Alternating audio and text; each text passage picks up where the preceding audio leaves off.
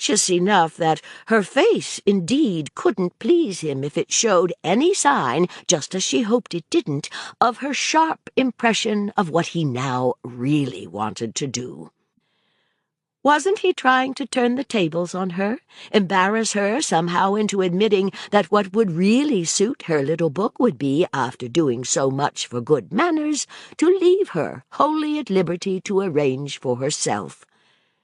She began to be nervous again. It rolled over her that this was their parting forever, and that he had brought her there for so many caresses only because it was important such an occasion should look better for him than any other. For her to spoil it by the note of discord would certainly give him ground for complaint, and the child was momentarily bewildered between her alternatives of agreeing with him about her wanting to get rid of him and displeasing him by pretending to stick to him. So she found for the moment no solution but to murmur very helplessly, "Oh, Papa! Oh, Papa!" "I know what you're up to, don't tell me." After which he came straight over, and in the most inconsequent way in the world clasped her in his arms a moment and rubbed his beard against her cheek. Then she understood as well as if he had spoken it that what he wanted, hang it, was that she should let him off with all the honours, with all the appearance of virtue and sacrifice on his side. It was exactly as if he had broken out to her, "I say, you little booby, help me to be irreproachable, to be noble, and yet to have none of the beastly bore of it. There's only impropriety enough for one of us, so you must take it all. Repudiate your dear old daddy, in the face, mind you, of his tender supplications. He can't be rough with you, it isn't his nature. Therefore you'll have successfully chucked him, because he was too generous to be as firm with you, poor man, as was, after all, his duty." This was what he communicated in a series of tremendous pats on the back. That portion of her person had never been so thumped since Moddle thumped her when she choked. After a moment, he gave her the further impression of having become sure enough of her to be able very gracefully to say out, "You know, your mother loathes you simply. And I've been thinking over your precious man, the fellow you told me about." "Well," Maisie replied with competence, "I'm sure of him." Her father was vague for an instant. "D'you mean sure of his liking you?" "Oh, no, of his liking her." Beale had a return of gaiety. "There's no accounting for tastes. It's what they all say, you know." "I don't care. I'm sure of him," Maisie repeated. "Sure, you mean, that she'll bolt?" Maisie knew all about bolting, but decidedly she was older, and there was something in her that could wince at the way her father made the ugly word, ugly enough at best, sound flat and low. It prompted her to amend his illusion, which she did by saying, "I don't know what she'll do, but she'll be happy." "Let us hope so," said Beale, almost as for edification. "The more happy she is, at any rate, the less she'll want you about. That's why I press you," he agreeably pursued, "to consider this handsome offer. I mean seriously, you know, of your sole surviving parent." Their eyes at this met again in a long and extraordinary communion, which terminated in his ejaculating, "Ah, you little scoundrel!" She took it from him in the manner it seemed to her he would like best, and with a success that encouraged him to go on, "You are a deep little devil."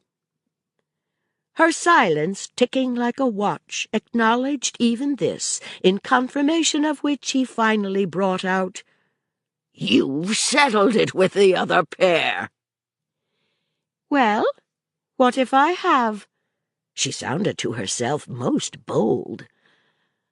Her father, quite as in the old days, broke into a peal. "Why, don't you know they're awful?" She grew bolder still. "I don't care, not a bit." "But they're probably the worst people in the world, and the very greatest criminals," Beale pleasantly urged. "I'm not the man, my dear, not to let you know it." "Well, it doesn't prevent them from loving me. They love me tremendously." Maisie turned crimson to hear herself. Her companion fumbled. Almost anyone, let alone a daughter, would have seen how conscientious he wanted to be. "I dare say. But do you know why?" She braved his eyes, and he added, "You're a jolly good pretext." "For what?" Maisie asked. "Why, for their game. I needn't tell you what that is." The child reflected. "Well, then, that's all the more reason." "Reason for what, pray?" "For their being kind to me." "And for your keeping in with them." Beale roared again. It was as if his spirits rose and rose. "Do you realize, pray, that in saying that you're a monster?" She turned it over. "A monster?" "They've made one of you. Upon my honour, it's quite awful. Shows the kind of people they are. Don't you understand," Beale pursued, "that when they've made you as horrid as they can, as horrid as themselves, they'll just simply chuck you?" She had at this a flicker of passion. "They won't chuck me." "I beg your pardon," her father courteously insisted. "It's my duty to put it before you. I shouldn't forgive myself if I didn't point out to you that they'll cease to require you." He spoke as if with an appeal to her intelligence that she must be ashamed not adequately to meet, and this gave a real distinction to her superior delicacy. It cleared the case as he had wished. "Cease to require me because they won't care?" She paused with that sketch of her idea. "Of course, Sir Claude won't care if his wife bolts. That's his game. It will suit him down to the ground." This was a proposition Maisie could perfectly embrace, but it still left a loophole for triumph. She turned it well over.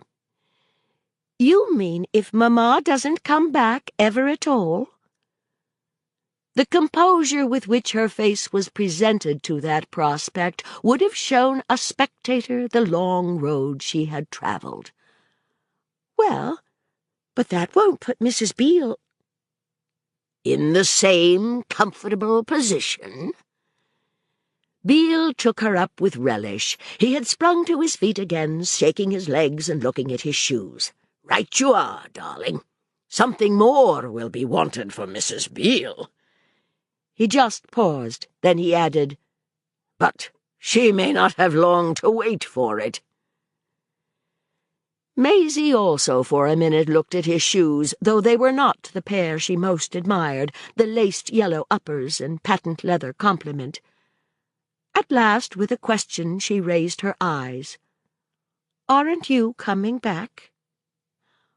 Once more he hung fire, after which he gave a small laugh that in the oddest way in the world reminded her of the unique sounds she had heard emitted by Mrs. Wicks.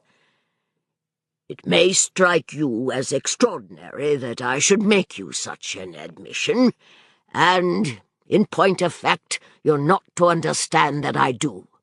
But we'll put it that way to help your decision. The point is that that's the way my wife will presently be sure to put it. You'll hear her shrieking that she's deserted, so that she may just pile up her wrongs. She'll be as free as she likes, as free, you see, as your mother's muff of a husband. They won't have anything more to consider, and they'll just put you into the street." "Do I understand," Beale inquired, That in the face of what I press on you, you still prefer to take the risk of that?" It was the most wonderful appeal any gentleman had ever addressed to his daughter, and it had placed Maisie in the middle of the room again, while her father moved slowly about her, with his hands in his pockets, and something in his step that seemed more than anything else he had done to show the habit of the place. She turned her fevered little eyes over his friend's brightnesses, as if on her own side to press for some help in a quandary unexampled. As if also the pressure reached him, he after an instant stopped short, completing the prodigy of his attitude and the pride of his loyalty by a supreme formulation of the general inducement. "You've an eye, love. Yes, there's money. No end of money." This affected her at first in the manner of some great flashing dazzle in one of the pantomimes to which Sir Claude had taken her. She saw nothing in it but what it directly conveyed. "And shall I never, never see you again?" "If I do go to America," Beale brought it out like a man. "Never, never, never." Hereupon, with the utmost absurdity, she broke down. Everything gave way, everything but the horror of hearing herself definitely utter such an ugliness as the acceptance of that. So she only stiffened herself and said, "Then I can't give you up." She held him some seconds looking at her, showing her a strained grimace, a perfect parade of all his teeth, in which it seemed to her she could read the disgust he didn't quite like to express at this departure from the pliability she had practically promised. But before she could attenuate in any way the crudity of her collapse, he gave an impatient jerk which took him to the window. She heard a vehicle stop. Beale looked out. Then he freshly faced her. He still said nothing, but she knew the Countess had come back. There was a silence again between them, but with a different shade of embarrassment from that of their united arrival, and it was still without speaking that, abruptly repeating one of the embraces of which he had already been so prodigal, he whisked her back to the lemon sofa just before the door of the room was thrown open. It was thus, in renewed and intimate union with him, that she was presented to a person whom she instantly recognized as the Brown Lady. The Brown Lady looked almost as astonished, though not quite as alarmed, as when, at the exhibition, she had gasped in the face of Mrs. Beale. Maisie, in truth, almost gasped in her own. This was with the fuller perception that she was brown indeed. She literally struck the child more as an animal than as a real lady. She might have been a clever frizzled poodle in a frill, or a dreadful human monkey in a spangled petticoat. She had a nose that was far too big, and eyes that were far too small, and a moustache that was, well, not so happy a feature as Sir Claude's. Beale jumped up to her, while to the child's astonishment, though as if in a quick intensity of thought, the Countess advanced as gaily as if, for many a day, nothing awkward had happened for anyone. Maisie, in spite of a large acquaintance with the phenomenon, had never seen it so promptly established that nothing awkward was to be mentioned. The next minute the Countess had kissed her and exclaimed to Beale with bright, tender reproach, "Why, you never told me half! My dear child," she cried, "it was awfully nice of you to come." "But she hasn't come. She won't come," Beale answered.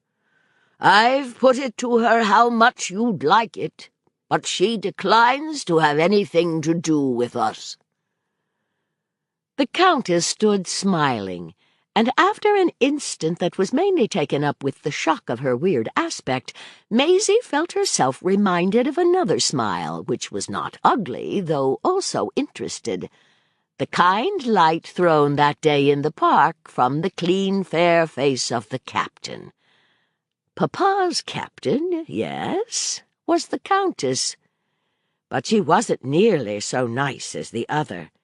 It all came back, doubtless, to Maisie's minor appreciation of ladies. "Shouldn't you like me," said this one endearingly, "to take you to Spa?" "To Spa?"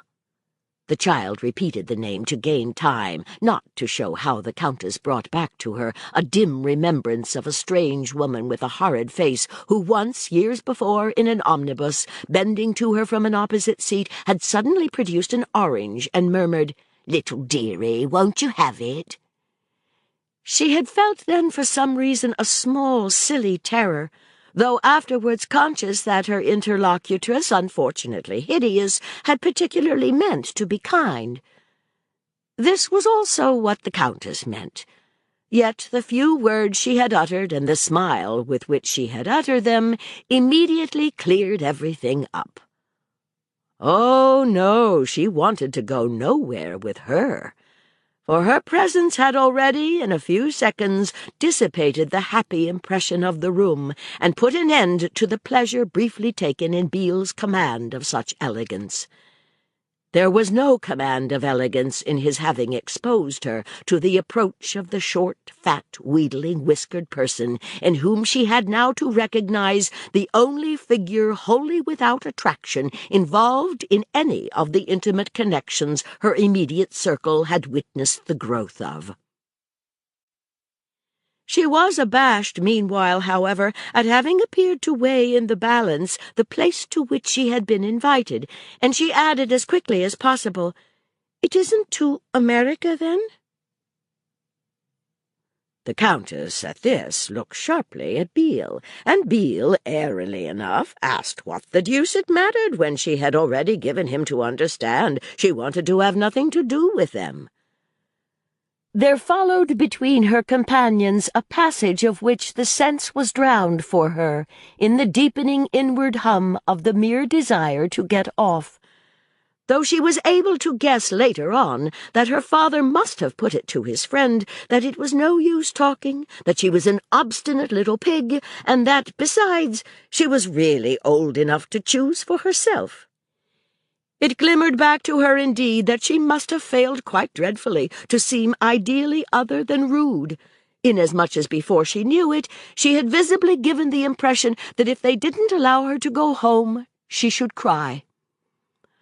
Oh, if there had ever been a thing to cry about, it was being so consciously and gawkily below the handsomest offers anyone could ever have received.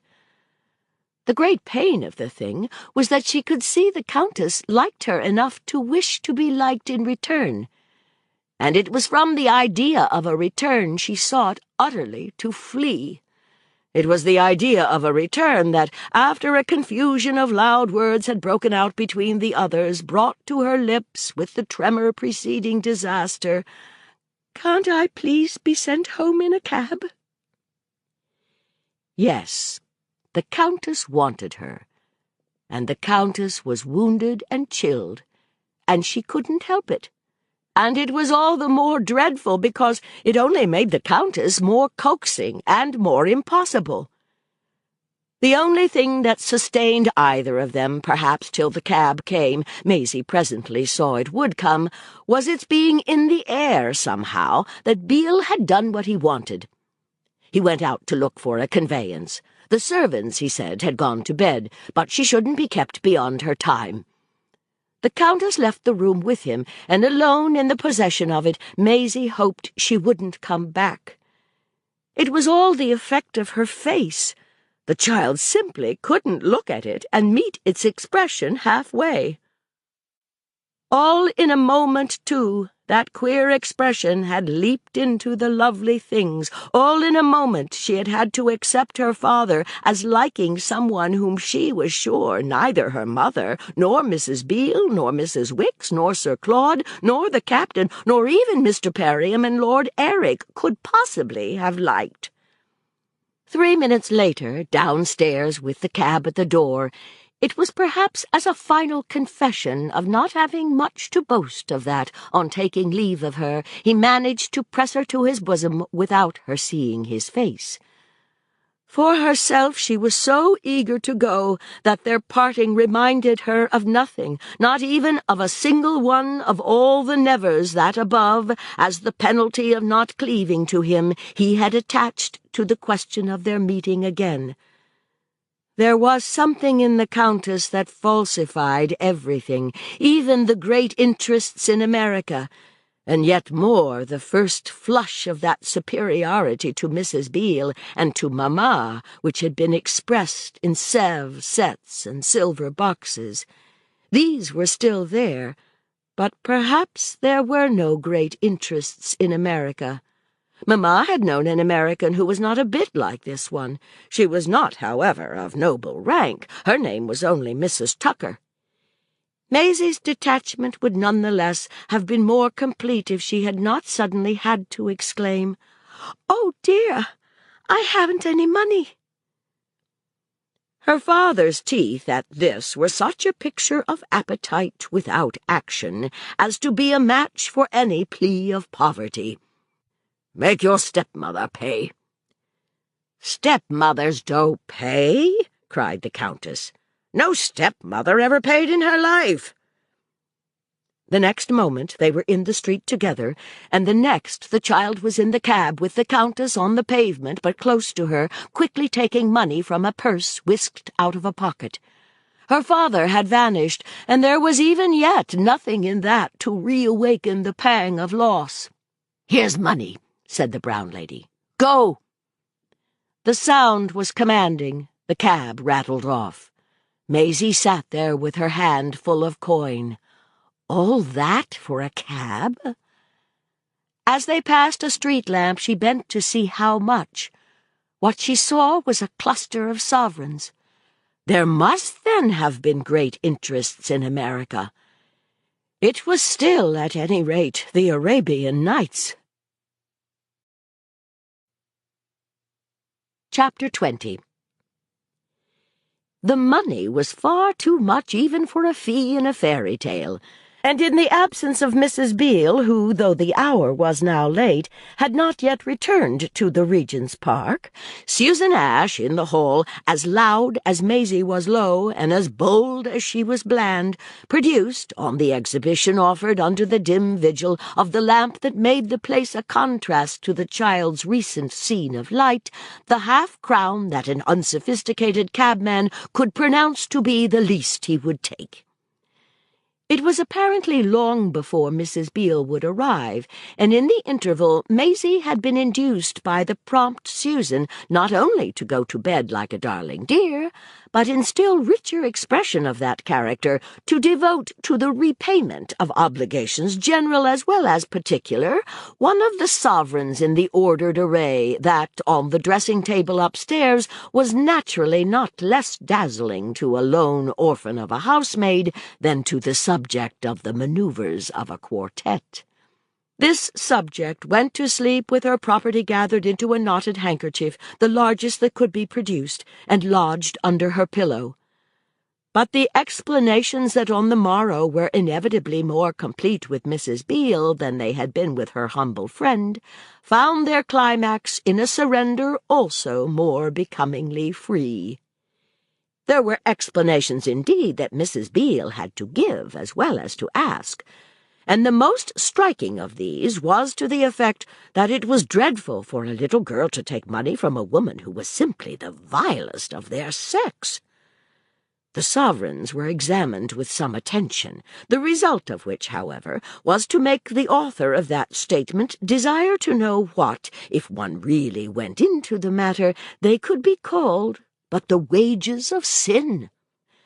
Her companion went into it merely so far as the question of what then they were to do with them, on which Mrs. Beale, who had by this time put them into her pocket, replied with dignity and with her hand on the place, "We're to send them back on the spot." Susan, the child soon afterwards learnt, had been invited to contribute to this act of restitution her one appropriated coin, but a closer clutch of the treasure showed in her private assurance to Maisie that there was a limit to the way she could be done. Maisie had been open with Mrs. Beale about the whole of last night's transaction, But she now found herself, on the part of their indignant inferior, a recipient of remarks that were so many ringing tokens of that lady's own suppressions. One of these bore upon the extraordinary hour. It was 3 in the morning, if she really wanted to know, at which Mrs. Beale had re-entered the house. Another, in accents as to which Maisie's criticism was still intensely tacit, characterized her appeal as such a game, such a shame as one had never had to put up with. A third treated with some vigor the question of the enormous sums due below stairs in every department for gratuitous labor and wasted zeal. Our young lady's consciousness was indeed mainly filled for several days with the apprehension created by the too slow subsidence of her attendant's sense of wrong. These days would become terrific, like the revolutions she had learnt by heart in histories, if an outbreak in the kitchen should crown them. And to promote that prospect, she had, through Susan's eyes, more than one glimpse of the way in which revolutions are prepared. To listen to Susan was to gather that the spark applied to the inflammables and already causing them to crackle would prove to have been the circumstance of one's being called a horrid low thief for refusing to part with one's own. The redeeming point of this tension was, on the 5th day, that it actually appeared to have had to do with a breathless perception in our heroine's breast that scarcely more as the centre of Sir Claude's than as that of Susan's energies, she had soon after breakfast been conveyed from London to Folkestone and established at a lovely hotel.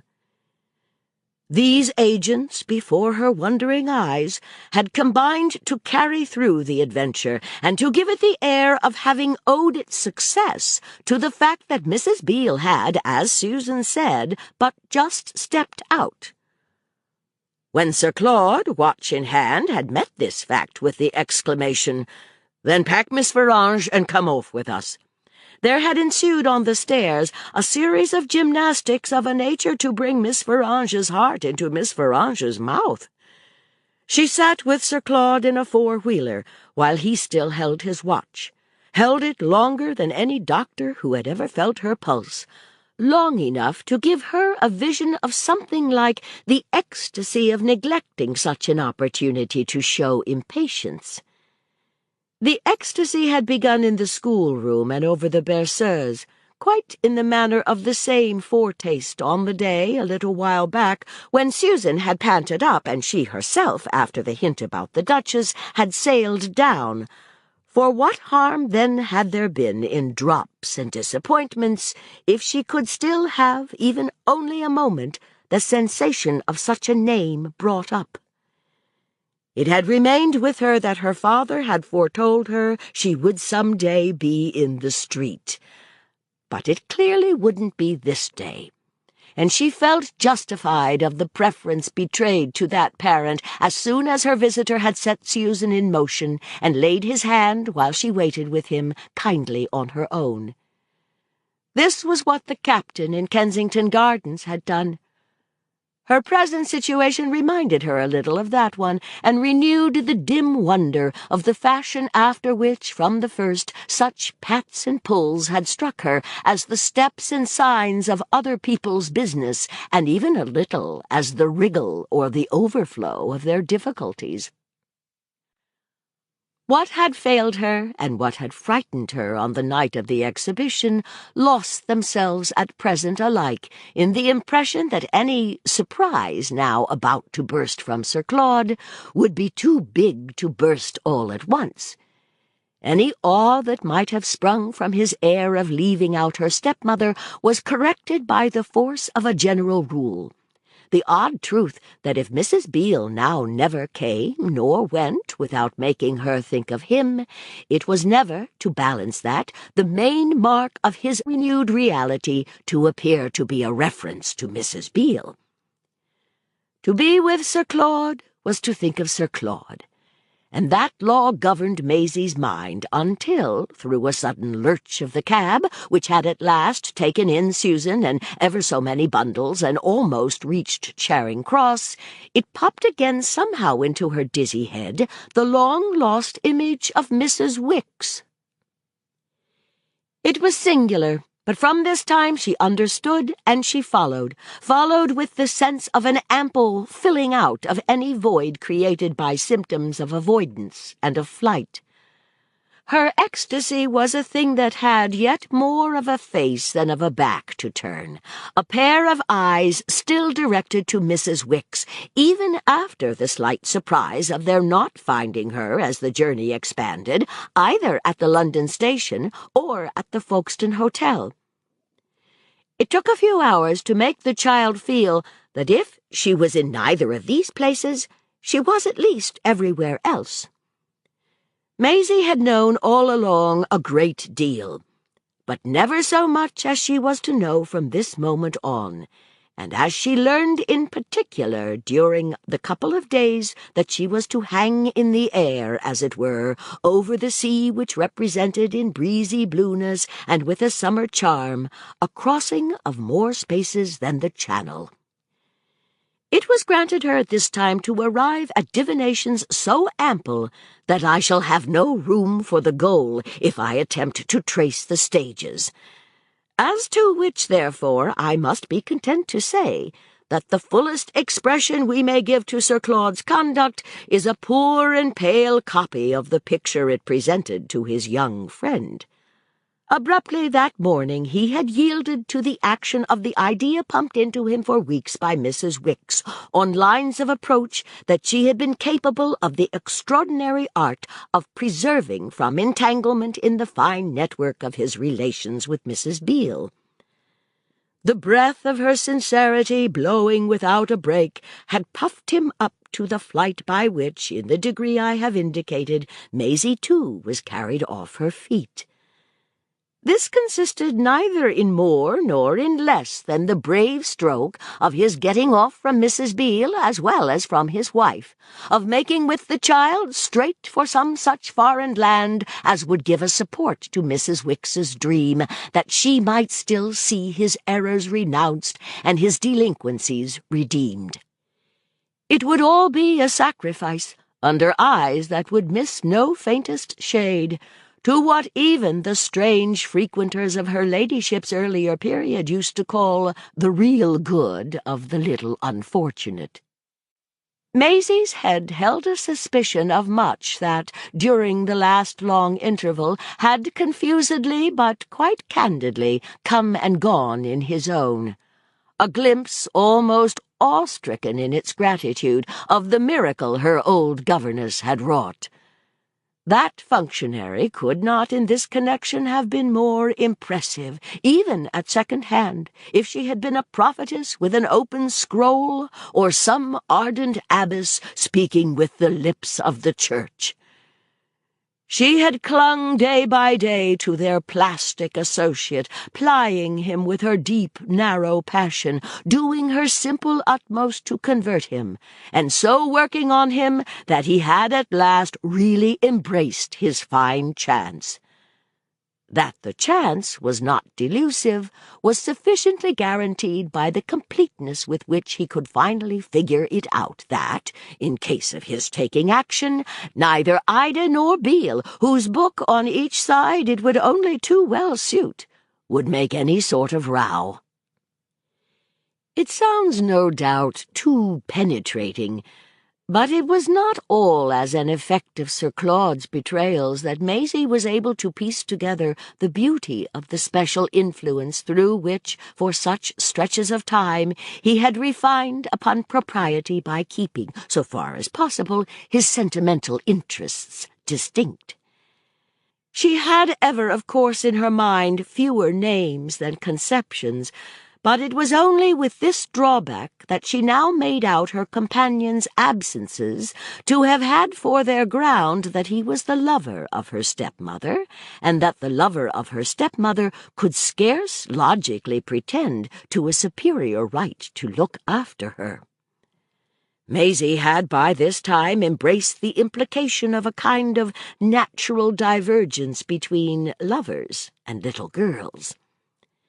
It was just this, indeed, that could throw light on the probable contents of the penciled note deposited on the hall table in the Regent's Park, and which would greet Mrs. Beale on her return. Maisie freely figured it as provisionally jocular in tone, even though to herself on this occasion Sir Claude turned a graver face than he had shown in any crisis but that of putting her into the cab when she had been horrid to him after her parting with the captain. He might really be embarrassed, but he would be sure, to her view, to have muffled in some bravado of pleasantry the disturbance produced at her father's by the removal of a valued servant. Not that there wasn't a great deal, too, that wouldn't be in the note. A great deal for which a more comfortable place was Maisie's light little brain, where it hummed away hour after hour and caused the first outlook at Folkestone to swim in a softness of colour and sound. It became clear in this medium that her stepfather had really now only to take into account his entanglement with Mrs. Beale. Wasn't he at last disentangled from everyone and everything else? The obstacle to the rupture pressed upon him by Mrs. Wicks in the interest of his virtue would be simply that he was in love, or rather, to put it more precisely, that Mrs. Beale had left him no doubt of the degree in which she was. She was so much so as to have succeeded in making him accept for a time her infatuated grasp of him, and even to some extent the idea of what they yet might do together, with a little diplomacy and a good deal of patience. I may not even answer for it that Maisie was not aware of how, in this, Mrs. Beale failed to share his all but insurmountable distaste for their allowing their little charge to breathe the air of their gross irregularity, his contention, in a word, that they should either cease to be irregular or cease to be parental. Their little charge, for herself, had long ago adopted the view that even Mrs. Wicks had at one time not thought prohibitively coarse, the view that she was, after all, as a little charge, morally at home in atmospheres it would be appalling to analyze. If Mrs. Wicks, however, ultimately appalled, had now set her heart on strong measures, Maisie, as I have intimated, could also work round both to the reasons for them, and to the quite other reasons for that lady's not, as yet at least, appearing in them at first hand. Oh, decidedly, I shall never get you to believe the number of things she saw, and the number of secrets she discovered. Why in the world, for instance, couldn't Sir Claude have kept it from her, except on the hypothesis of his not caring to, that when you came to look at it, and so far as it was a question of vested interests, he had quite as much a right in her as her stepmother, not to say a right that Mrs. Beale was in no position to dispute. He failed, at all events, of any such successful ambiguity as could keep her, when once they began to look across at France, from regarding even what was least explained as most in the spirit of their old happy times, their rambles and expeditions in the easier, better days of their first acquaintance. Never before had she had so the sense of giving him a lead for the sort of treatment of what was between them that would best carry it off, or of his being grateful to her for meeting him so much in the right place. She met him literally at the very point where Mrs. Beale was most to be reckoned with, at the point of the jealousy that was sharp in that lady, and of the need of their keeping it as long as possible obscure to her that poor Mrs. Wicks had still a hand. Yes, she met him, too, in the truth of the matter that, as her stepmother had had no one else to be jealous of, she had made up for so gross a privation by directing the sentiment to a moral influence. Sir Claude appeared absolutely to convey in a wink that a moral influence capable of pulling a string was, after all, a moral influence exposed to the scratching out of its eyes, and that, this being the case, there was somebody they couldn't afford to leave unprotected before they should see a little better what Mrs. Beale was likely to do. This audiobook is continued on Disc 6. What Maisie Knew by Henry James continued. Disc 6. Maisie, true enough, had not to put it into words to rejoin in the coffee-room at luncheon. What can she do but come to you if Papa does take a step that will amount to legal desertion? Neither had he, then, in answer, to articulate anything but the jollity of their having found a table at a window, from which, as they partook of cold beef and apollinaris, for he hinted they would have to save lots of money, they could let their eyes hover tenderly on the far-off white cliffs that so often had signalled to the embarrassed English a promise of safety. Maisie stared at them as if she might really make out, after a little, a queer, dear figure perched on them, a figure as to which she had already the subtle sense that, wherever perched, it would be the very oddest yet seen in France. But it was at least as exciting to feel where Mrs. Wicks wasn't as it would have been to know where she was. And if she wasn't yet at Boulogne, this only thickened the plot. If she was not to be seen that day, however, the evening was marked by an apparition before which, nonetheless, overstrained suspense folded on the spot its wings. Adjusting her respirations and attaching, under dropped lashes, all her thoughts to a smartness of frock and frill for which she could reflect that she had not appealed in vain to a loyalty in Susan Ash, triumphant over the nice things their feverish flight had left behind, Maisie spent on a bench in the garden of the hotel the half-hour before dinner, that mysterious ceremony of the table d'hôte for which she had prepared with a punctuality aflutter. Sir Claude, beside her, was occupied with a cigarette and the afternoon papers, and though the hotel was full, the garden showed the particular void that ensues upon the sound of the dressing-bell. She had almost had time to weary of the human scene. Her own humanity, at any rate, in the shape of a smutch on her scanty skirt, had held her so long that as soon as she raised her eyes, they rested on a high fair drapery by which smutches were put to shame, and which had glided toward her over the grass without her noting its rustle. She followed up its stiff sheen, up and up from the ground where it had stopped, till, at the end of a considerable journey, her impression felt the shock of the fixed face which, surmounting it, seemed to offer the climax of the dressed condition. "Why, Mamma!" she cried the next instant, cried in a tone that, as she sprang to her feet, brought Sir Claude to his own beside her, and gave her ladyship, a few yards off, the advantage of their momentary confusion. Poor Maisie's was immense.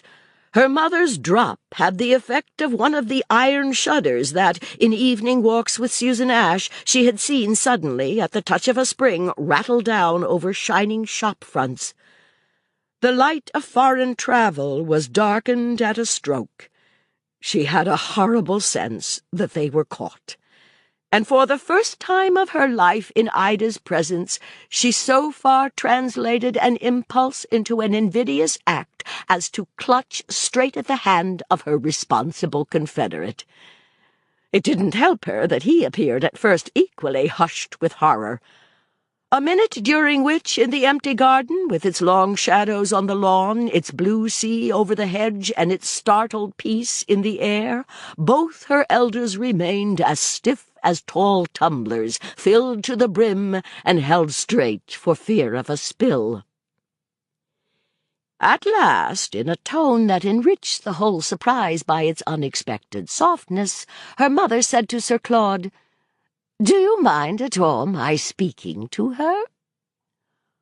"Oh, no. Do you?" His reply was so long in coming that Maisie was the first to find the right note. He laughed as he seemed to take it from her, and she felt a sufficient concession in his manner of addressing their visitor. "How in the world did you know we were here?" His wife, at this, came the rest of the way and sat down on the bench with a hand laid on her daughter, whom she gracefully drew to her, and in whom, at her touch, the fear just kindled gave a second jump, but now in quite another direction. Sir Claude, on the further side, resumed his seat and his newspapers, so that the three grouped themselves like a family party. His connection, in the oddest way in the world, almost cynically and in a flash acknowledged, and the mother patting the child into conformities unspeakable. Maisie could already feel how little it was Sir Claude and she who were caught. She had the positive sense of their catching their relative, catching her in the act of getting rid of her burden with a finality that showed her as unprecedentedly relaxed. Oh, yes, the fear had dropped, and she had never been so irrevocably parted with as in the pressure of possession now supremely exerted by Ida's long-gloved and much-bangled arm. "I went to the Regent's Park." This was presently her ladyship's answer to Sir Claude. "Do you mean today?" "This morning, just after your own call there. That's how I found you out. That's what brought me." Sir Claude considered, and Maisie waited. "Whom then did you see?" Ida gave a sound of indulgent mockery.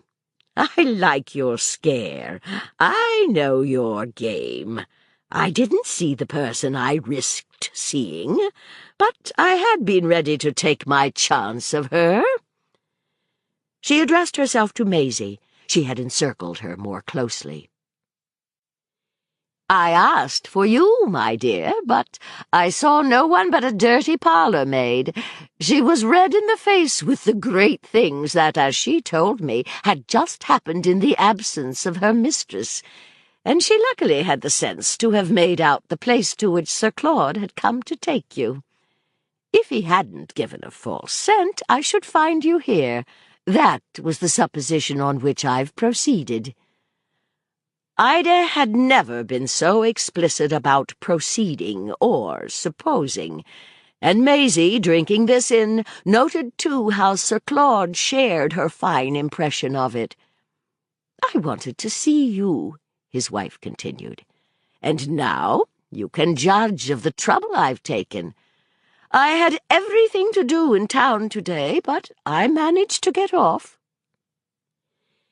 Maisie and her companion for a moment did justice to this achievement, but Maisie was the first to express it. "I'm glad you wanted to see me, Mamma."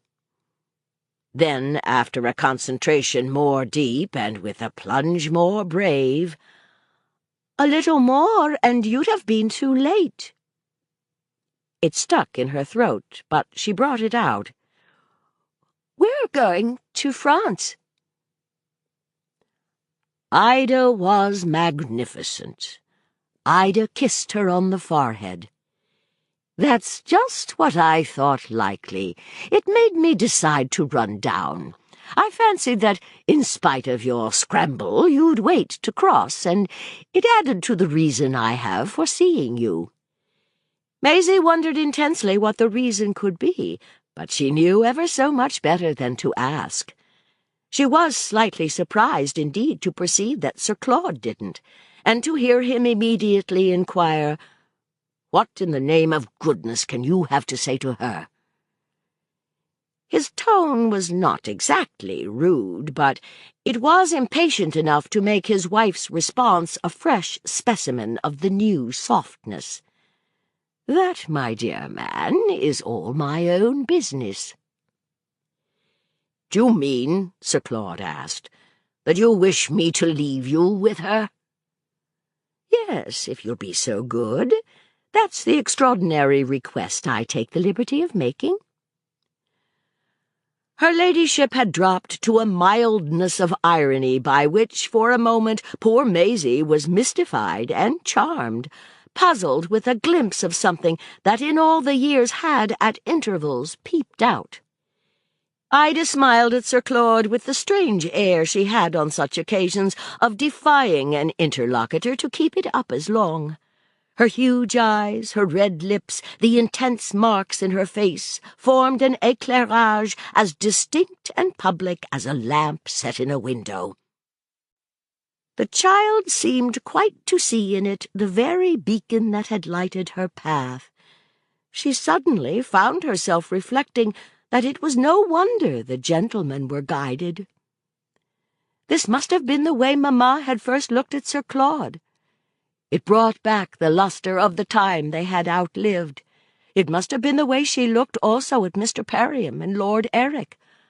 Above all, it contributed in Maisie's mind to a completer view of that satisfied state of the captain. Our young lady grasped this idea with a quick lifting of the heart. There was a stillness during which her mother flooded her with a wealth of support to the captain's striking tribute. This stillness remained long enough unbroken to represent that Sir Claude, too, might be gasping again under the spell originally strong for him, so that Maisie quite hoped he would at least say something to show a recognition of how charming she could be. What he presently said was, "Are you putting up for the night?" His wife cast grandly about. "Not here. I've come from Dover." Over Maisie's head at this they still faced each other. "You spend the night there?" "Yes, I brought some things. I went to the hotel and hastily arranged. Then I caught the train that whisked me on here. You see what a day I've had of it." The statement may surprise, but these were really as obliging, if not as lucid words as, into her daughter's ears at least, Ida's lips had ever dropped. And there was a quick desire in the daughter that for the hour, at any rate, they should duly be welcomed as a ground of intercourse. Certainly Mamma had a charm which, when turned on, became a large explanation, and the only danger now in an impulse to applaud it would be that of appearing to signalize its rarity. Maisie, however, risked the peril in the geniality of an admission that Ida had indeed had a rush, and she invited Sir Claude to expose himself by agreeing with her that the rush had been even worse than theirs. He appeared to meet this appeal by saying, with detachment enough, "You go back there tonight?" "Oh, yes, there are plenty of trains." Again Sir Claude hesitated. It would have been hard to say if the child between them more connected or divided them.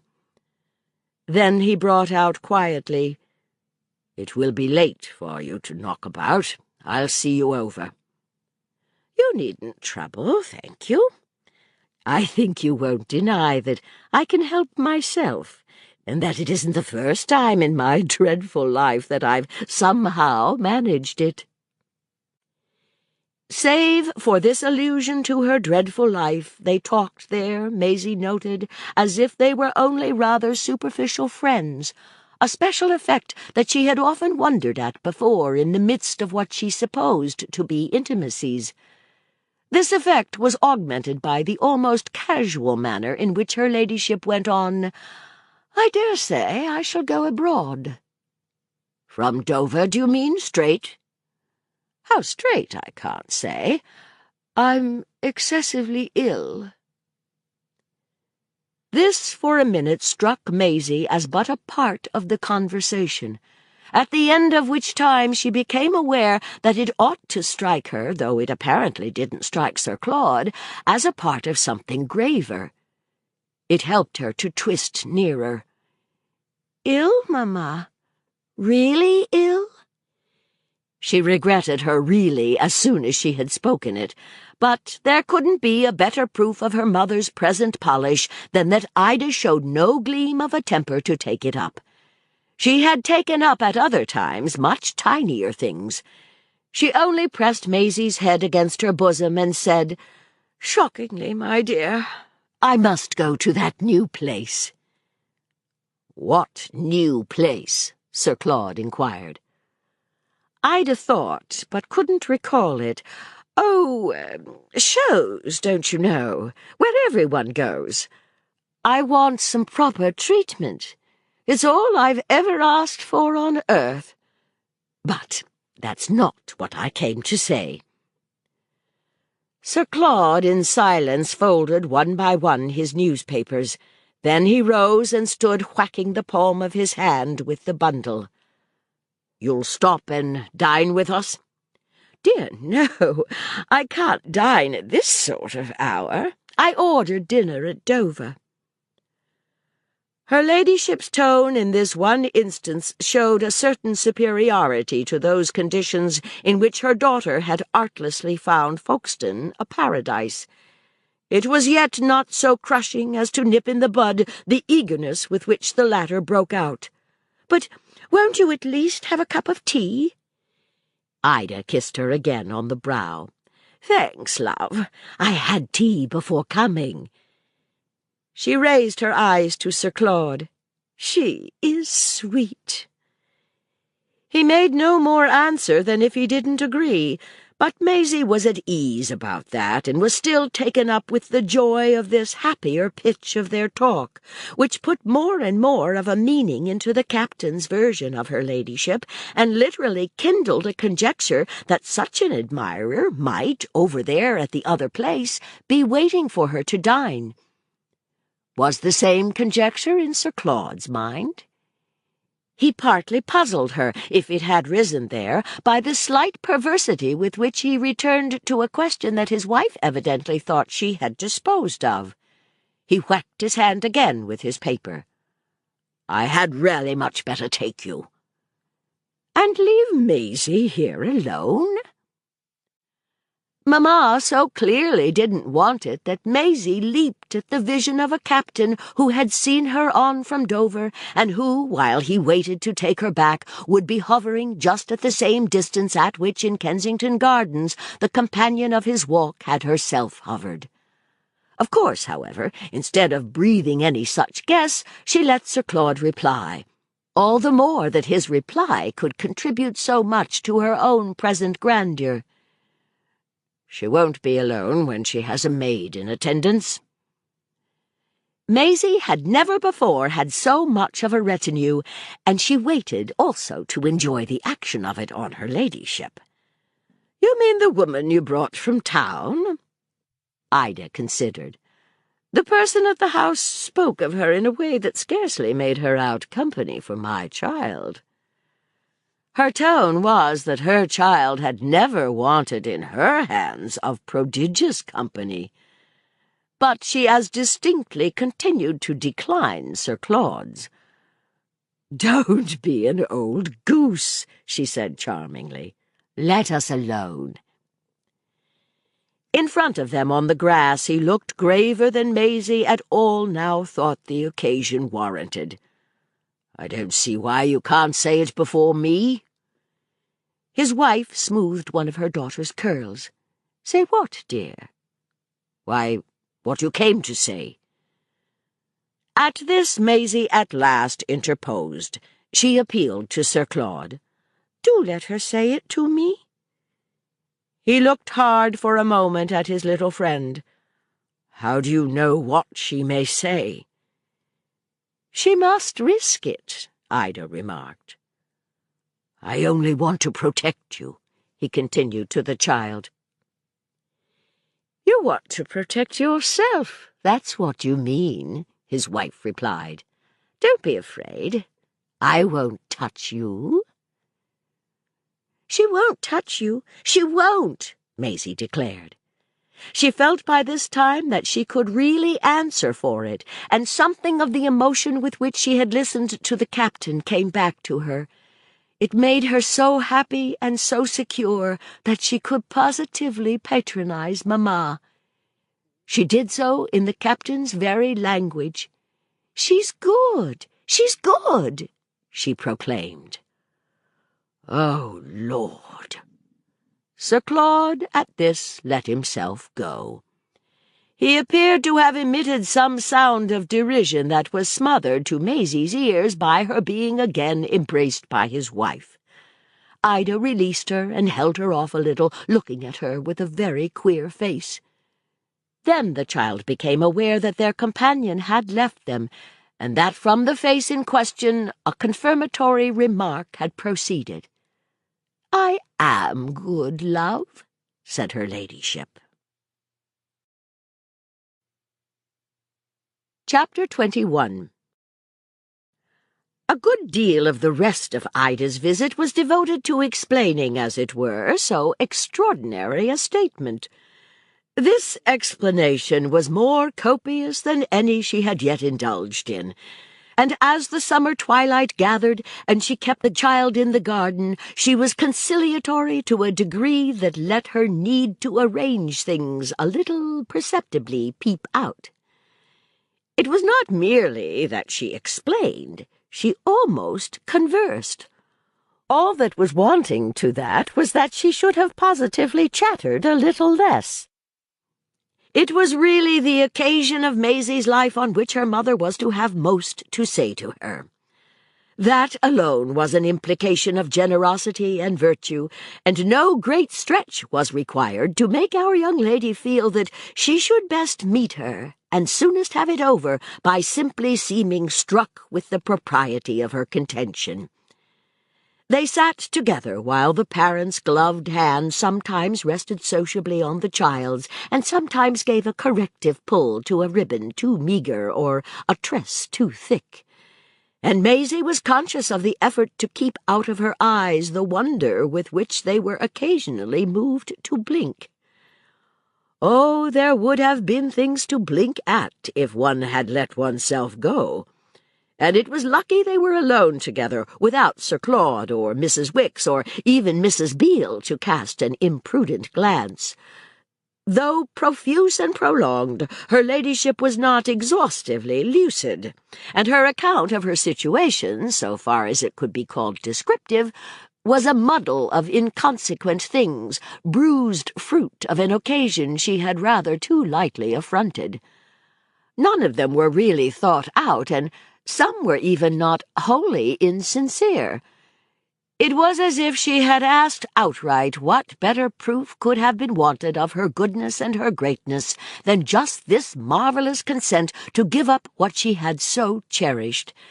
It was as if she had said in so many words, "There have been things between us, between Sir Claude and me, which I needn't go into, you little nuisance, because you wouldn't understand them." It suited her to convey that Maisie had been kept, so far as she was concerned or could imagine, in a holy ignorance, and that she must take for granted a supreme simplicity. She turned this way and that in the predicament she had sought, and from which she could neither retreat with grace nor emerge with credit. She draped herself in the tatters of her impudence, postured to her utmost before the last little triangle of cracked glass to which so many fractures had reduced the polished plate of filial superstition. If neither Sir Claude nor Mrs. Wicks was there, this was perhaps all the more a pity. The scene had a style of its own that would have qualified it for presentation, especially at such a moment as that of her letting it betray that she quite did think her wretched offspring better placed with Sir Claude than in her own soiled hands.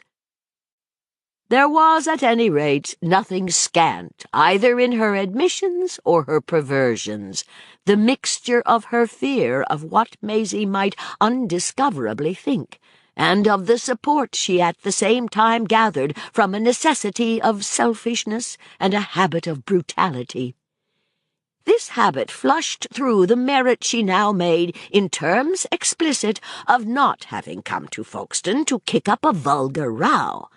She had not come to box any ears, or to bang any doors, or even to use any language. She had come at the worst to lose the thread of her argument in an occasional dumb twitch of the toggery in which Mrs. Beale's low domestic had had the impudence to serve up Miss Farange. She checked all criticism, not committing herself even so far as for those missing comforts of the schoolroom on which Mrs. Wicks had presumed. "I am good.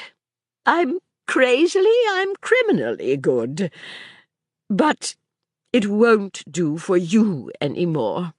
And if I've ceased to contend with him, and with you too, who have made most of the trouble between us, it's for reasons that you'll understand one of these days but too well. One of these days when I hope you'll know what it is to have lost a mother. I'm awfully ill, but you mustn't ask me anything about it.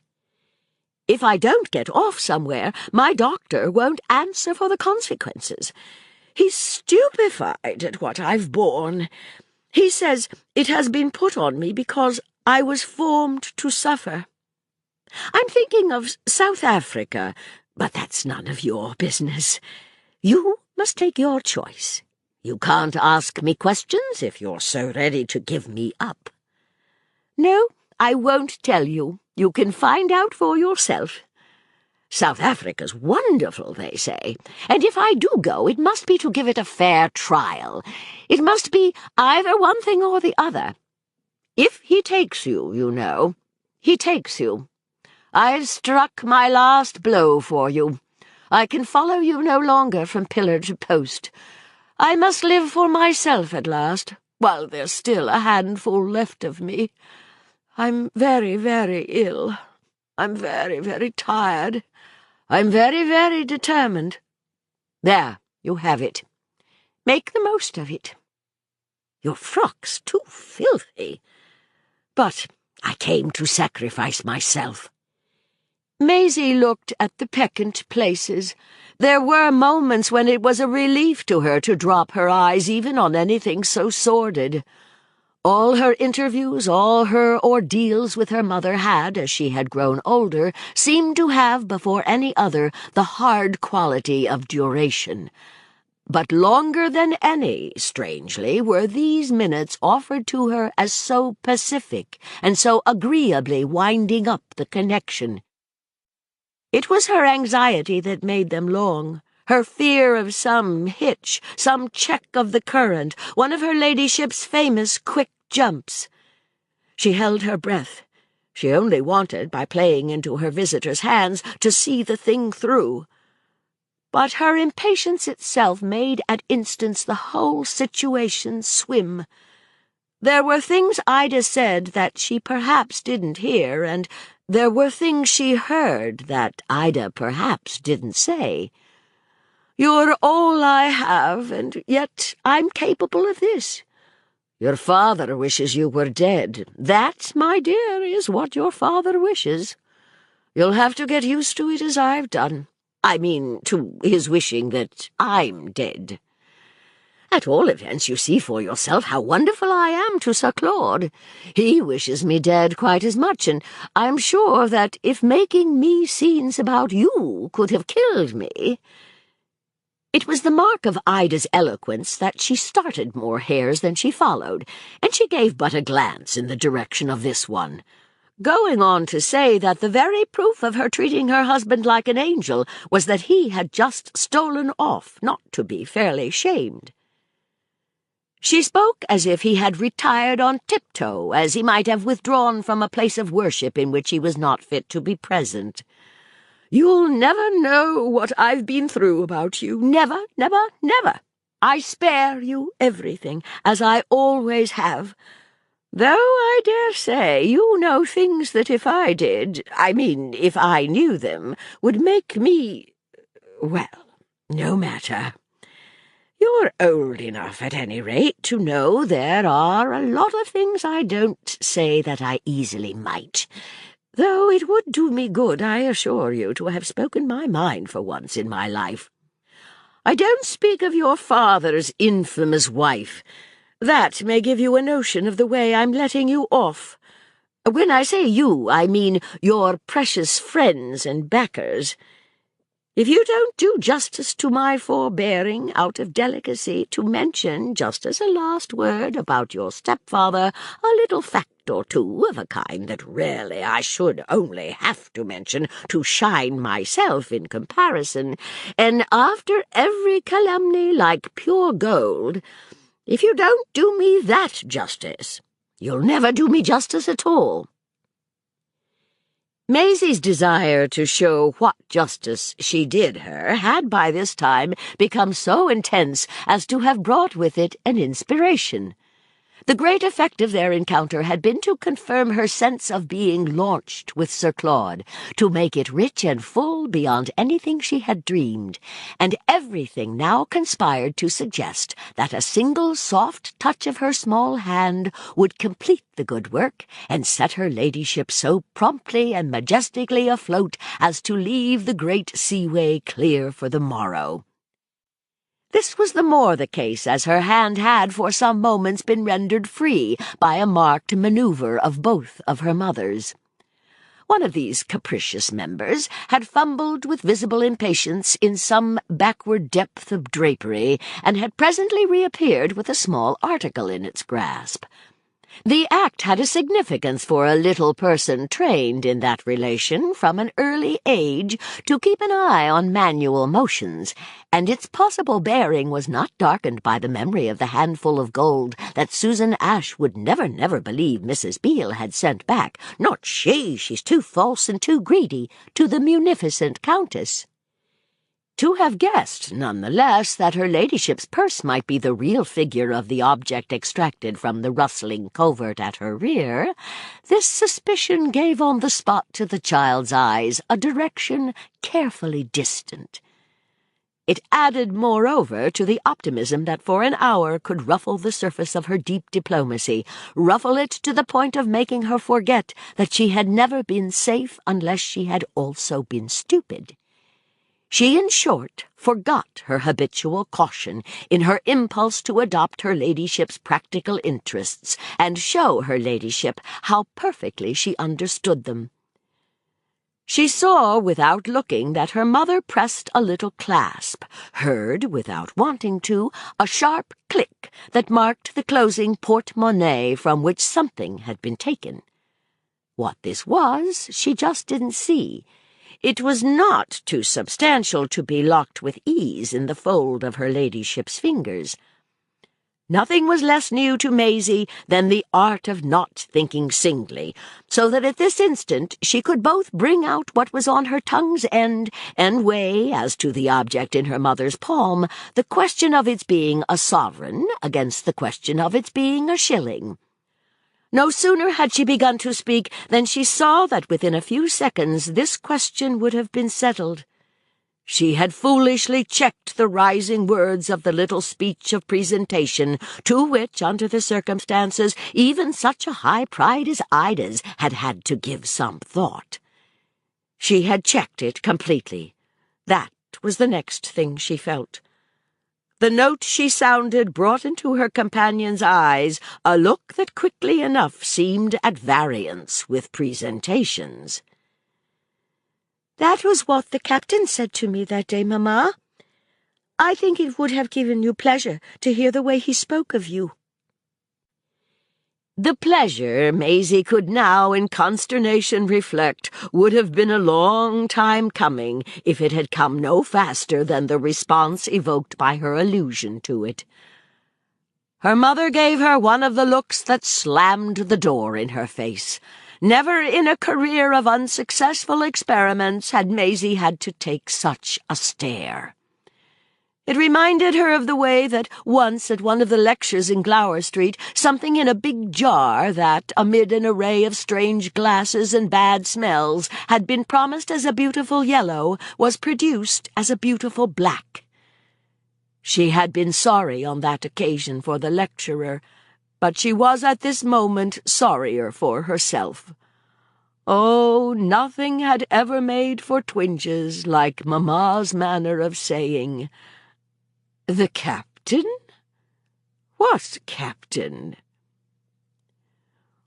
"Why, when we met you in the gardens, the one who took me to sit with him. That was exactly what he said." Ida let it come on so far as to appear from an instant to pick up a lost thread. What on earth did he say? Maisie faltered supremely, but supremely she brought it out. "What you say, Mamma? That you're so good." "What I say?" Ida slowly rose, keeping her eyes on her child, and the hand that had busied itself in her purse conformed at her side and amid the folds of her dress to a certain stiffening of the arm. "I say you're a precious idiot, and I won't have you put words into my mouth." This was much more peremptory than a mere contradiction. Maisie could only feel on the spot that everything had broken short off and that their communication had abruptly ceased. That was presently proved. "What business have you to speak to me of him?" Her daughter turned scarlet. "I thought you liked him." "Him? The biggest cad in London?" Her ladyship towered again, and in the gathering dusk the whites of her eyes were huge. Maisie's own, however, could by this time pretty well match them, and she had, at least now, with the first flare of anger that had ever yet lighted her face for a foe, the sense of looking up quite as hard as anyone could look down. "Well, he was kind about you then, he was. And it made me like him. He said things. They were beautiful. They were. She was almost capable of the violence of forcing this home, for even in the midst of her surge of passion, of which, in fact, it was a part, there rose in her a fear, a pain, a vision ominous, precocious, of what it might mean for her mother's fate to have forfeited such a loyalty as that. There was literally an instant in which Maisie saw madness and desolation, saw ruin and darkness and death. "I've thought of him often since, and I hoped it was with him. Here, in her emotion, it failed her, the breath of her filial hope. But Ida got it out of her. "You hoped, you little horror?" "That it was he who's at Dover, that it was he who's to take you. I mean, to South Africa," Maisie said with another drop.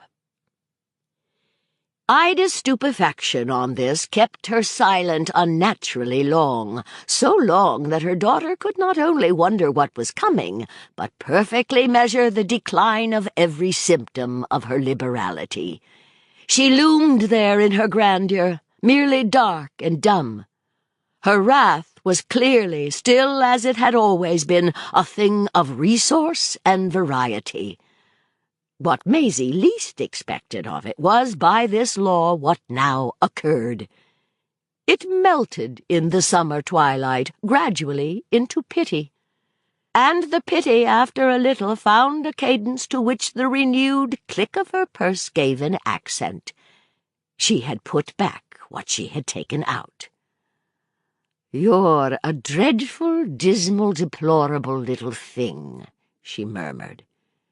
And with this she turned back and rustled away over the lawn.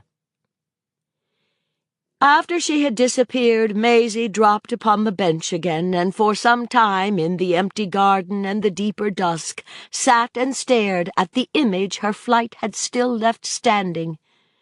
It had ceased to be her mother only, in the strangest way, that it might become her father, the father of whose wish that she were dead the announcement still lingered in the air. It was a presence with vague edges. It continued to front her, to cover her. But what reality that she need reckon with did it represent if Mr. Farange were, on his side, also going off to America with the Countess, or even only to Spa? That question had, from the house, a sudden gay answer in the great roar of a gong, and at the same moment she saw Sir Claude look out for her from the wide lighted doorway. At this she went to him, and he came forward and met her on the lawn. For a minute she was with him there in silence, as, just before, at the last, she had been with her mother. "She's gone?" "She's gone." Nothing more for the instant passed between them but to move together to the house, where, in the hall, he indulged in one of those sudden pleasantries with which, to the delight of his stepdaughter, his native animation overflowed. "Will Miss Farange do me the honour to accept my arm?" There was nothing in all her days that Miss Farange had accepted with such bliss, a bright, rich element that floated them together to their feast, before they reached which, however, she uttered, in the spirit of a glad young lady taken into her first dinner, a social word that made him stop short. "She goes to South Africa." "To South Africa?" His face for a moment seemed to swing for a jump. The next it took its spring into the extreme of hilarity. "Is that what she said?" "Oh, yes, I didn't mistake." Maisie took to herself that credit. "For the climate." Sir Claude was now looking at a young woman with black hair, a red frock, and a tiny terrier tucked under her elbow. She swept past them on her way to the dining-room, leaving an impression of a strong scent which mingled, amid the clatter of the place, with the hot aroma of food. He had become a little graver. He still stopped to talk. I see." Other people brushed by. He was not too grave to notice them. "Did she say anything else?" "Oh, yes, a lot more." On this he met her eyes again with some intensity, but only repeating, I see. Maisie had still her own vision, which she brought out. "I thought she was going to give me something." "What kind of a thing?" "Some money that she took out of her purse and then put back." Sir Claude's amusement reappeared. She thought better of it. Dear, thrifty soul. How much did she make by that manoeuvre? Maisie considered. "I couldn't see. It was very small." Sir Claude threw back his head. "Do you mean very little? 6pence?" Maisie resented this, almost as if at dinner she were already bandying jokes with an agreeable neighbour. "It may have been a sovereign." "Or even," Sir Claude suggested, "a 10-pound note." She flushed at this sudden picture of what she perhaps had lost, and he made it more vivid by adding, "rolled up in a tight little ball, you know." Her way of treating banknotes as if they were curl papers. Maisie's flush deepened, both with the immense plausibility of this and with a fresh wave of the consciousness that was always there to remind her of his cleverness, the consciousness of how immeasurably more, after all, he knew about Mamma than she. She had lived with her so many times without discovering the material of her curl papers or assisting at any other of her dealings with banknotes. The tight little ball had, at any rate, rolled away from her forever, quite like one of the other balls that Ida's Q used to send flying. Sir Claude gave her his arm again, and by the time she was seated at the table she had perfectly made up her mind as to the amount of the sum she had forfeited. Everything about her, however, the crowded room, the bedizened banquet, the savour of dishes, the drama of figures, ministered to the joy of life. After dinner she smoked with her friend, for that was exactly what she felt she did, on a porch, a kind of terrace, where the red tips of cigars and the light dresses of ladies made, under the happy stars, a poetry that was almost intoxicating. They talked but little, and she was slightly surprised at his asking for no more news of what her mother had said. But she had no need of talk. There were a sense and a sound in everything to which words had nothing to add. They smoked and smoked, and there was a sweetness in her stepfather's silence. At last he said, "Let us take another turn, but you must go to bed soon. Oh, you know, we're going to have a system." Their turn was back into the garden, along the dusky paths from which they could see the black masts and the red lights of boats, and hear the calls and cries that evidently had to do with happy foreign travel. And their system was once more to get on beautifully in this further lounge without a definite exchange. Yet he finally spoke. He broke out as he tossed away the match from which he had taken a fresh light. "I must go for a stroll. I'm in a fidget. I must walk it off." She fell in with this, as she fell in with everything, on which he went on, "You go up to Miss Ashe." It was the name they had started. "You must see she's not in mischief. Can you find your way alone?" "Oh, yes, I've been up and down 7 times. She positively enjoyed the prospect of an 8th. Still they didn't separate. They stood smoking together under the stars. Then at last Sir Claude produced it. "I'm free. I'm free." She looked up at him. It was the very spot on which a couple of hours before she had looked up at her mother. "You're free. You're free." "Tomorrow we go to France." He spoke as if he hadn't heard her, but it didn't prevent her again concurring. "Tomorrow we go to France." Again he appeared not to have heard her, and after a moment it was an effect evidently of the depth of his reflections and the agitation of his soul. He also spoke as if he had not spoken before. "I'm free. I'm free." She repeated her form of assent. "You're free. You're free." This time he did hear her. He fixed her through the darkness with a grave face, but he said nothing more. He simply stooped a little and drew her to him, simply held her a little and kissed her good night, after which, having given her a silent push upstairs to Miss Ashe, he turned round again to the black masts and the red lights. Maisie mounted as if France were at the top.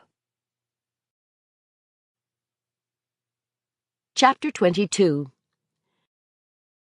The next day it seemed to her indeed at the bottom, down too far in shuddering plunges, even to leave her a sense on the Channel boat of the height at which Sir Claude remained, and which had never in every way been so great as when, much in the wet, though in the angle of a screen of canvas, he sociably sat with his stepdaughter's head in his lap and that of Mrs. Beale's housemaid fairly pillowed on his breast.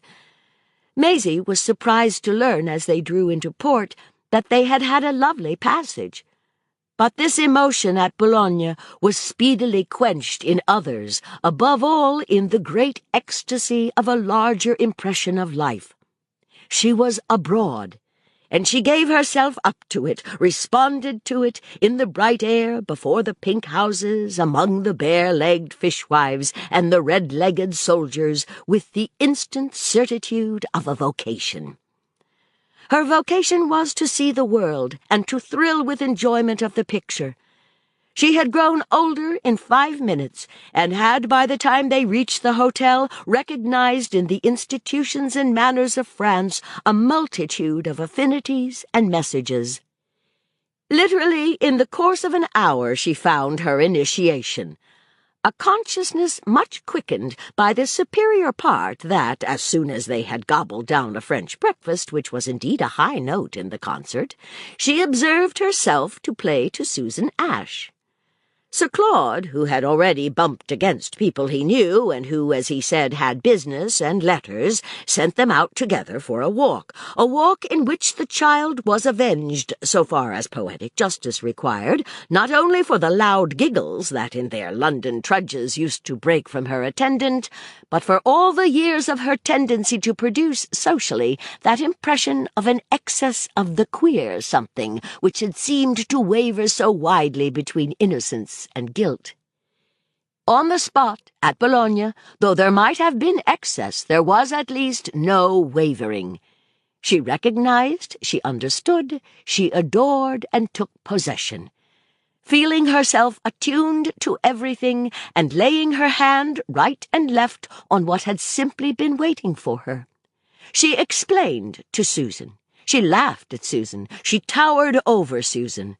And it was somehow Susan's stupidity, of which she had never yet been so sure, and Susan's bewilderment and ignorance and antagonism that gave the liveliest rebound to her immediate perceptions and adoptions.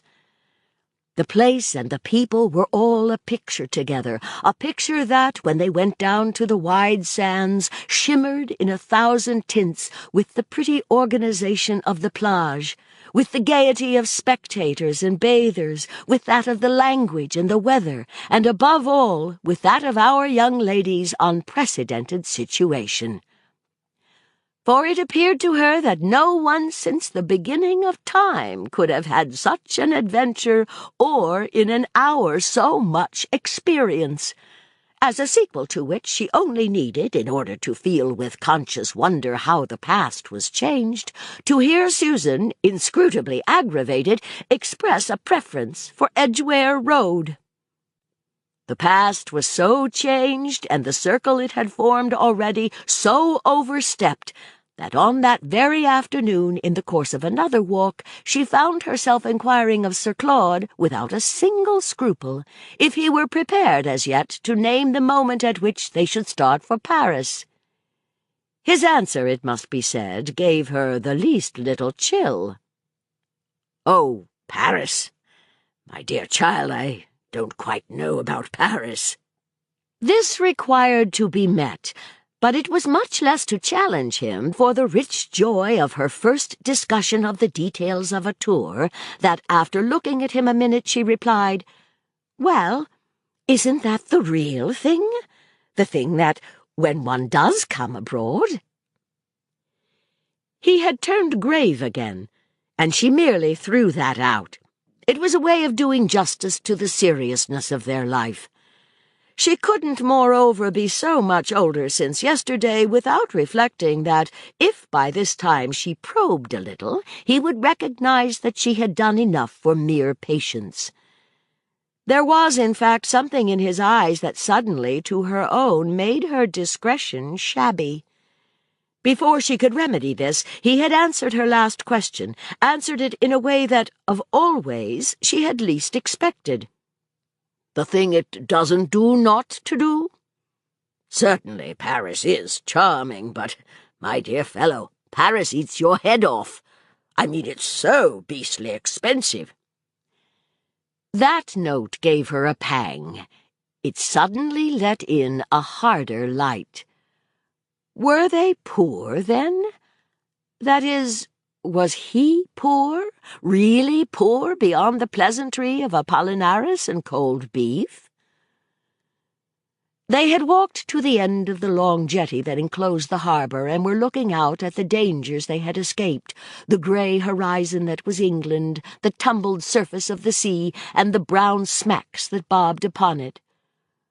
Why had he chosen an embarrassed time to make this foreign dash? Unless, indeed, it was just the dash economic, of which she had often heard, and on which, after another look at the grey horizon and the bobbing boats, she was ready to turn round with elation. She replied to him quite in his own manner. I see. She smiled up at him. "Our affairs are involved." That's it." He returned her smile. "Mine are not quite so bad as yours, for yours are really, my dear man, in a state I can't see through at all. But mine will do for a mess." She thought this over. But isn't France cheaper than England? England over there in the thickening gloom looked then just remarkably clear. "I dare say, some parts." "Then can't we live in those parts?" There was something that for an instant, in satisfaction of this, he had the air of being about to say, and yet not saying.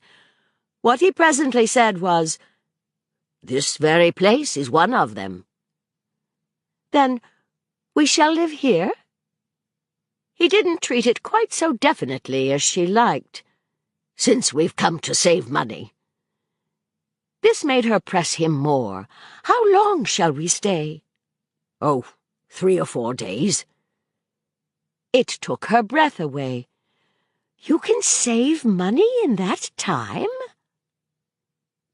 He burst out laughing, starting to walk again and taking her under his arm. He confessed to her on the way that she too had put a finger on the weakest of all his weaknesses, the fact of which he was perfectly aware that he probably might have lived within his means if he had never done anything for thrift. "It's the happy thoughts that do it," he said. "There's nothing so ruinous as putting in a cheap week." Maisie heard afresh among the pleasant sounds of the closing day that steel click of Ida's change of mind. She thought of the 10-pound note it would have been delightful at this juncture to produce for her companion's encouragement. But the idea was dissipated by his saying irrelevantly, in presence of the next thing they stopped to admire, "We shall stay till she arrives." She turned upon him. "Mrs. Beale?" "Mrs. Wicks. I've had a wire," he went on. "She has seen your mother." "Seen Mamma?" Maisie stared. "Where in the world?" "Apparently in London. They've been together." For an instant this looked ominous. A fear came into her eyes. "Then she hasn't gone?" "Your mother? To South Africa?" "I give it up, dear boy," Sir Claude said. And she seemed literally to see him give it up as he stood there, and with a kind of absent gaze, absent, that is, from her affairs, followed the fine stride and shining limbs of a young fishwife who had just waded out of the sea with her basket full of shrimps. His thought came back to her sooner than his eyes. "But I dare say it's all right. She wouldn't come if it wasn't, poor old thing. She knows rather well what she's about." This was so reassuring that Maisie, after turning it over, could make it fit into her dream. "Well, what is she about?" He finally stopped looking at the fishwife. He met his companion's enquiry. "Oh, you know." There was something in the way he said it that made between them more of an equality than she had imagined, but it had also more the effect of raising her up than of letting him down, and what it did with her was shown by the sound of her assent. "Yes, I know." What she knew, what she could know, is by this time no secret to us. It grew and grew, at any rate, the rest of that day, in the air of what he took for granted. It was better he should do that than attempt to test her knowledge. But there, at the worst, was the gist of the matter. It was open between them at last that their great change, as, speaking as if it had already lasted weeks, Maisie called it, was somehow built up round Mrs. Wicks. Before she went to bed that night, she knew further that Sir Claude, since, as he called it, they had been on the rush, had received more telegrams than one. But they separated again without speaking of Mrs. Beale. Oh, what a crossing for the straighteners and the old brown dress, which latter appurtenance the child saw thriftily revived for the possible disasters of travel. The wind got up in the night, and from her little room at the inn Maisie could hear the noise of the sea. The next day it was raining, and everything different. This was the case even with Susan Ash, who positively crowed over the bad weather, partly, it seemed, for relish of the time their visitor would have in the boat, and partly to point the moral of the folly of coming to such holes. In the wet, with Sir Claude, Maisie went to the Folkestone packet, on the arrival of which, with many signs of the fray, he made her wait under an umbrella by the quay. Whence, almost ere the vessel touched, he was to be descried in quest of their friend, wriggling, that had been his word, through the invalids massed upon the deck. It was long till he reappeared. It was not, indeed, till everyone had landed. When he presented the object of his benevolence in a light that Maisie scarce knew whether to suppose the depth of prostration or the flush of triumph. The lady on his arm, still bent beneath her late ordeal, was muffled in such draperies as had never before offered so much support to so much woe. At the hotel an hour later, this ambiguity dropped. Assisting Mrs. Wicks in private to refresh and reinvest herself, Maisie heard from her in detail how little she could have achieved if Sir Claude hadn't put it in her power.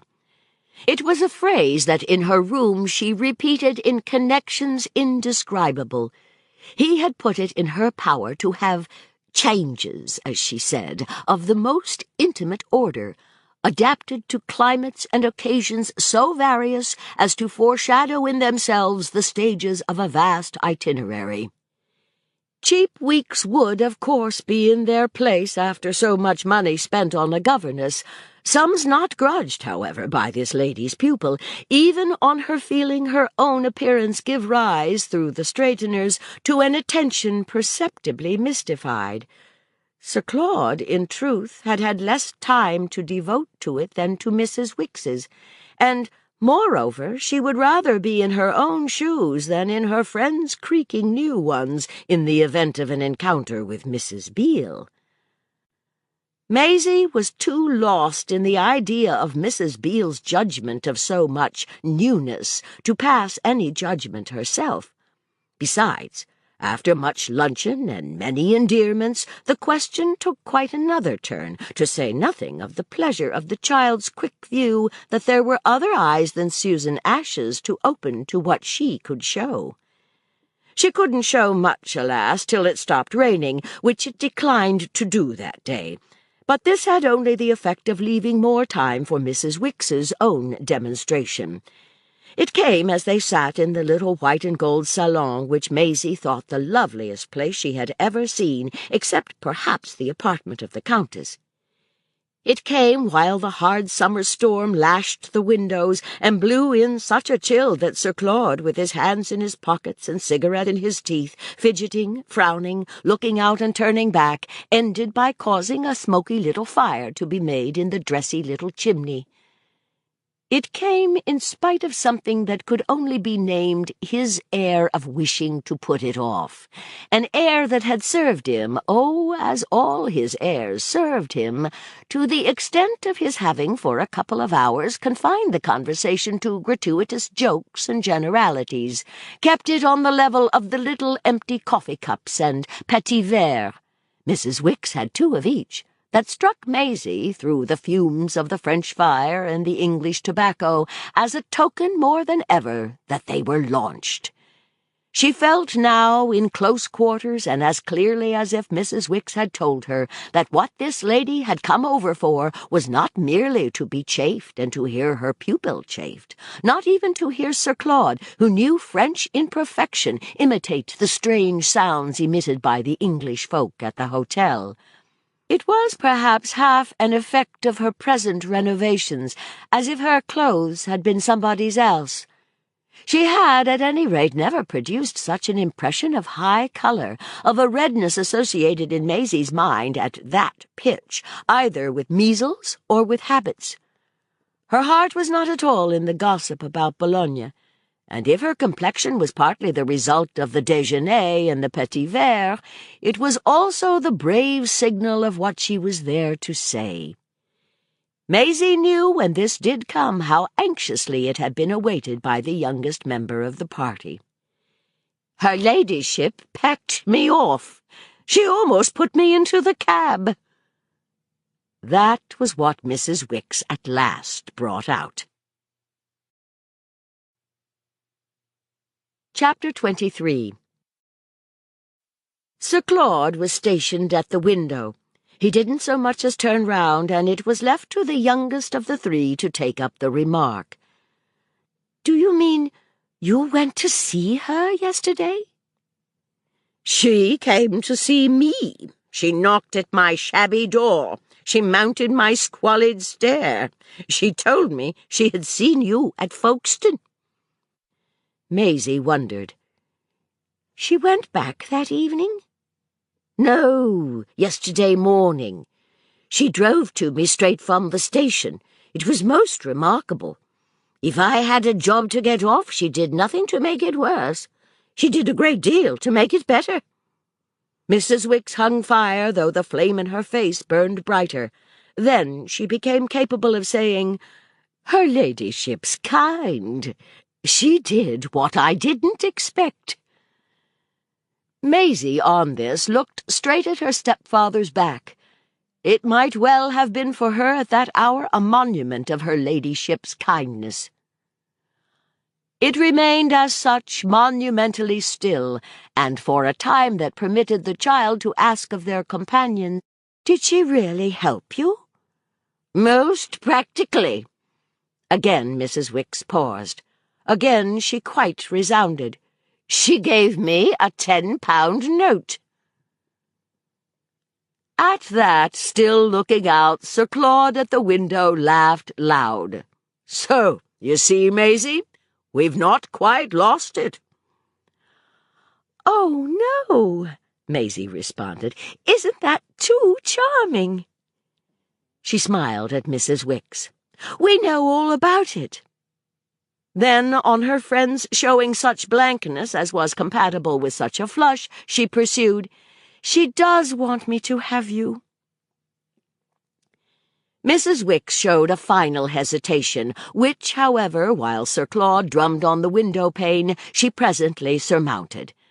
It came to Maisie that, in spite of his drumming and of his not turning round, he was really so much interested as to leave himself in a manner in her hands, which somehow suddenly seemed to her a greater proof than he could have given by interfering. "She wants me to have you," Mrs. Wicks declared. Maisie answered this bang at Sir Claude. "Then, that's nice for all of us." Of course it was. His continued silence sufficiently admitted, while Mrs. Wicks rose from her chair and, as if to take more of a stand, placed herself not without majesty before the fire. The incongruity of her smartness, the circumference of her stiff frock, presented her as really more ready for Paris than any of them. She also gazed hard at Sir Claude's back. "Your wife was different from anything she had ever shown me. She recognizes certain proprieties." "Which, do you happen to remember?" Sir Claude asked. Mrs. Wicks's reply was prompt. "The importance for Maisie of a gentlewoman, of someone who's not, well, so bad. She objects to a mere maid, and I don't in the least mind telling you what she wants me to do."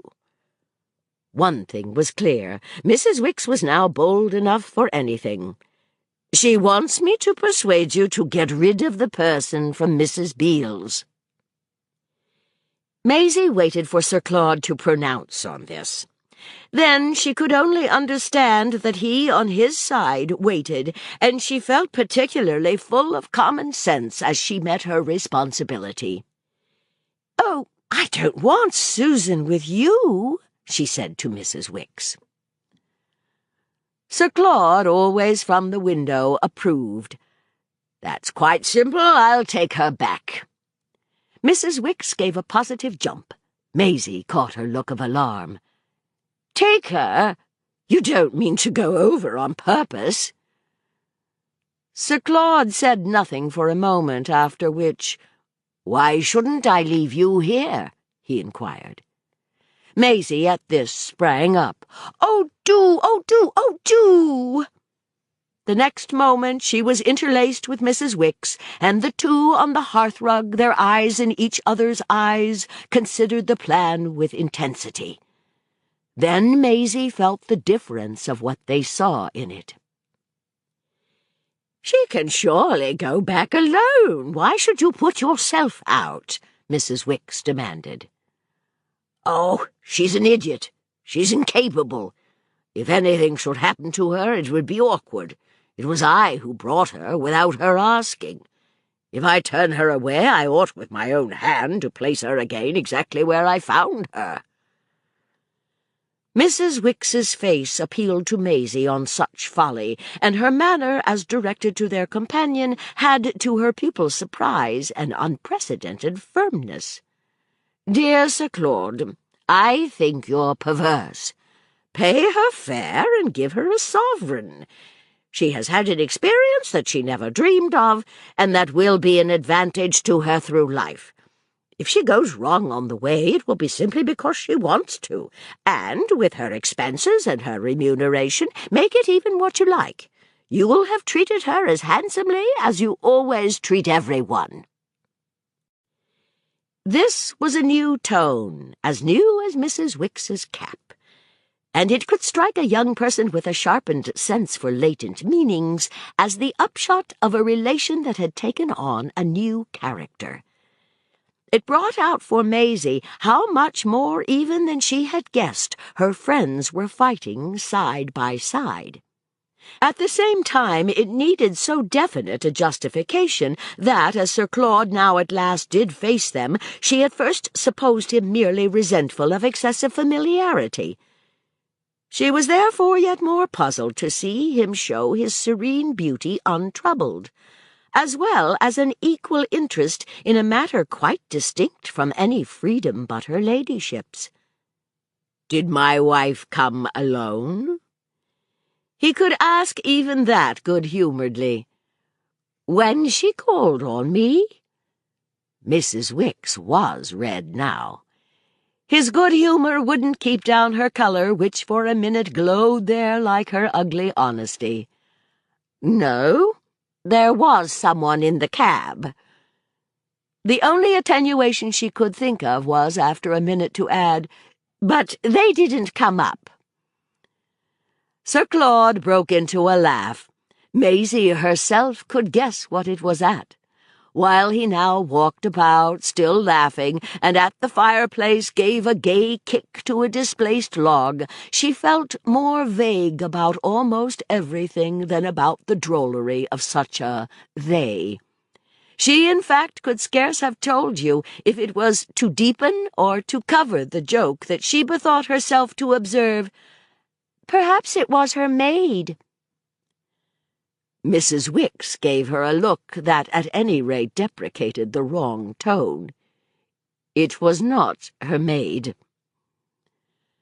"Do you mean there are this time two?" Sir Claude asked, as if he hadn't heard.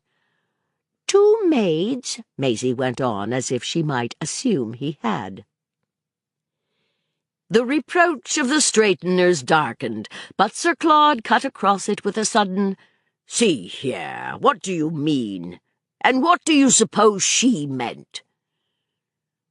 Mrs. Wicks let him for the moment in silence understand that the answer to his question, if he didn't care, might give him more than he wanted. It was as if, with this scruple, she measured and adjusted all she gave him in at last saying, "What she meant was to make me know that you're definitely free." To have that straight from her was a joy I, of course, hadn't hoped for. It made the assurance, and my delight at it, a thing I could really proceed upon. You already know now, certainly, I'd have started even if she hadn't pressed me.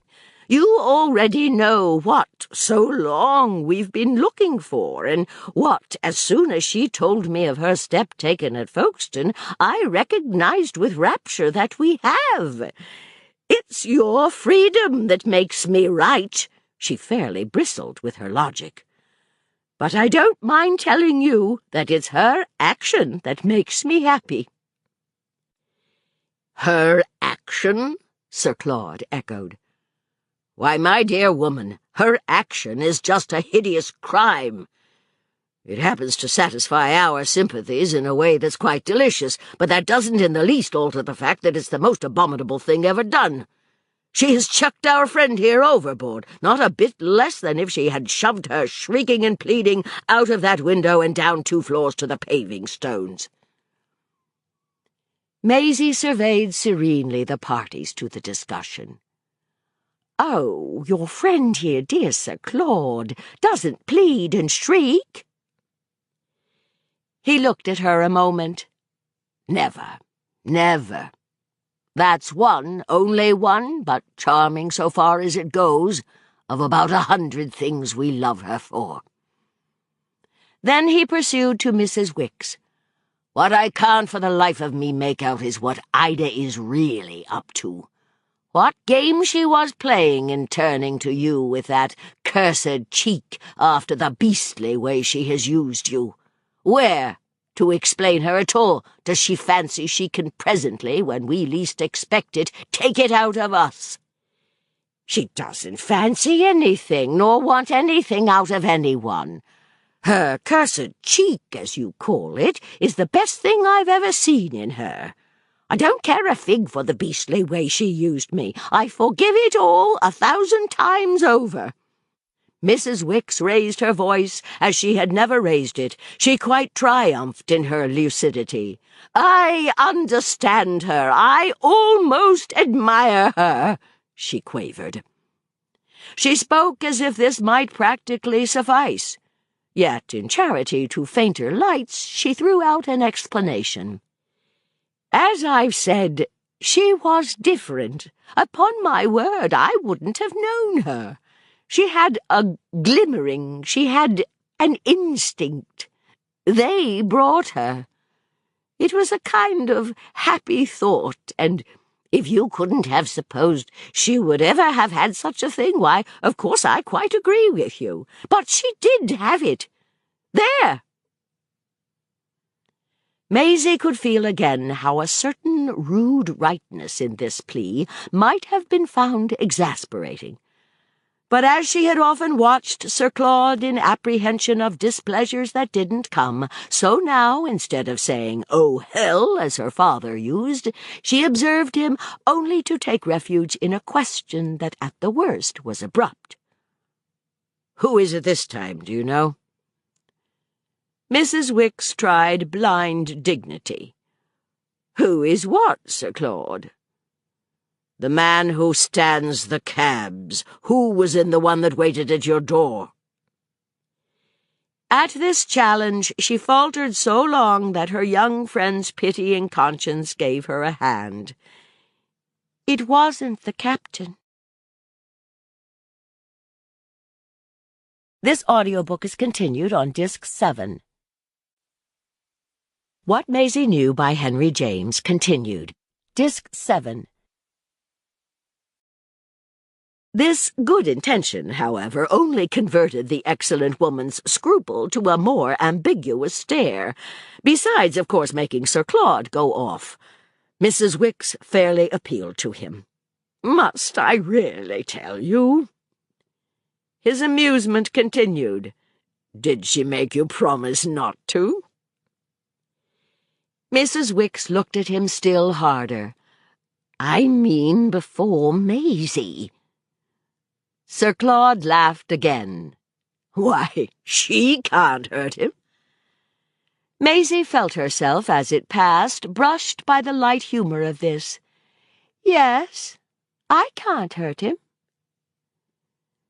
The straighteners again roofed her over, after which they seemed to crack with the explosion of their wearer's honesty. Amid the flying splinters, Mrs. Wicks produced a name: Mr. Tischbein.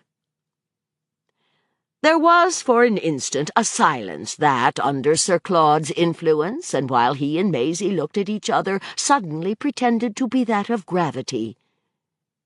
"We don't know Mr. Tischbein, do we, dear?" Maisie gave the point all needful thought. "No, I can't place Mr. Tischbein." It was a passage that worked visibly on their friend.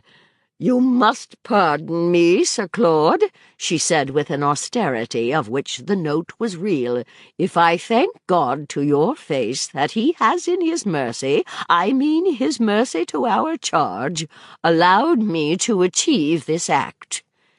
She gave out a long puff of pain. "It was time."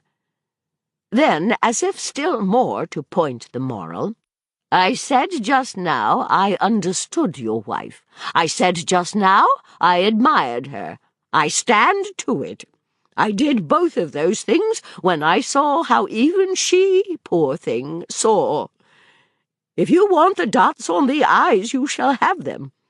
What she came to me for, in spite of everything, was that I'm just," she quavered it out, "well, just clean. What she saw for her daughter was that there must at last be a decent person." Maisie was quick enough to jump a little at the sound of this implication that such a person was what Sir Claude was not. The next instant, however, she more profoundly guessed against whom the discrimination was made. She was therefore left the more surprised at the complete candour with which he embraced the worst. "If she's bent on decent persons, why has she given her to me? You don't call me a decent person, and I'll do Ida the justice that she never did. I think I'm as decent as anyone, and that there's nothing in my behaviour that makes my wife's surrender a bit less ignoble."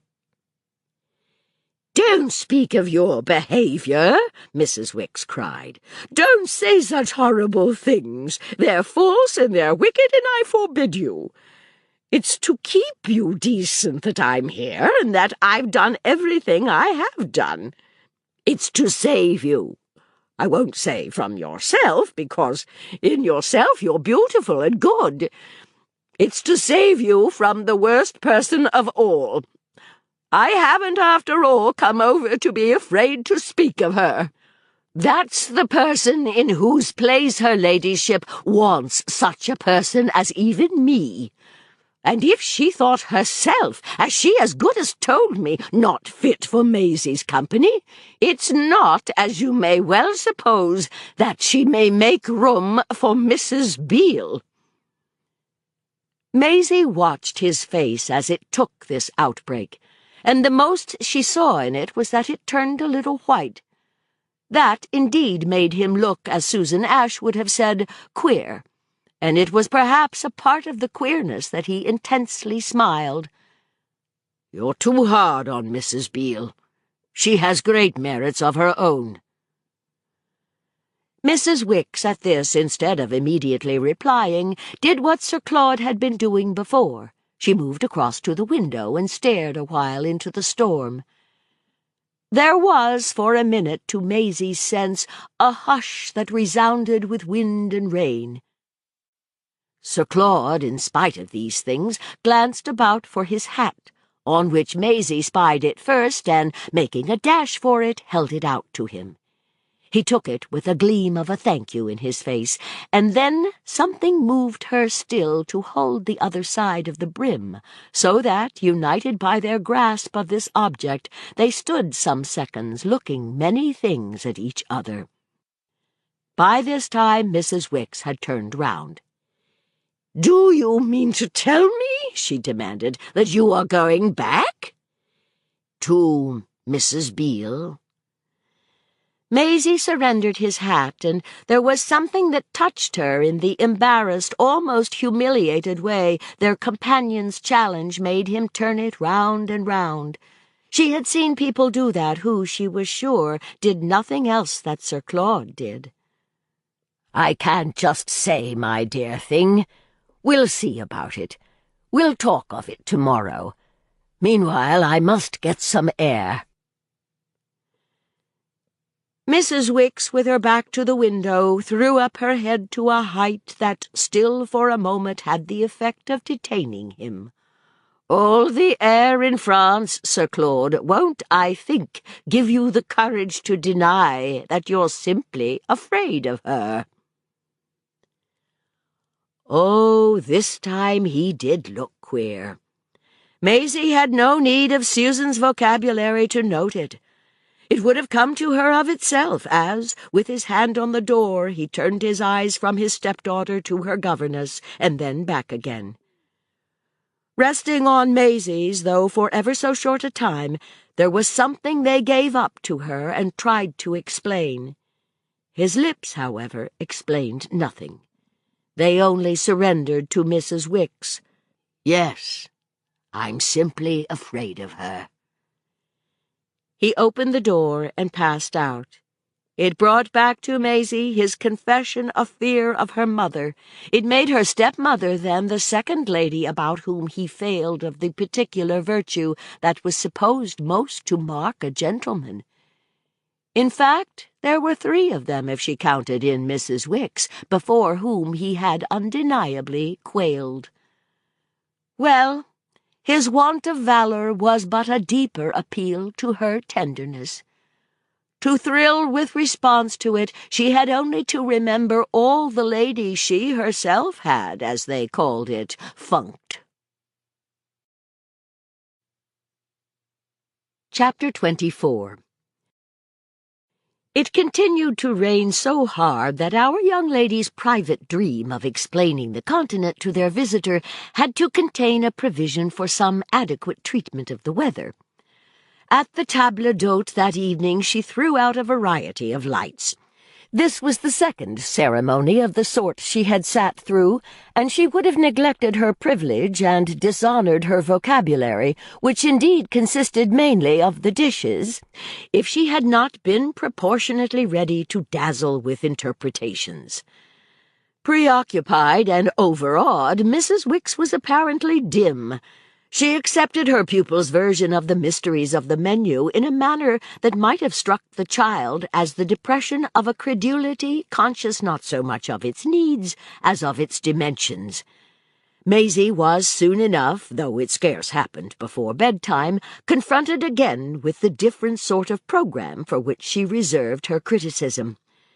They remounted together to their sitting-room, while Sir Claude, who said he would join them later, remained below to smoke and to converse with the old acquaintances that he met wherever he turned. He had proposed his companions for coffee the enjoyment of the salon de lecture, but Mrs. Wicks had replied promptly and with something of an air that it struck her their own apartments offered them every convenience. They offered the good lady herself, Maisie could immediately observe, not only that of this rather grand reference, which, already emulous so far as it went of her pupil, she made as if she had spent her life in salons, but that of a stiff French sofa where she could sit and stare at the faint French lamp in default of the French clock that had stopped, as for some account of the time Sir Claude would so markedly interpose. Her demeanour accused him so directly of hovering beyond her reach that Maisie sought to divert her by a report of Susan's quaint attitude on the matter of their conversation after lunch. Maisie had mentioned to the young woman for sympathy's sake the plan for her relief, but her disapproval of alien ways appeared, strange to say, only to prompt her to hug her gloom, so that, between Mrs. Wicks's effect of displacing her and the visible stiffening of her back, the child had the sense of a double office, an enlarged play for pacific powers. These powers played to no great purpose, it was true, in keeping before Mrs. Wicks the vision of Sir Claude's perversity, which hung there in the pauses of talk, and which he himself, after unmistakable delays, finally made quite lurid by bursting in, it was near 10 o'clock, with an object held up in his hand. She knew before he spoke what it was. She knew at least from the underlying sense of all that, since the hour spent after the exhibition with her father had not sprung up to reinstate Mr. Farange, she knew it meant a triumph for Mrs. Beale. The mere present sight of Sir Claude's face caused her on the spot to drop straight through her last impression of Mr. Farange, a plummet that reached still deeper down than the security of these days of flight. She had wrapped that impression in silence, a silence that had parted with half its veil to cover also, from the hour of Sir Claude's advent, the image of Mr. Farange's wife. But if the object in Sir Claude's hand revealed itself as a letter which he held up very high, so there was something in his mere motion that laid Mrs. Beale again bare.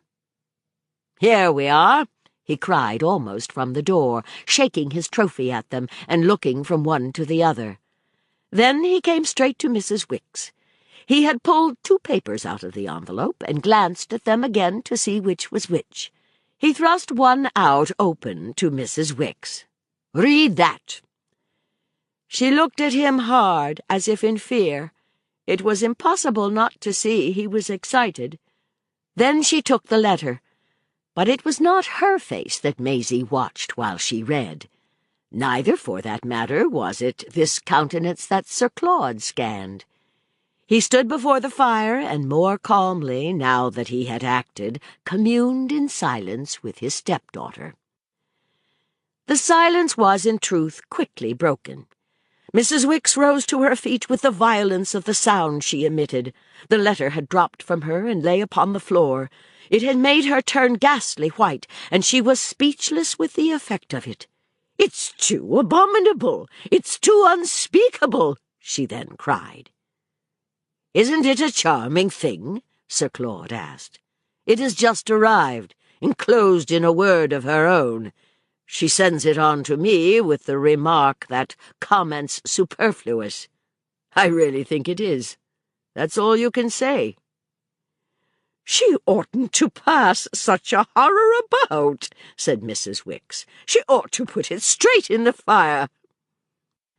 "My dear woman, she's not such a fool. It's much too precious." He had picked the letter up, and he gave it again a glance of complacency which produced a light in his face. "Such a document," he considered, then concluded with a slight drop, "such a document is, in fine, a basis." "A basis for what?" "Well, for proceedings." "Hers?" Mrs. Wicks's voice had become outright the voice of derision. "How can she proceed?" Sir Claude turned it over. "How can she get rid of him? Well, she is rid of him." "Not legally." Mrs. Wicks had never looked to her pupil so much as if she knew what she was talking about. "I dare say," Sir Claude laughed. "But she's not a bit less deprived than I." "Of the power to get a divorce? It's just your want of the power that makes the scandal of your connection with her. Therefore, it's just her want of it that makes that of hers with you. That's all I contend." Mrs. Wicks concluded with an unparalleled neigh of battle. Oh, she did know what she was talking about. Maisie had meanwhile appealed mutely to Sir Claude, who judged it easier to meet what she didn't say than to meet what Mrs. Wicks did. "It's a letter to Mrs. Beale from your father, my dear, written from Spa and making the rupture between them perfectly irrevocable. It lets her know, and not in pretty language, that, as we technically say, he deserts her. It puts an end forever to their relations." He ran his eyes over it again, then appeared to make up his mind. "In fact, it concerns you, Maisie, so nearly, and refers to you so particularly, that I really think you ought to see the terms in which this new situation is created for you." And he held out the letter. Mrs. Wicks at this pounced upon it. She had grabbed it too soon, even for Maisie to become aware of being rather afraid of it. Thrusting it instantly behind her, she positively glared at Sir Claude. "See it, wretched man? The innocent child see such a thing? I think you must be mad, and she shall not have a glimpse of it while I'm here to prevent." The breadth of her action had made Sir Claude turn red. He even looked a little foolish. "You think it's too bad, eh? But it's precisely because it's bad that it seemed to me it would have a lesson and a virtue for her." Maisie could do a quick enough justice to his motive to be able clearly to interpose. She fairly smiled at him. "I assure you, I can quite believe how bad it is." She thought of something, kept it back a moment, and then spoke. "I know what's in it." He, of course, burst out laughing, and while Mrs. Wicks groaned and "Oh, heavens!" replied, "You wouldn't say that, old boy, if you did. The point I make is," he continued to Mrs. Wicks, with a blandness now re-established, "the point I make is simply that it sets Mrs. Beale free." She hung fire but an instant. "Free to live with you?"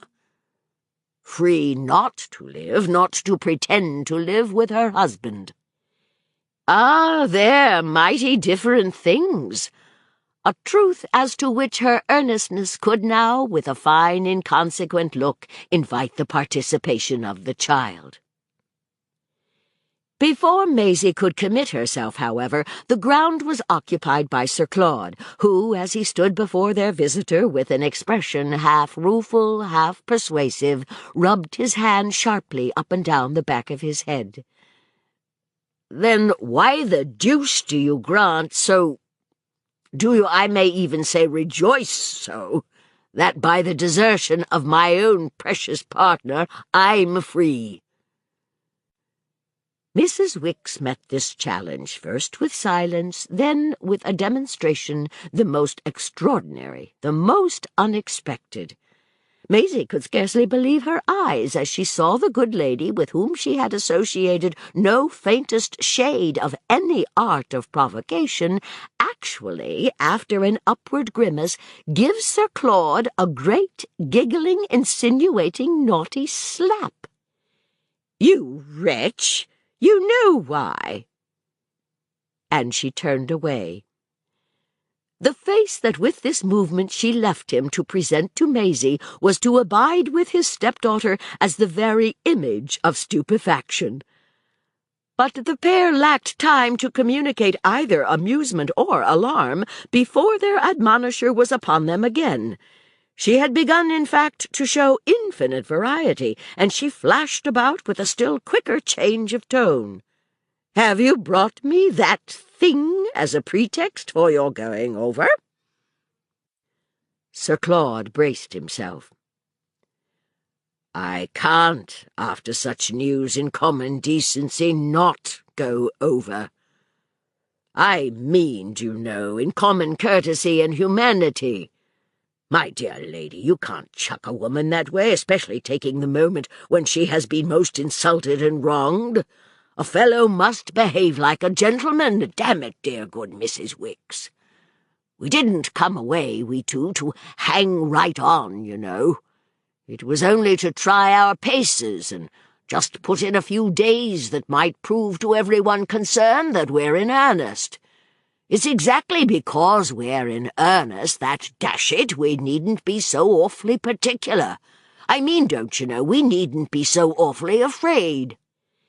He showed a vivacity, an intensity of argument. and if Maisie counted his words, she was all the more ready to swallow after a single gasp those that, the next thing she became conscious he paused for a reply to. "We didn't come, old girl, did we?" he pleaded straight. "To stop right away forever and put it all in now." Maisie had never doubted she could be heroic for him. "Oh, no!" It was as if she had been shocked at the bare thought. "We're just taking it as we find it." She had a sudden inspiration, which she backed up with a smile. "We're just seeing what we can afford." She had never yet in her life made any claim for herself, but she hoped that this time, frankly, what she was doing would somehow be counted to her. Indeed, she felt Sir Claude was counting it, though she was afraid to look at him, afraid she should show him tears. She looked at Mrs. Wicks. She reached her maximum. "I don't think I ought to be bad to Mrs. Beale." She heard on this a deep sound, something inarticulate and sweet from Sir Claude. But tears were what Mrs. Wicks didn't scruple to show. "Do you think you ought to be bad to me?" The question was the more disconcerting that Mrs. Wicks's emotion didn't deprive her of the advantage of her effect. "If you see that woman again, you're lost," she declared to her companion. Sir Claude looked at the moony globe of the lamp. He seemed to see for an instant what seeing Mrs. Beale would consist of. It was also apparently from his vision that he drew strength to return. "Her situation, by what has happened, is completely changed. And it's no use your trying to prove to me that I needn't take any account of that." "If you see that woman, you're lost," Mrs. Wicks with greater force repeated. "Do you think she'll not let me come back to you? My dear lady, I leave you here, you and Maisie, as a hostage to fortune, and I promise you by all that's sacred that I shall be with you again at the very latest on Saturday. I provide you with funds, I install you in these lovely rooms, I arrange with the people here that you be treated with every attention and supplied with every luxury. The weather after this will mend. It will be sure to be exquisite. You'll both be as free as air, and you can roam all over the place and have tremendous larks. You shall have a carriage to drive you. The whole house shall be at your call. You'll have a magnificent position." He paused. He looked from one of his companions to the other as to see the impression he had made. Whether or no he judged it adequate, he subjoined after a moment, "And you'll oblige me above all by not making a fuss." Maisie could only answer for the impression on herself, though indeed from the heart even of Mrs. Wicks's rigour there floated to her sense a faint fragrance of depraved concession. Maisie had her dumb word for the show such a speech could make, for the irresistible charm it could take from his dazzling sincerity, and before she could do anything but blink at excess of light, she heard this very word sound on Mrs. Wicks's lips, just as if the poor lady had guessed it and wished, snatching it from her, to blight it like a crumpled flower. "You're dreadful. You're terrible. For you know but too well that it's not a small thing to me that you should address me in terms that are princely."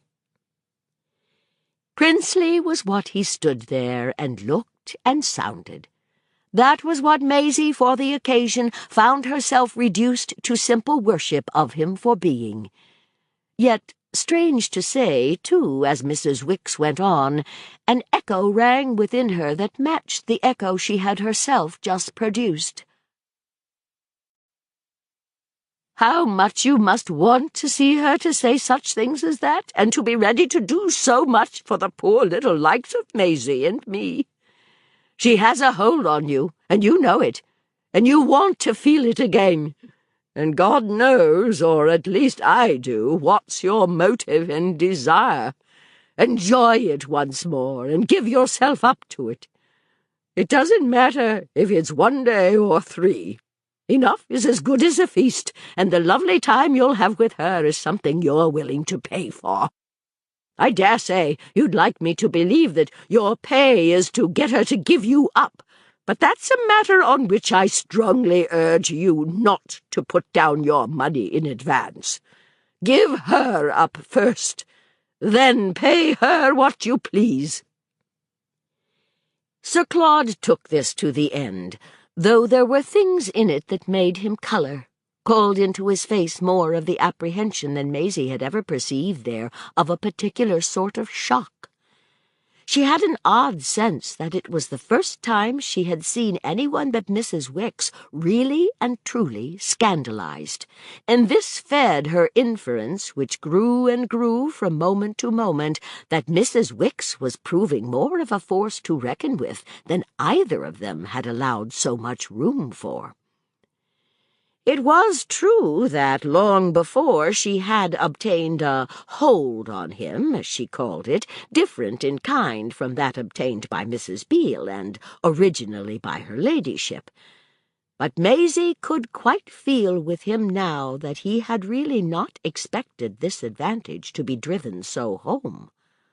Oh, they hadn't at all got to where Mrs. Wicks would stop, for the next minute she was driving harder than ever. It was the result of his saying with a certain dryness, though so kindly that what most affected Maisie in it was his patience, "My dear friend, it's simply a matter in which I must judge for myself. You've judged for me, I know, a good deal of late, in a way that I appreciate, I assure you, down to the ground. But you can't do it always. No one can do that for another, don't you see, in every case? There are exceptions, particular cases that turn up and that are awfully delicate. It would be too easy if I could shift it all off on you. It would be allowing you to incur an amount of responsibility that I should simply become quite ashamed of. You'll find, I'm sure, that you'll have quite as much as you'll enjoy if you'll be so good as to accept the situation as circumstances happen to make it for you, and to stay here with our friend till I rejoin you, on the footing of as much pleasantness and as much comfort, and I think I have a right to add to both of you of as much faith in me as possible." Oh, he was princely indeed. That came out more and more with every word he said, and with the particular way he said it, and Maisie could feel his monitress stiffen almost with anguish against the increase of his spell, and then hurl herself as a desperate defence from it into the quite confessed poorness of violence of iteration. "You're afraid of her! Afraid, afraid, afraid! Oh, dear, oh, dear, oh, dear!" Mrs. Wicks wailed it with a high quaver, then broke down into a long shudder of helplessness and woe. The next minute she had flung herself again on the lean sofa and had burst into a passion of tears. Sir Claude stood and looked at her a moment. He shook his head slowly, altogether tenderly. "I've already admitted it. I'm in mortal terror. So, we'll let that settle the question. I think you had best go to bed," he added. "You've had a tremendous day, and you must both be tired to death. I shall not expect you to concern yourselves in the morning with my movements. There's an early boat on. I shall have cleared out before you're up, and I shall moreover have dealt directly and most effectively, I assure you, with the haughty but not quite hopeless Miss Ash." He turned to his stepdaughter as if at once to take leave of her and give her a sign of how, through all tension and friction, they were still united in such a way that she, at least, needn't worry. "Maisie, boy," he opened his arms to her. With her culpable lightness she flew into them, and while he kissed her, chose the soft method of silence to satisfy him, the silence that after battles of talk was the best balm she could offer his wounds. They held each other long enough to reaffirm intensely their vows, after which they were almost forced apart by Mrs. Wicks's jumping to her feet. Her jump, either with a quick return or with a final lapse of courage, was also to supplication almost abject. "I beseech you not to take a step so miserable and so fatal. I know her but too well, even if you jeer at me for saying it. Little as I've seen her, I know her. I know her. I know what she'll do. I see it as I stand here. Since you're afraid of her, it's the mercy of heaven. Don't, for God's sake, be afraid to show it, to profit by it, and to arrive at the very safety that it gives you. I'm not afraid of her, I assure you. You must already have seen for yourself that there's nothing I'm afraid of now. Let me go to her. I'll settle her, and I'll take that woman back without a hair of her touched. Let me put in the 2 or 3 days. Let me wind up the connection. You stay here with Maisie, with the carriage and the larks and the luxury. Then I'll return to you, and we'll go off together. We'll live together without a cloud. Take me, she went on and on. The tide of her eloquence was high. Here I am. I know what I am and what I ain't. But I say boldly to the face of you both that I'll do better for you far than ever she'll even try to. I say it to yours, Sir Claude, even though I owe you the very dress on my back and the very shoes on my feet. I owe you everything. That's just the reason. And to pay it back in profusion, what can that be but what I want? Here I am. Here I am." She spread herself in an exhibition that, combined with her intensity and her decorations, appeared to suggest her for strange offices and devotions, for ridiculous replacements and substitutions.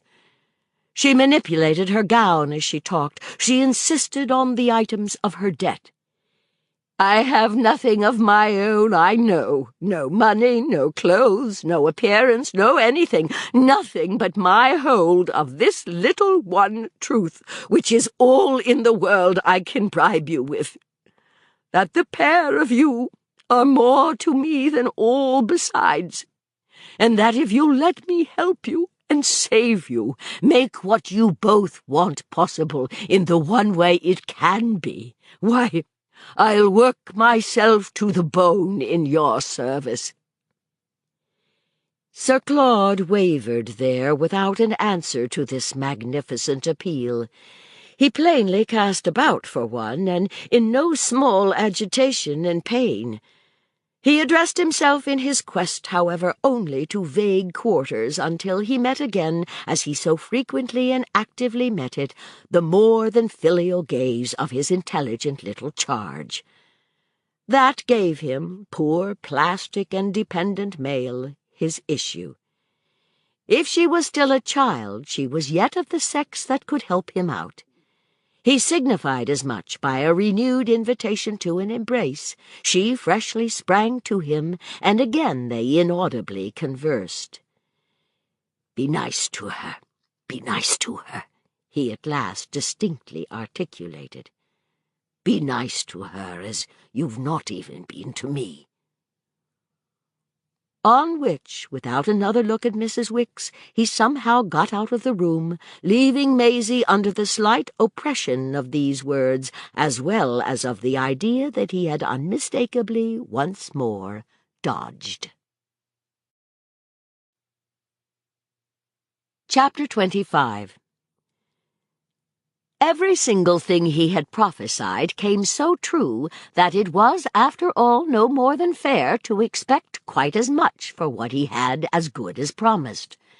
His pledges they could verify to the letter, down to his very guarantee that a way would be found with Miss Ashe.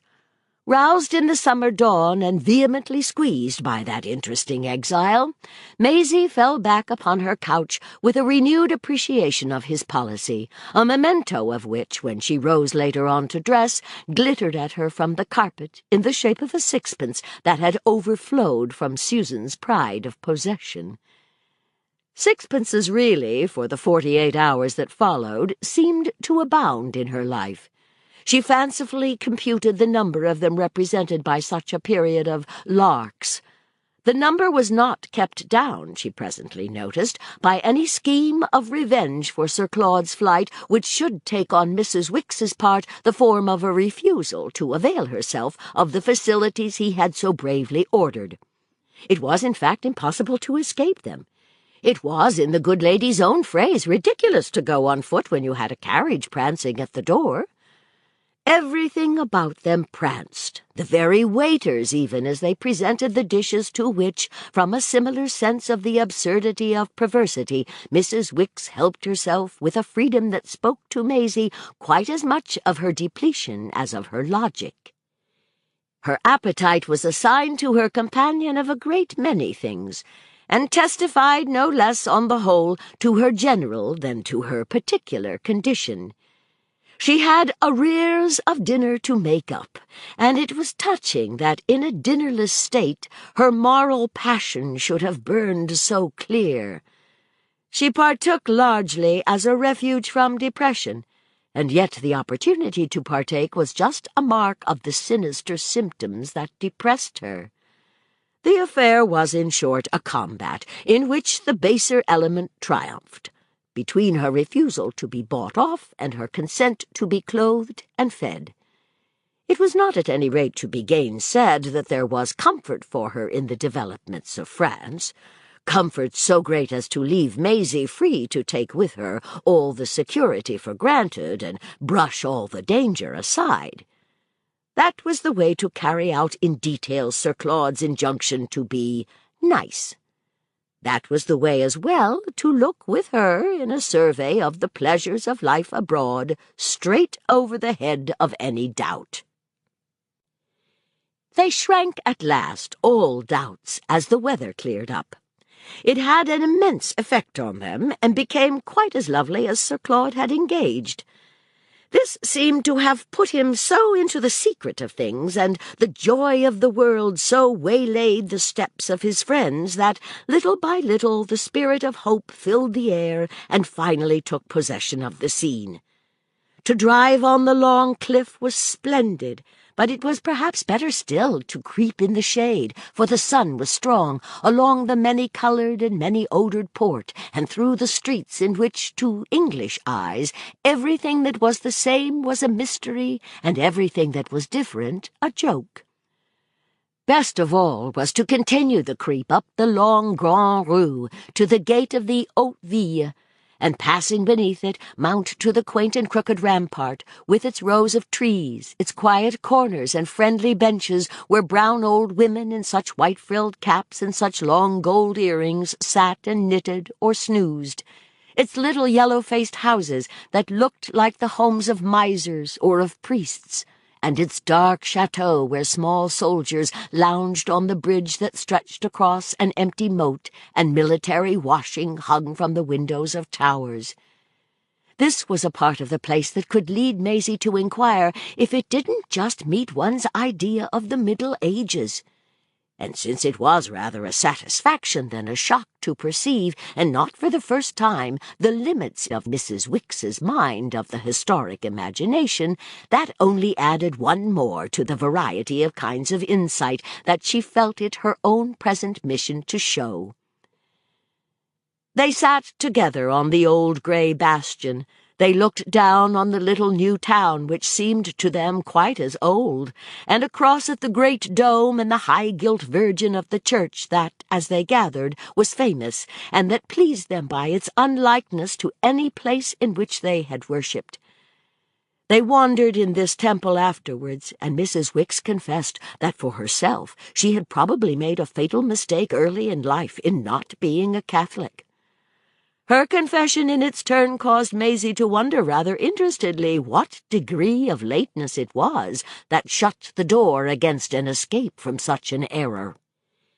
They went back to the rampart on the second morning, the spot on which they appeared to have come furthest in the journey that was to separate them from everything objectionable in the past. It gave them afresh the impression that had most to do with their having worked round to a confidence that on Maisie's part was determined, and that she could see to be on her companion's desperate. She had had for many hours the sense of showing Mrs. Wicks so much that she was comparatively slow to become conscious of being at the same time the subject of a like aim. The business went the faster, however, from the moment she got her glimpse of it.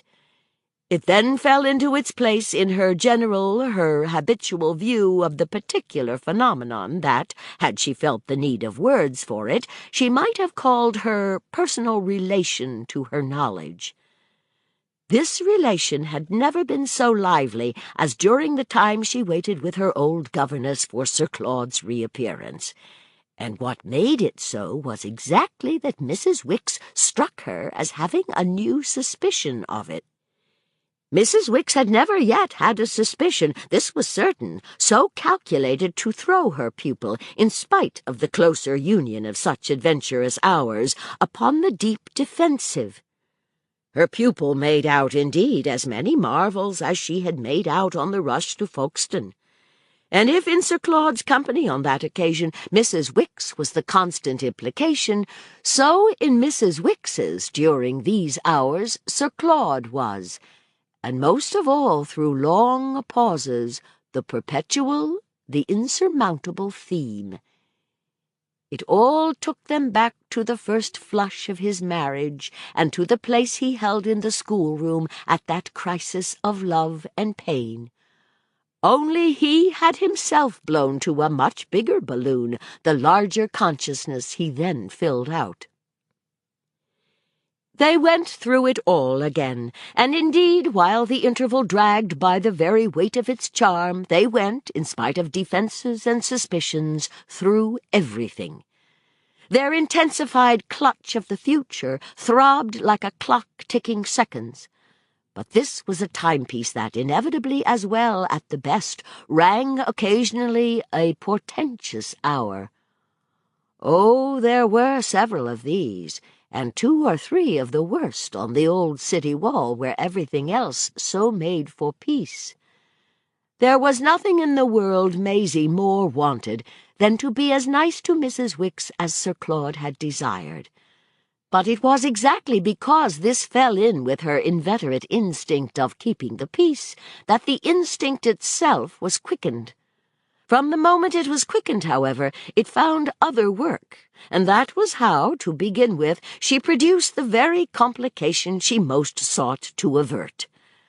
What she had essentially done these days had been to read the unspoken into the spoken, so that thus, with accumulations, it had become more definite to her that the unspoken was, unspeakably, the completeness of the sacrifice of Mrs. Beale.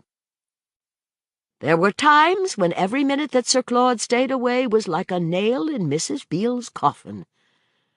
That brought back to Maisie, it was a roundabout way, the beauty and antiquity of her connection with the flower of the Overmores, as well as that lady's own grace and charm, her peculiar prettiness and cleverness, and even her peculiar tribulations.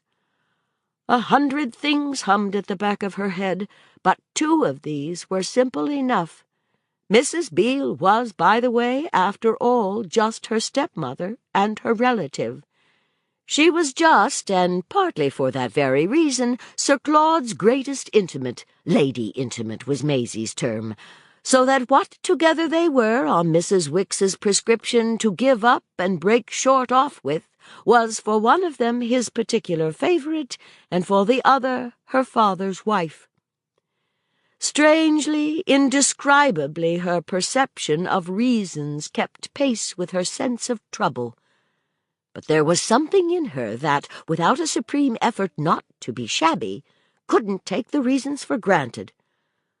What it comes to, perhaps, for ourselves is that, disinherited and denuded as we have seen her, there still lingered in her life an echo of parental influence. She was still reminiscent of one of the sacred lessons of home. It was the only one she retained, but luckily she retained it with force.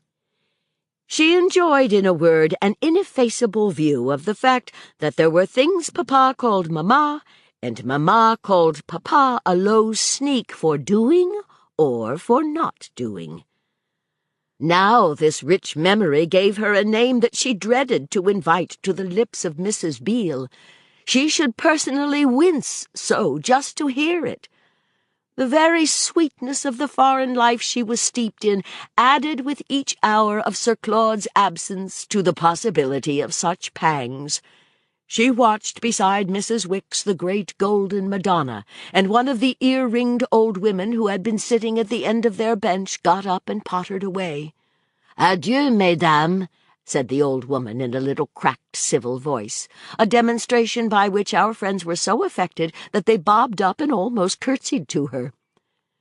They subsided again, and it was shortly after, in a summer hum of French insects and a phase of almost somnolent reverie, that Maisie most had the vision of what it was to shut out from such a perspective so appealing a participant. It had not yet appeared so vast as at that moment, this prospect of statues shining in the blue and of courtesy in romantic forms. "Why, after all, should we have to choose between you? Why shouldn't we be four?" she finally demanded. Mrs. Wicks gave the jerk of a sleeper awakened, or the start even of one who hears a bullet whiz at the flag of truce. Her stupefaction at such a breach of the peace delayed for a moment her answer. "4 improprieties, do you mean? Because 2 of us happen to be decent people? Do I gather you to wish that I should stay on with you, even if that woman is capable—" Maisie took her up before she could further phrase Mrs. Beale's capability. "Stay on as my companion, yes. Stay on as just what you were at Mamma's. Mrs. Beale would let you," the child said. Mrs. Wicks had by this time fairly sprung to her arms. "And who, I'd like to know, would let Mrs. Beale?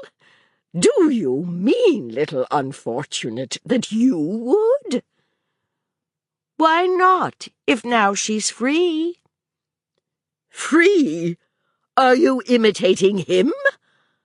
Well, if Sir Claude's old enough to know better, upon my word, I think it's right to treat you as if you also were. You'll have to, at any rate, to know better, if that's the line you're proposing to take." Mrs. Wicks had never been so harsh, but on the other hand, Maisie could guess that she herself had never appeared so wanton. What was underlying, however, rather overawed than angered her. She felt she could still insist, not for contradiction, but for ultimate calm. Her wantonness, meanwhile, continued to work upon her friend, who caught again on the rebound the sound of deepest provocation. "Free, free, free! If she's as free as you are, my dear, she's free enough, to be sure." "As I am?"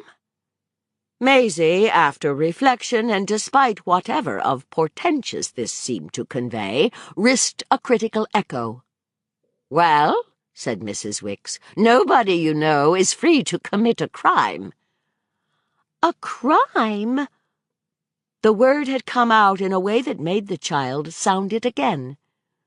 "You'd commit as great a one as their own, and so should I, if we were to condone their immorality by our presence." Maisie waited a little. This seemed so fiercely conclusive. "Why is it immorality?" she nevertheless presently inquired. Her companion now turned upon her with a reproach softer because it was somehow deeper. "You're too unspeakable. Do you know what we're talking about?" In the interest of ultimate calm, Maisie felt that she must be, above all, clear. Certainly, about their taking advantage of their freedom. "Well, to do what?" "Why, to live with us."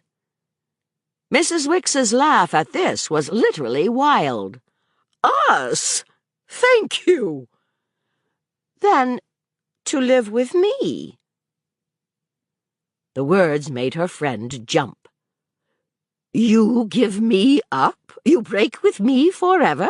You turn me into the street?"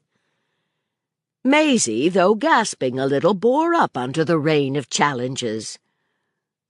"Those, it seems to me, are the things you do to me." Mrs. Wicks made little of her valor. "I can promise you that, whatever I do, I shall never let you out of my sight. You ask me why it's immorality, when you've seen with your own eyes that Sir Claude has felt it to be so, to that dire extent that, rather than make you face the shame of it, he has for months kept away from you altogether. Is it any more difficult to see that the first time he tries to do his duty, he washes his hands of her, takes you straight away from her?" Maisie turned this over, but more for apparent consideration than from any impulse to yield too easily. "Yes, I see what you mean, but at that time they weren't free." She felt Mrs. Wicks rear up again at the offensive word, but she succeeded in touching her with a remonstrant hand. "I don't think you know how free they've become." "I know, I believe, at least as much as you do." Maisie felt a delicacy, but overcame it. "About the Countess?" "Your father's temptress?" Mrs. Wicks gave her a sidelong squint. "Perfectly. She pays him." "Oh, does she?" At this the child's countenance fell. It seemed to give a reason for Papa's behavior and place it in a more favorable light. She wished to be just. "I don't say she's not generous. She was so to me." "How? To you?" "She gave me a lot of money." Mrs. Wicks stared. "And pray, what did you do with a lot of money?" "I gave it to Mrs. Beale." "And what did Mrs. Beale do with it?" "She sent it back." "To the Countess?" "Gammon," said Mrs. Wicks. She disposed of that plea as effectually as Susan Ash. "Well, I don't care," Maisie replied. "What I mean is that you don't know about the rest." "The rest? What rest?" Maisie wondered how she could best put it. "Papa kept me there an hour." "I do know. Sir Claude told me. Mrs. Beale had told him." Maisie looked incredulity. "How could she, when I didn't speak of it?" Mrs. Wicks was mystified. "Speak of what?" "Why, of her being so frightful." "The Countess? Of course she's frightful," Mrs. Wicks returned. After a moment she added, "That's why she pays him." Maisie pondered. "It's the best thing about her, then, if she gives him as much as she gave me." "Well, it's not the best thing about him. Or, rather, perhaps it is, too," Mrs. Wicks subjoined. "But she's awful, really and truly," Maisie went on. Mrs. Wicks arrested her. "You needn't go into details." It was visibly at variance with this injunction that she yet inquired, "How does that make it any better?" "They're living with me? Why, for the Countess, and for her whiskers. He has put me off on them." "I understood him," Maisie profoundly said. "I hope, then, he understood you. It's more than I do," Mrs. Wicks admitted. This was a real challenge to be plainer, and our young lady immediately became so. "I mean, it isn't a crime." "Why, then, did Sir Claude steal you away?" "He didn't steal, he only borrowed me. I knew it wasn't for long," Maisie audaciously professed. "You must allow me to reply to that," cried Mrs. Wicks, "that you knew nothing of the sort, and that you rather basely failed to back me up last night when you pretended so plump that you did. You hoped, in fact, exactly as much as I did, and as in my senseless passion I even hope now that this may be the beginning of better things." Oh, yes, Mrs. Wicks was indeed, for the first time, sharp. So that there at last stirred in our heroine the sense not so much of being proved disingenuous as of being precisely accused of the meanness that had brought everything down on her through her very desire to shake herself clear of it. She suddenly felt herself swell with a passion of protest. "I never hoped I wasn't going again to see Mrs. Beale. I didn't," she repeated. Mrs. Wicks bounced about with a force of rejoinder of which she also felt that she must anticipate the concussion, and which, though the good lady was evidently charged to the brim, hung fire long enough to give time for an aggravation. "She's beautiful, and I love her. I love her, and she's beautiful." "And I'm hideous, and you hate me?" Mrs. Wicks fixed her a moment, then caught herself up. "I won't embitter you by absolutely accusing you of that, though, as for my being hideous, it's hardly the first time I've been told so.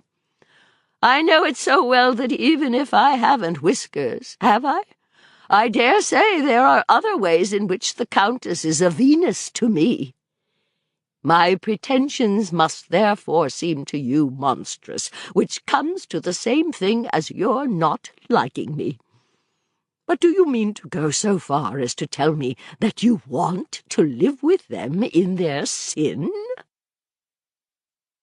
"You know what I want, you know what I want." Maisie spoke with the shudder of rising tears. "Yes, I do. You want me to be as bad as yourself. Well, I won't. There. Mrs. Beale's as bad as your father," Mrs. Wicks went on. She's not!" her pupil almost shrieked in retort. "You mean because Sir Claude at least has beauty and wit and grace? But he pays just as the Countess pays." Mrs. Wicks, who now rose as she spoke, fairly revealed a latent cynicism. It raised Maisie also to her feet. Her companion had walked off a few steps and paused. The two looked at each other as they had never looked, and Mrs. Wicks seemed to flaunt there in her finery. "Then doesn't he pay you, too?" her unhappy charge demanded. At this she bounded in her place. "Oh, you incredible little waif!" She brought it out with a wail of violence, after which, with another convulsion, she marched straight away. Maisie dropped back on the bench and burst into sobs. Chapter 26. Nothing so dreadful, of course, could be final, or even for many minutes prolonged. They rushed together again too soon for either to feel that either had kept it up, and though they went home in silence, it was with a vivid perception for Maisie that her companion's hand had closed upon her. That hand had shown altogether these 24 hours a new capacity for closing, and one of the truths the child could least resist was that a certain greatness had now come to Mrs. Wicks. The case was, indeed, that the quality of her motive surpassed the sharpness of her angles, both the combination and the singularity of which things when, in the afternoon, they used the carriage, Maisie could borrow from the contemplative hush of their grandeur the freedom to feel to the utmost. She still bore the mark of the tone in which her friend had thrown out that threat of never losing sight of her. This friend had been converted, in short, from feebleness to force, and it was the light of her new authority that showed from how far she had come. The threat in question, sharply exultant, might have produced defiance, but before anything so ugly could happen, another process had insidiously forestalled it. The moment at which this process had begun to mature was that of Mrs. Wicks's breaking out with a dignity attuned to their own apartments, and with an advantage now measurably gained. They had ordered coffee after luncheon, in the spirit of Sir Claude's provision, and it was served to them while they awaited their equipage in the white and gold saloon. It was flanked, moreover, with a couple of liqueurs, and Maisie felt that Sir Claude could scarce have been taken more at his word had it been followed by anecdotes and cigarettes. The influence of these luxuries was at any rate in the air. It seemed to her, while she tiptoed at the chimney-glass, pulling on her gloves and with a motion of her head shaking a feather into place, to have had something to do with Mrs. Wicks's suddenly saying, "Haven't you really and truly any moral sense?" Maisie was aware that her answer, though it brought her down to her heels, was vague even to imbecility, and that this was the first time she had appeared to practice with Mrs. Wicks an intellectual inaptitude to meet her, the infirmity to which she had owed so much success with papa and mamma. The appearance did her injustice, for it was not less through her candour than through her playfellow's pressure that after this the idea of a moral sense mainly coloured their intercourse. She began, the poor child, with scarcely knowing what it was, but it proved something that, with scarce an outward sign save her surrender to the swing of the carriage, she could, before they came back from their drive, strike up a sort of acquaintance with. The beauty of the day only deepened, and the splendour of the afternoon sea, and the haze of the far headlands, and the taste of the sweet air. It was the coachman, indeed, who, smiling and cracking his whip, turning in his place, pointing to invisible objects and uttering unintelligible sounds, all our tourists recognized strict features of a social order principally devoted to language. It was this polite person, I say, who made their excursion fall so much short that their return left them still a stretch of the long daylight, and an hour that, at this obliging suggestion, they spent on foot by the shining sands.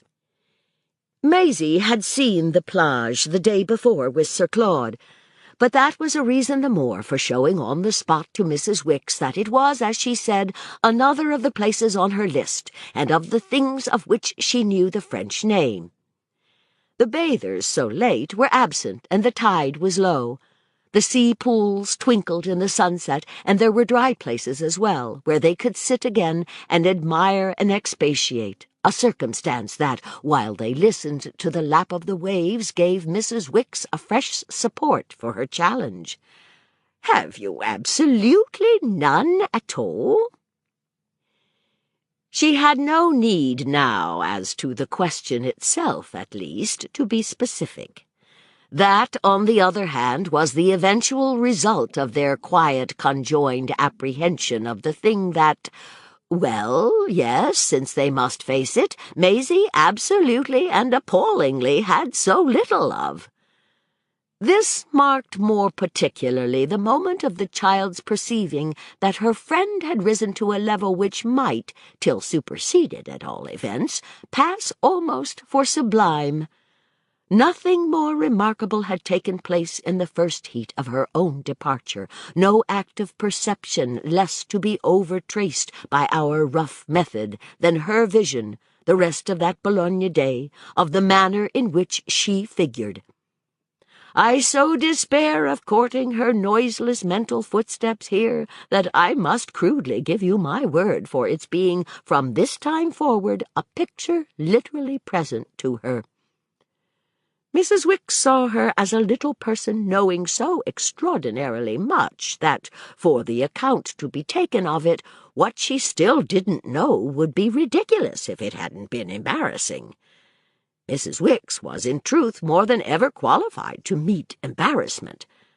I am not sure that Maisie had not even a dim discernment of the queer law of her own life that made her educate to that sort of proficiency those elders with whom she turned.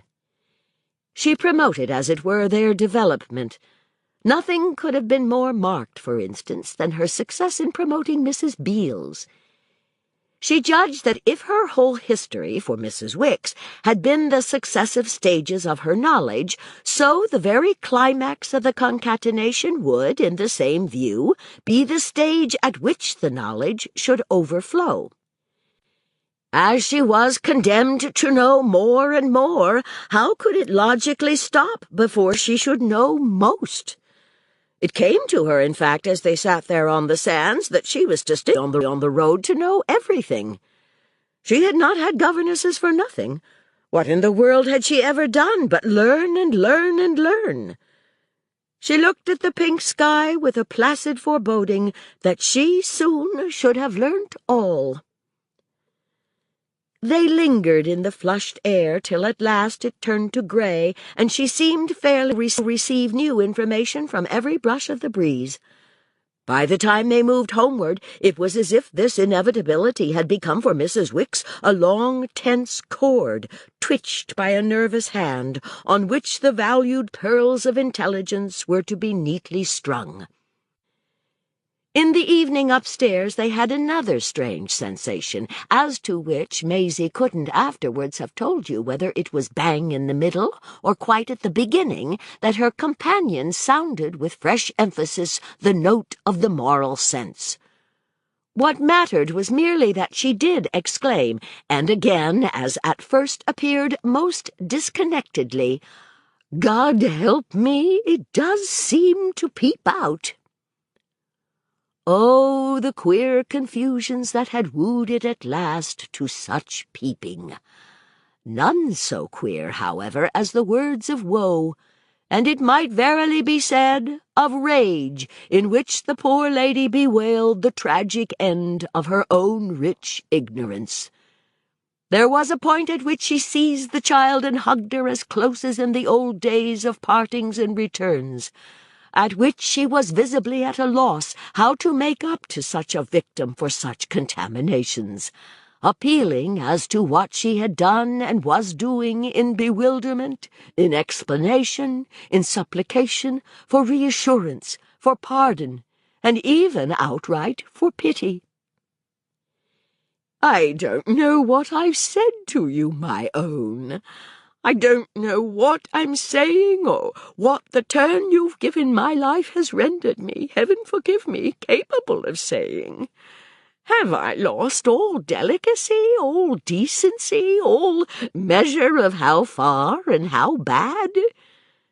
It seems to me mostly that I have, though I'm the last of whom you would ever have thought it.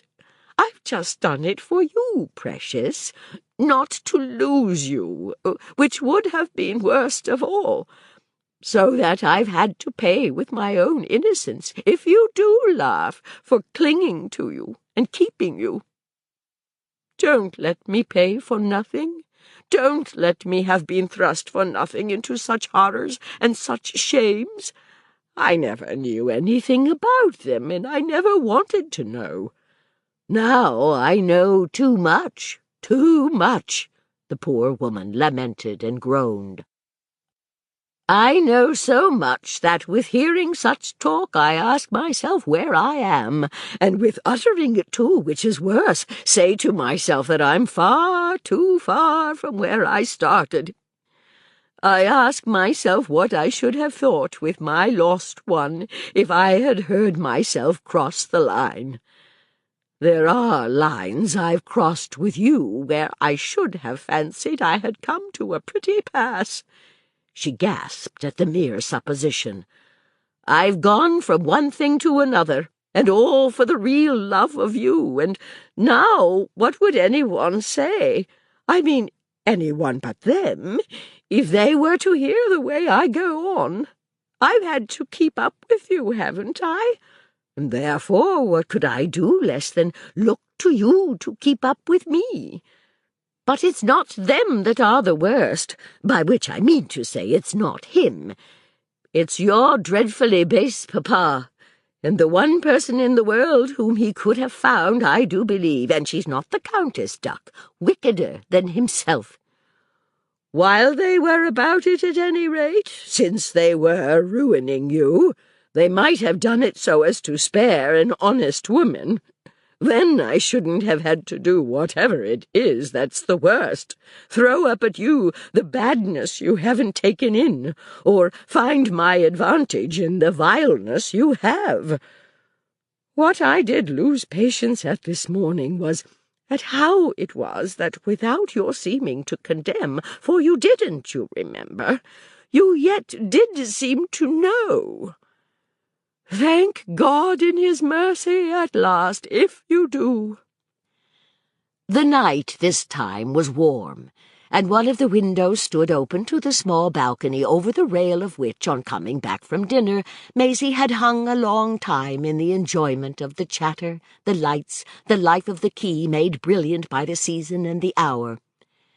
Mrs. Wicks's requirements had drawn her in from this posture, and Mrs. Wicks's embrace had detained her, even though midway in the outpouring her confusion and sympathy had permitted, or rather had positively helped, her to disengage herself.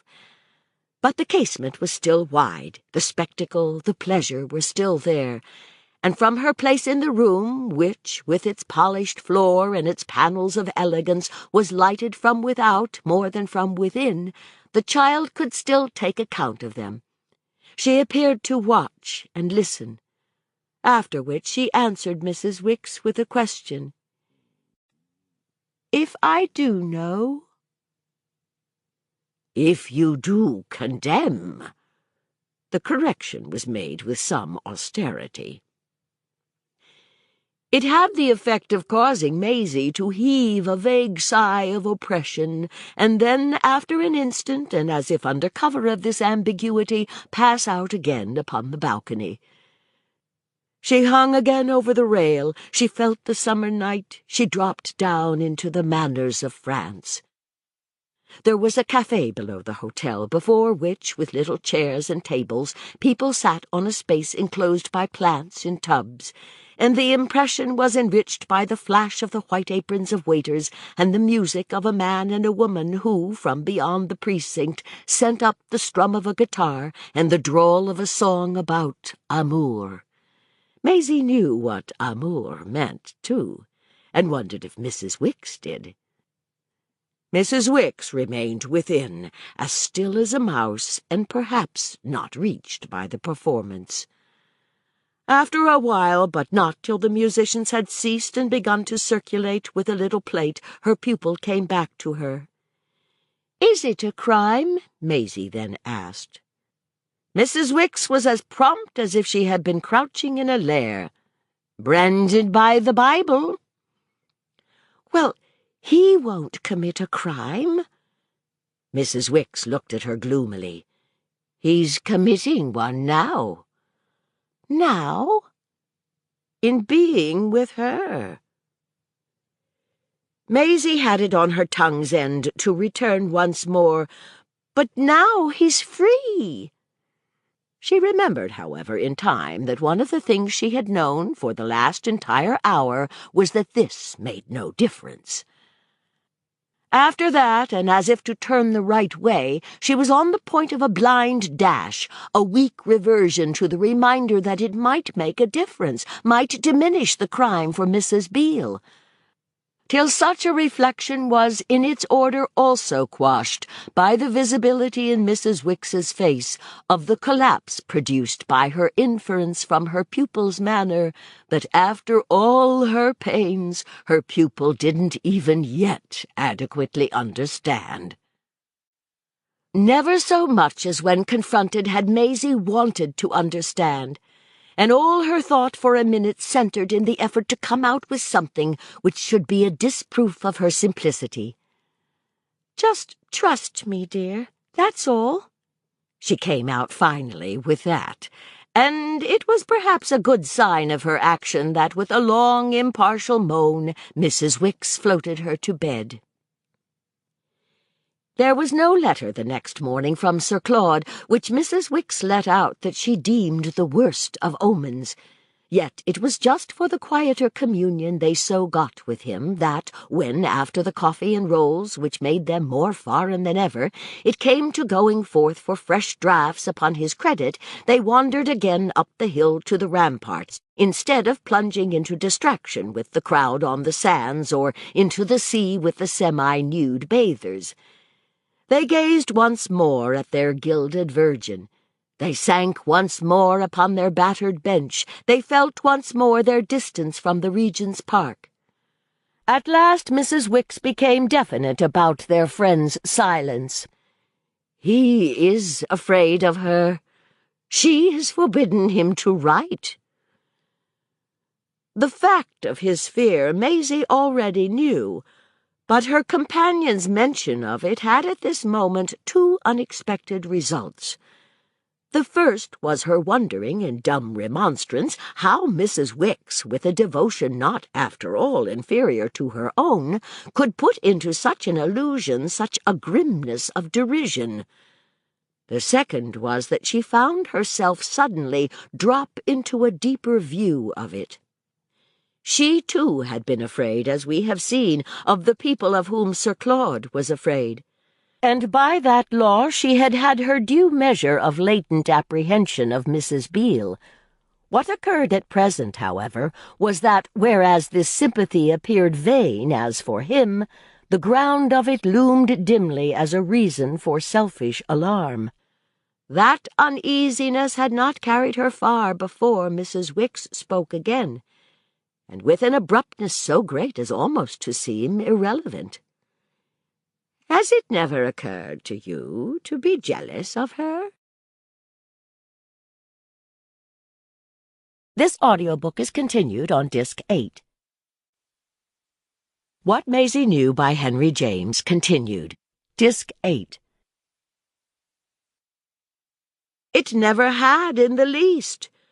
Yet the words were scarce in the air before Maisie had jumped at them. She held them well, she looked at them hard.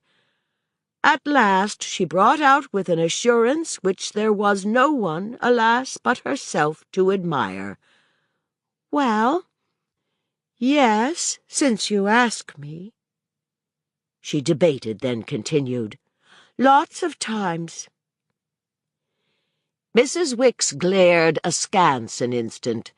Such approval as her look expressed was not wholly unqualified. It expressed at any rate something that presumably had to do with her saying once more, "Yes, he's afraid of her." Maisie heard, and it had afresh its effect on her even through the blur of the attention now required by the possibility of that idea of jealousy, a possibility created only by her feeling she had thus found the way to show she was not simple. It struck out of Mrs. Wicks that this lady still believed her moral sense to be interested and feigned. So what could be such a gauge of her sincerity as a peep of the most restless of the passions?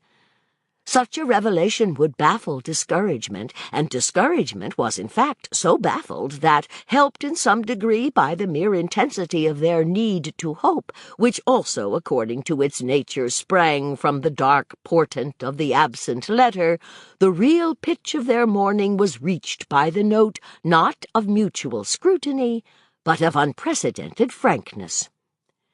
There were broodings indeed, and silences, and Maisie sank deeper into the vision that for her friend she was, at the most, superficial, and that also, positively, she was the more so the more she tried to appear complete. Was the sum of all knowledge only to know how little in his presence one would ever reach it? The answer to that question luckily lost itself in the brightness suffusing the scene as soon as Maisie had thrown out, in regard to Mrs. Beale, such a remark as she had never dreamed she should live to make. "If I thought she was unkind to him, I don't know what I should do." Mrs. Wicks dropped one of her squints. She even confirmed it by a wild grunt.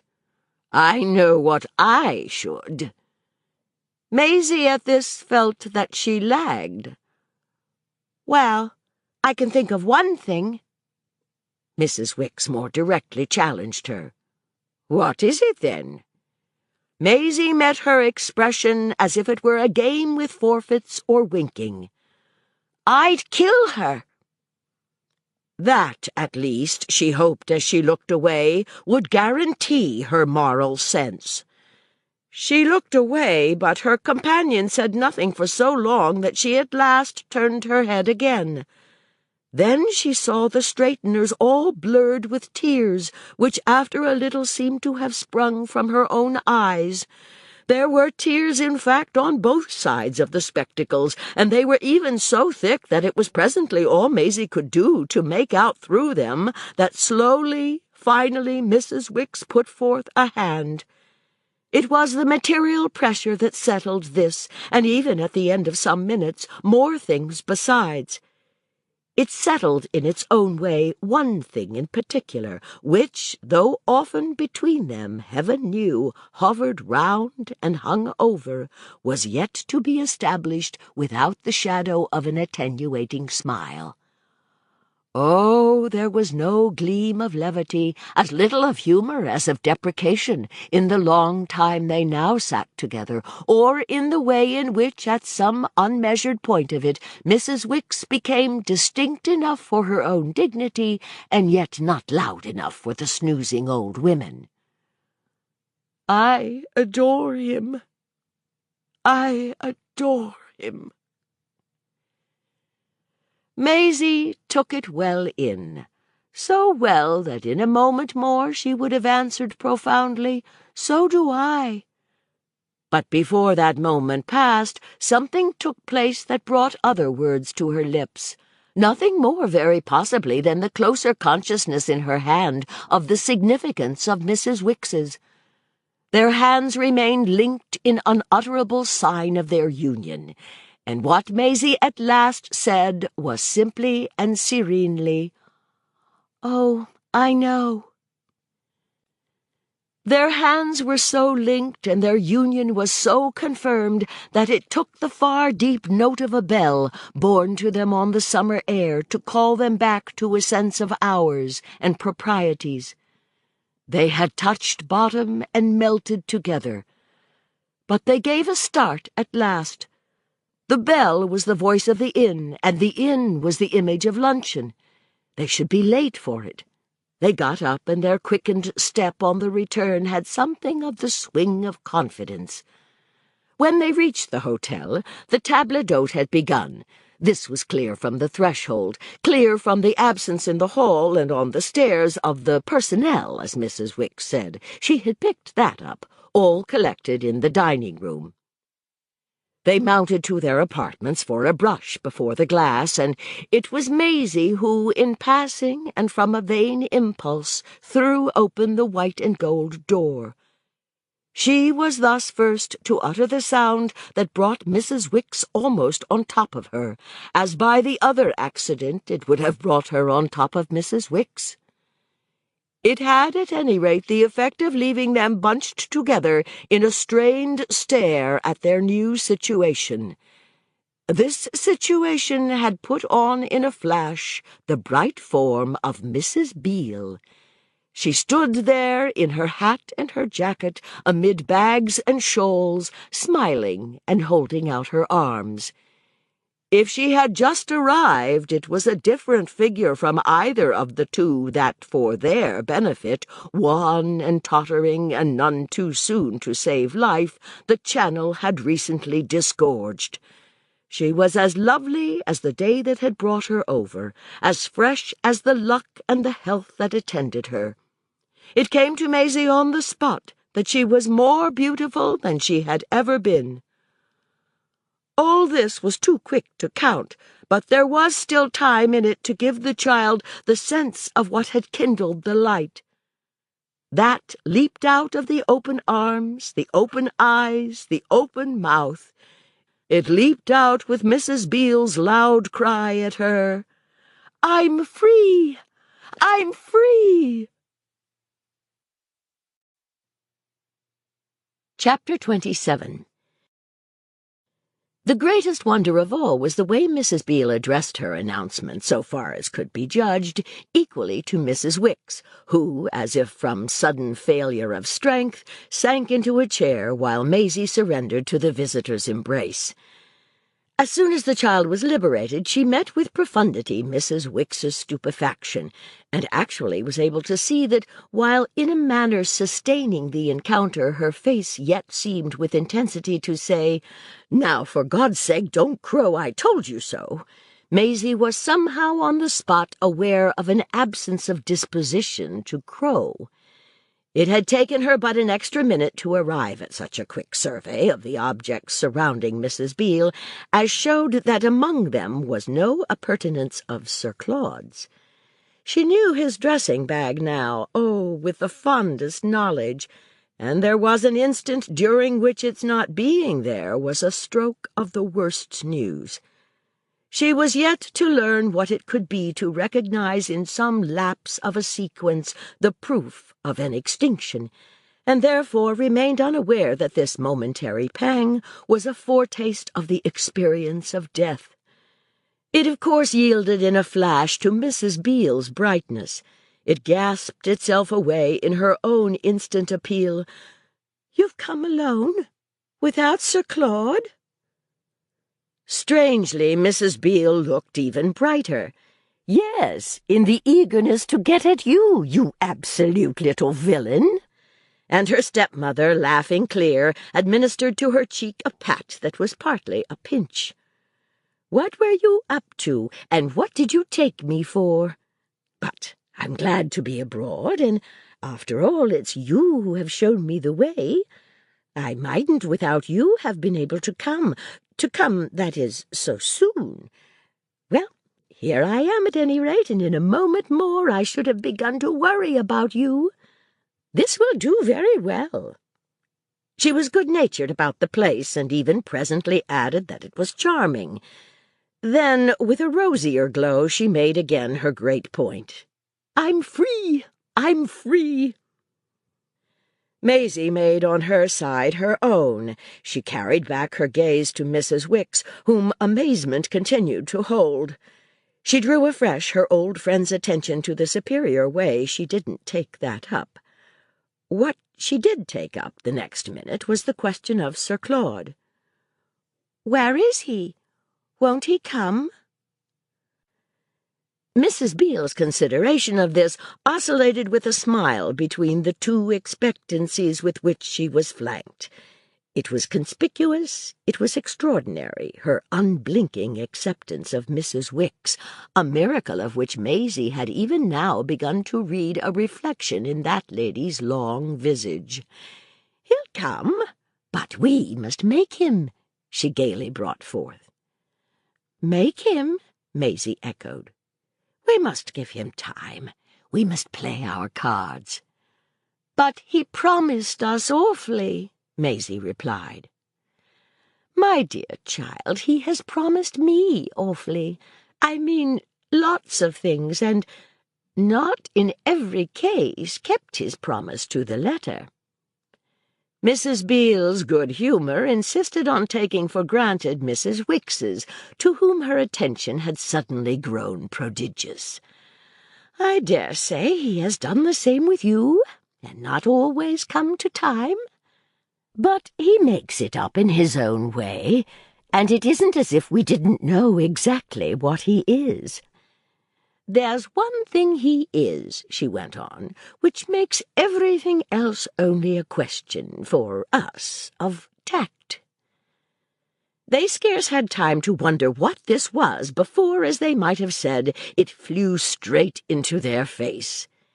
"He's as free as I am." "Yes, I know," said Maisie, as if, however, independently weighing the value of that. She really weighed also the oddity of her stepmother's treating it as news to her, who had been the first person literally to whom Sir Claude had mentioned it. For a few seconds, as if with the sound of it in her ears, she stood with him again in memory and in the twilight in the hotel garden at Folkestone. Anything Mrs. Beale overlooked was, she indeed divined, but the effect of an exaltation of high spirits, a tendency to soar that showed even when she dropped, still quite impartially, almost to the confidential. "Well, then, we've only to wait. He can't do without us long. I'm sure, Mrs. Wicks, he can't do without you. He's devoted to you. He has told me so much about you. The extent I count on you, you know, count on you to help me, was an extent that even all her radiance couldn't express. What it couldn't express quite as much as what it could make, at any rate, every instant her presence and even her famous freedom loom larger. And it was this mighty mass that once more led her companions, bewildered and disjoined, to exchange with each other, as through a thickening veil, confused and ineffectual signs. They clung together at least on the common ground of unpreparedness, and Maisie watched without relief the havoc of wonder in Mrs. Wicks. It had reduced her to perfect impotence, and, but that gloom was black upon her, she sat as if fascinated by Mrs. Beale's high style. It had plunged her into a long, deep hush, for what had happened was the thing she had least allowed for, and before which the particular rigour she had worked up could only grow limp and sick. Sir Claude was to have reappeared with his accomplice or without her. Never, never his accomplice without him. Mrs. Beale had gained, apparently, by this time, an advantage she could pursue. She looked at the droll, dumb figure with jesting reproach. "You really won't shake hands with me? Never mind. You'll come round." She put the matter to no test, going on immediately, and instead of offering her hand, raising it, with a pretty gesture that her bent head met, to a long black pin that played a part in her black hair. "Are hats worn at luncheon? If you're as hungry as I am, we must go right down." Mrs. Wicks stuck fast, but she met the question in a voice her pupil scarce recognized. "I wear mine." Mrs. Beale, swallowing at one glance her brand-new bravery, which she appeared at once to refer to its origin and to follow in its flights, accepted this as conclusive. "Oh, but I've not such a beauty." Then she turned rejoicingly to Maisie. "I've got a beauty for you, my dear." "A beauty?" "A love of a hat in my luggage. I remembered that." She nodded at the object on her stepdaughter's head. "And I've brought you one with a peacock's breast. It's the most gorgeous blue." It was too strange, this talking with her there already, not about Sir Claude, but about peacocks. Too strange for the child to have the presence of mind to thank her. But the felicity in which she had arrived was so proof against everything that Maisie felt more and more the depth of the purpose that must underlie it. She had a vague sense of its being abysmal, the spirit with which Mrs. Beale carried off the awkwardness in the white and gold salon of such a want of breath and of welcome. Mrs. Wicks was more breathless than ever. The embarrassment of Mrs. Beale's isolation was as nothing to the embarrassment of her grace. The perception of this dilemma was the germ on the child's part of a new question altogether. What if, with this indulgence— But the idea lost itself in something too frightened for hope and too conjectured for fear, and while everything went by leaps and bounds, one of the waiters stood at the door to remind them that the table d'hôte was half over. "Had you come up to wash hands?" Mrs. Beale hereupon asked them. "Go and do it quickly, and I'll be with you.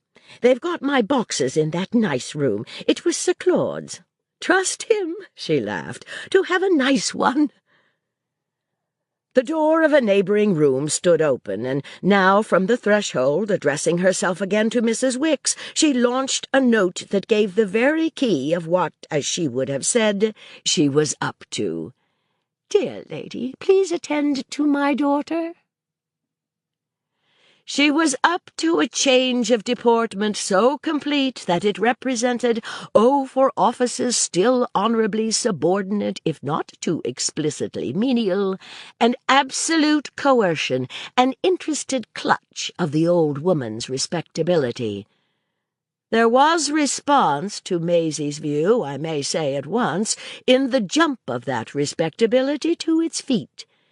It was itself capable of one of the leaps, one of the bounds just mentioned, and it carried its charge with this momentum, and while Mrs. Beale popped into Sir Claude's chamber, straight away to where, at the end of the passage, pupil and governess were quartered. The greatest stride of all, for that matter, was that, within a few seconds, the pupil had, in another relation, been converted into a daughter. Maisie's eyes were still following it when, after the rush, with the door almost slammed and no thought of soap and towels, the pair stood face to face. Mrs. Wicks, in this position, was the first to gasp a sound. "Can it ever be that she has one?" Maisie felt still more bewildered. "One what?" "Why, moral sense. They spoke as if you might have two, but Mrs. Wicks looked as if it were not altogether a happy thought, and Maisie didn't see how even an affirmative from her own lips would clear up what had become most of a mystery. It was to this larger puzzle she sprang pretty straight. "Is she my mother now?" It was a point as to which an horrific glimpse of the responsibility of an opinion appeared to affect Mrs. Wicks like a blow in the stomach. She had evidently never thought of it, but she could think and rebound. "If she is, he's equally your father." Maisie, however, thought further. "Then my father and my mother—" But she had already faltered, and Mrs. Wicks had already glared back. "Ought to live together? Don't begin it again." She turned away with a groan to reach the washing-stand, and Maisie could by this time recognize with a certain ease that way, verily, madness did lie. Mrs. Wicks gave a great untidy splash, but the next instant had faced round. "She has taken a new line." "She was nice to you," Maisie concurred. "What, she thinks so? Go and dress the young lady." "But it's something," she panted. Then she thought out the rest. "If he won't have her, why, she'll have you. She'll be the one." "The one to keep me abroad?" "The one to give you a home." Mrs. Wicks saw further. She mastered all the portents. "Oh, she's cruelly clever. It's not a moral sense. She reached her climax. It's a game. A game? Not to lose him. She has sacrificed him to her duty. Then won't he come? Maisie pleaded. Mrs. Wicks made no answer. Her vision absorbed her. He has fought, but she has won. Then won't he come? The child repeated. Mrs. Wicks made it out.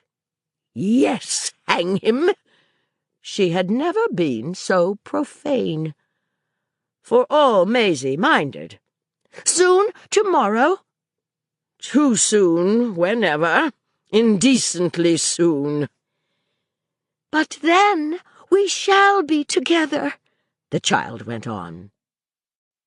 It made Mrs. Wicks look at her as if in exasperation, but nothing had time to come before she precipitated, Together with you. The air of criticism continued, but took voice only in her companion's bidding her wash herself and come down. The silence of quick ablutions fell upon them, presently broken, however, by one of Maisie's sudden reversions. Mercy, isn't she handsome? Mrs. Wicks had finished. She waited. She'll attract attention. They were rapid, and it would have been noticed that the shock the beauty had given them acted incongruously as a positive spur to their preparations for rejoining her. She had, nonetheless, when they returned to the sitting-room, already descended. The open door of her room showed it empty, and the chambermaid explained. Here again they were delayed by another sharp thought of Mrs. Wicks's. But what will she live on meanwhile? Maisie stopped short. Till Sir Claude comes? It was nothing to the violence with which her friend had been arrested. Who'll pay the bills? Maisie thought. Can't she? She? She hasn't a penny. The child wondered. But didn't Papa leave her a fortune? Mrs. Wicks would have appeared to speak of Papa as dead had she not immediately added, Why, he lives on other women. Oh, yes, Maisie remembered. Then can't he send? She faltered again. Even to herself it sounded queer. Some of their money to his wife? Mrs. Wicks gave a laugh still stranger than the weird suggestion. I dare say she'd take it. They hurried on again.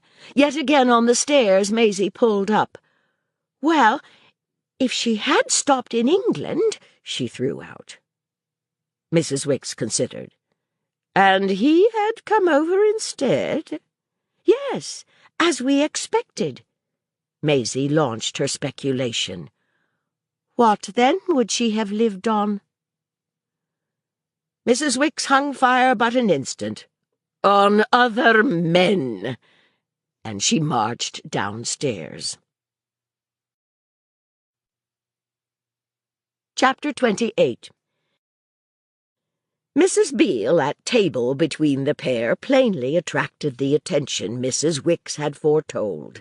No other lady present was nearly so handsome, nor did the beauty of any other accommodate itself with such art to the homage it produced.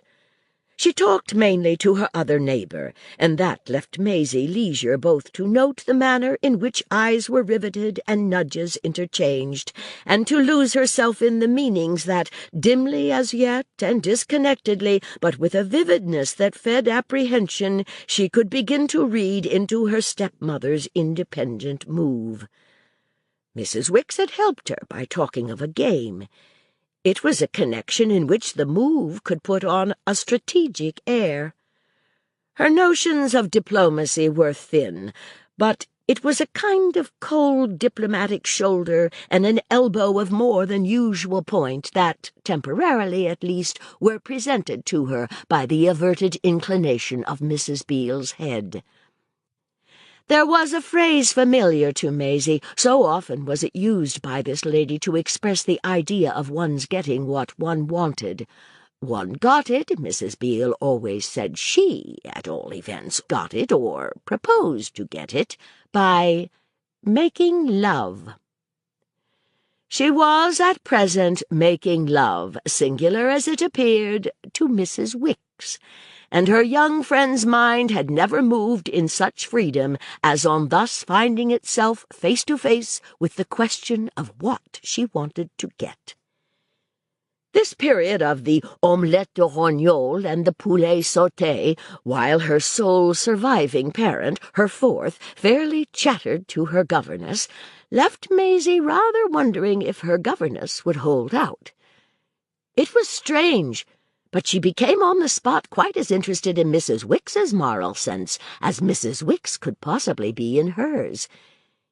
It had risen before her so pressingly that this was something new for Mrs. Wicks to resist. Resisting Mrs. Beale herself promised at such a rate to become a very different business from resisting Sir Claude's view of her. More might come of what had happened, whatever it was, than Maisie felt she could have expected. She put it together with a suspicion that, had she ever in her life had a sovereign changed, would have resembled an impression, baffled by the want of arithmetic, that her change was wrong. She groped about in it that she was perhaps playing the passive part in a case of violent substitution. A victim was what she should surely be if the issue between her step-parents had been settled by Mrs. Beale's saying, "Well, if she can live with but one of us alone, with which in the world should it be but me?" That answer was far from what for days she had nursed herself in, and the desolation of it was deepened by the absence of anything from Sir Claude to show he had not had to take it as triumphant. Had not Mrs. Beale upstairs as good as given out that she had quitted him with the snap of attention, left him, dropped him in London, after some struggle, as a sequel to which her own advent represented that she had practically sacrificed him? Maisie assisted in fancy at the probable episode in the Regent's Park, finding elements almost of terror in the suggestion that Sir Claude had not had fair play. They drew something as she sat there, even from the pride of an association with such beauty as Mrs. Beale's, and the child quite forgot that, though the sacrifice of Mrs. Beale herself was a solution she had not invented, she would probably have seen Sir Claude embark upon it without a direct remonstrance. What her stepmother had clearly now promised herself to wring from Mrs. Wicks was an assent to the great modification, the change, as smart as a juggler's trick, in the interest of which nothing so much mattered as the new convenience of Mrs. Beale. Maisie could positively seize the moral that her elbow seemed to point in ribs thinly defended, the moral of its not mattering a straw which of the step-parents was the guardian. The essence of the question was that a girl wasn't a boy. If Maisie had been a mere rough-trousered thing, destined at the best probably to grow up a scamp, Sir Claude would have been welcome. As the case stood, he had simply tumbled out of it, and Mrs. Wicks would henceforth find herself in the employ of the right person. These arguments had really fallen into their place for our young friend at the very touch of that tone in which she had heard her new title declared. She was still, as a result of so many parents, a daughter to somebody, even after Papa and Mamma were to all intents dead. If her father's wife and her mother's husband, by the operation of a natural or, for all she knew, a legal rule, were in the shoes of their defunct partners, then Mrs. Beale's partner was exactly as defunct as Sir Claude's, and her shoes the very pair to which, in Farange v. Farange and others, the divorce court had given priority. The subject of that celebrated settlement saw the rest of her day really filled out with the pomp of all that Mrs. Beale assumed. The assumption rounded itself there between this lady's entertainers, flourished in a way that left them, in their bottomless element, scarce a free pair of eyes to exchange signals. It struck Maisie even a little that there was a rope or two Mrs. Wicks might have thrown out if she would, a rocket or two she might have sent up. They had, at any rate, never been so long together without communion or telegraphy, and their companion kept them apart by simply keeping them with her. From this situation they saw the grandeur of their intenser relation to her pass and pass like an endless procession. It was a day of lively movement and of talk on Mrs. Beale's part, so brilliant and overflowing as to represent music and banners. She took them out with her promptly to walk and to drive, and even towards night sketched a plan for carrying them to the établissement, where, for only a franc apiece, they could listen to a concert of celebrities. It reminded Maisie, the plan, of the sideshows at Earl's Court, and the franc sounded brighter than the shillings, which had at that time failed. Yet this, too, like the other, was a frustrated hope. The francs failed like the shillings, and the sideshows had set an example to the concert. The établissement, in short, melted away, and it was little wonder that a lady who, from the moment of her arrival, had been so gallantly in the breach, should confess herself at last done up. Maisie could appreciate her fatigue. The day had not passed without such an observer's discovering that she was excited, and even mentally comparing her state to that of the breakers after a gale. It had blown hard in London, and she would take time to go down. It was of the condition known to the child by report as that of talking against time that her emphasis, her spirit, her humour, which had never dropped, now gave the impression. She, too, was delighted with foreign manners, but her daughter's opportunities of explaining them to her were unexpectedly forestalled by her own tone of large acquaintance with them.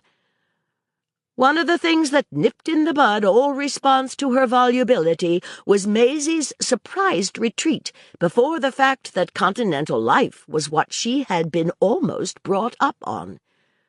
It was Mrs. Beale, disconcertingly, who began to explain it to her friends. It was she who, wherever they turned, was the interpreter, the historian, and the guide. She was full of reference to her early travels at the age of 18. She had, at that period, made, with a distinguished Dutch family, a stay on the Lake of Geneva.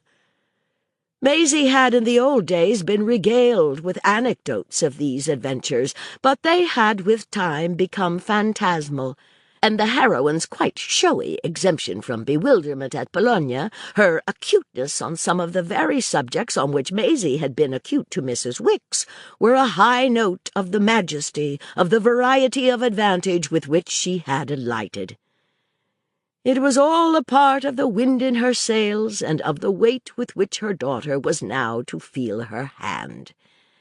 The effect of it on Maisie was to add already the burden of time to her separation from Sir Claude. This might, to her sense, have lasted for days. It was as if, with their main agitation transferred thus to France, and with neither mamma now, nor Mrs. Beale, nor Mrs. Wicks, nor herself at his side, he must be fearfully alone in England. Hour after hour she felt as if she were waiting, yet she couldn't have said exactly for what. There were moments when Mrs. Beale's flow of talk was a mere rattle to smother a knock. At no part of the crisis had the rattle so public a purpose as when, instead of letting Maisie go with Mrs. Wicks to prepare for dinner, she pushed her, with a push at last incontestably material, straight into the room inherited from Sir Claude. She titivated her little charge with her own brisk hands. Then she brought out, "I'm going to divorce your father." This was so different from anything Maisie had expected that it took some time to reach her mind. She was aware, meanwhile, that she probably looked rather wan. "To marry Sir Claude?" Mrs. Beale rewarded her with a kiss. "It's sweet to hear you put it so." This was a tribute, but it left Maisie balancing for an objection. "How can you when he's married?" "He isn't, practically. He's free, you know." "Free to marry?" "Free first to divorce his own fiend." The benefit that these last days she had felt she owed a certain person left Maisie a moment so ill-prepared for recognizing this lurid label that she hesitated long enough to risk, "Mamma?" "She isn't your mamma any longer," Mrs. Beale returned. "Sir Claude has paid her money to cease to be." Then, as if remembering how little to the child a pecuniary transaction must represent, she lets him off supporting her if he'll let her off supporting you. Mrs. Beale appeared, however, to have done injustice to her daughter's financial grasp. "And support me himself?" Maisie asked. "Take the whole bother and burden of you, and never let her hear of you again. It's a regular signed contract." "Why, that's lovely of her!" Maisie cried. "It's not so lovely, my dear, but that he'll get his divorce." Maisie was briefly silent, after which, "No, he won't get it," she said. Then she added still more boldly, "And you won't get yours."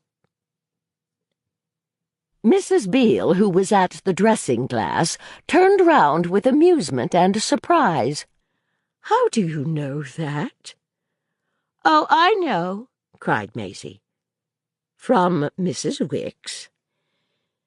Maisie debated, then, after an instant, took her cue from Mrs. Beale's absence of anger, which struck her the more as she had felt how much of her courage she needed. "From Mrs. Wicks," she admitted. Mrs. Beale, at the glass again, made play with a powder puff. "My own sweet, she's mistaken," was all she said.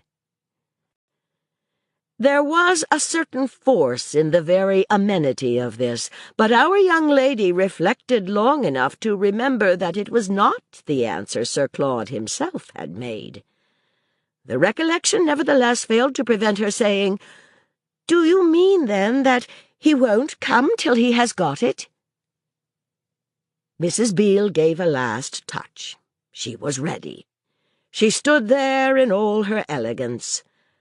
"I mean, my dear, that it's because he hasn't got it that I left him." This opened a view that stretched further than Maisie could reach. She turned away from it, but she spoke before they went out again. "Do you like Mrs. Wicks now?" "Why, my chick, I was just going to ask you if you think she has come at all to like poor bad me." Maisie thought at this hint, but unsuccessfully. "I haven't the least idea, but I'll find out." "Do," said Mrs. Beale, rustling out with her in a scented air, and as if it would be a very particular favour. The child tried promptly at bedtime, relieved now of the fear that their visitor would wish to separate her for the night from her attendant. "Have you held out?" she began, as soon as the two doors at the end of the passage were again closed on them. Mrs. Wicks looked hard at the flame of the candle. "Held out?" "Why, she has been making love to you. Has she won you over?" Mrs. Wicks transferred her intensity to her pupil's face. "Over to what?" "To her keeping me instead." "Instead of Sir Claude?" Mrs. Wicks was distinctly gaining time. "Yes, who else? Since it's not instead of you." Mrs. Wicks coloured at this lucidity. "Yes, that is what she means." "Well, do you like it?" Maisie asked. She actually had to wait, for her friend was embarrassed. "My opposition to the connection, theirs, would then naturally to some extent fall. She has treated me today as if I weren't, after all, quite such a worm. Not that I don't know very well where she got the pattern of her politeness. But, of course," Mrs. Wicks hastened to add, "I shouldn't like her as the one nearly so well as him." "Nearly so well?" Maisie echoed. "I should hope indeed not." She spoke with a firmness under which she was herself the first to quiver. "I thought you adored him." "I do," Mrs. Wicks sturdily allowed. "Then have you suddenly begun to adore her, too?" Mrs. Wicks, instead of directly answering, only blinked in support of her sturdiness. "My dear, in what a tone you ask that! You're coming out." "Why shouldn't I? You've come out. Mrs. Beale has come out. We each have our turn." And Maisie threw off the most extraordinary little laugh that had ever passed her young lips.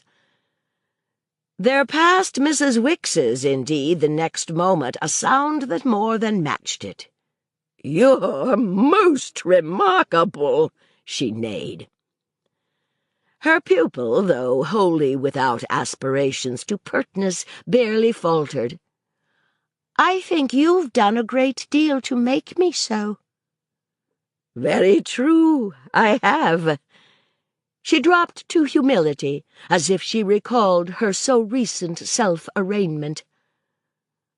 "Would you accept her, then? That's what I ask," said Maisie. "As a substitute?" Mrs. Wicks turned it over.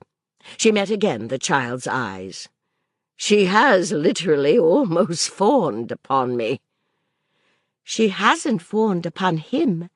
She hasn't even been kind to him." Mrs. Wicks looked as if she now had an advantage.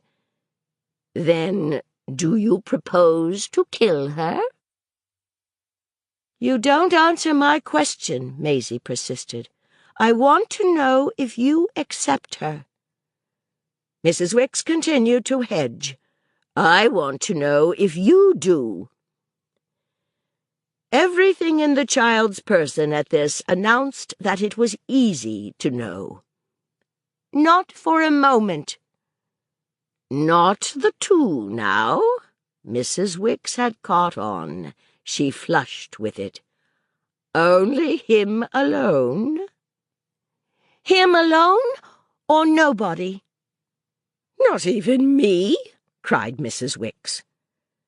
Maisie looked at her a moment, then began to undress. "Oh, you're nobody." Chapter 29. Her sleep was drawn out. She instantly recognized lateness in the way her eyes opened to Mrs. Wicks, erect, completely dressed, more dressed than ever, and gazing at her from the center of the room. The next thing she was sitting straight up, wide awake with the fear of the hours of abroad that she might have lost. Mrs. Wicks looked as if the day had already made itself felt, and the process of catching up with it began for Maisie in hearing her distinctly say, "My poor dear, he has come." "Sir Claude?" Maisie, clearing the little bed-rug with the width of her spring, felt the polished floor under her bare feet. "He crossed in the night. He got in early." Mrs. Wicks's head jerked stiffly backward. "He's there." "And you've seen him?" "No, he's there. He's there," Mrs. Wicks repeated. Her voice came out with a queer extinction that was not a voluntary drop, and she trembled so that it added to their common emotion. Visibly pale, they gazed at each other. "Isn't it too beautiful?" Maisie panted back at her, a challenge with an answer to which, however, she was not ready at once. The term Maisie had used was a flash of diplomacy, to prevent at any rate Mrs. Wicks's using another. To that degree it was successful. There was only an appeal, strange and mute, in the white old face, which produced the effect of a want of decision greater than could by any stretch of optimism have been associated with her attitude toward what had happened. For Maisie herself, indeed, what had happened was oddly, as she could feel, less of a simple rapture than any arrival or return of the same supreme friend had ever been before. What had become overnight, what had become while she slept, of the comfortable faculty of gladness? She tried to wake it up a little wider by talking, by rejoicing, by plunging into water and into clothes, and she made out that it was 10 o'clock, but also that Mrs. Wicks had not yet breakfasted. The day before, at 9, they had had together a café complet in their sitting-room. Mrs. Wicks, on her side, had evidently also a refuge to seek. She sought it in checking the precipitation of some of her pupils' present steps, in recalling to her with an approach to sternness that of such preliminaries those embodied in a thorough use of soap should be the most thorough, and in throwing even a certain reprobation on the idea of hurrying into clothes for the sake of a mere stepfather. She took her in hand with a silent insistence. She reduced the process to sequences more definite than any it had known since the days of Model. Whatever it might be that had now, with a difference, begun to belong to Sir Claude's presence, was still, after all, compatible for our young lady with the instinct of dressing to see him with almost untidy haste. Mrs. Wicks, meanwhile, luckily, was not wholly directed to repression. "He's there! He's there!" she had said over several times. It was her answer to every invitation to mention how long she had been up, and her motive for respecting so rigidly the slumber of her companion.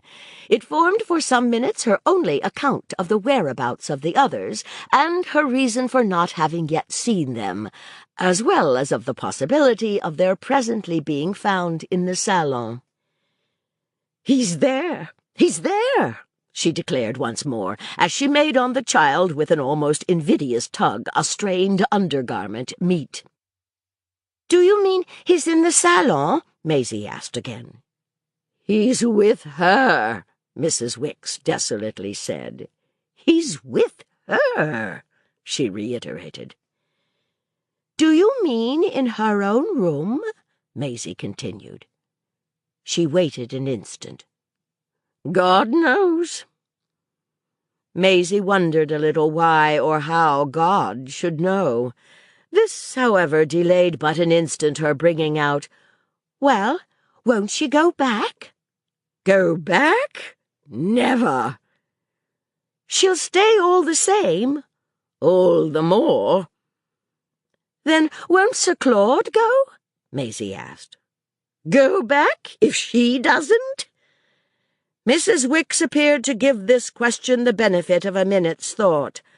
"Why should he have come only to go back?" Maisie produced an ingenious solution. "To make her go. To take her." Mrs. Wicks met it without a concession. "If he can make her go so easily, why should he have let her come?" Maisie considered. "Oh, just to see me. She has a right." "Yes, she has a right." "She's my mother," Maisie tentatively tittered. "Yes, she's your mother." "Besides," Maisie went on, "he didn't let her come.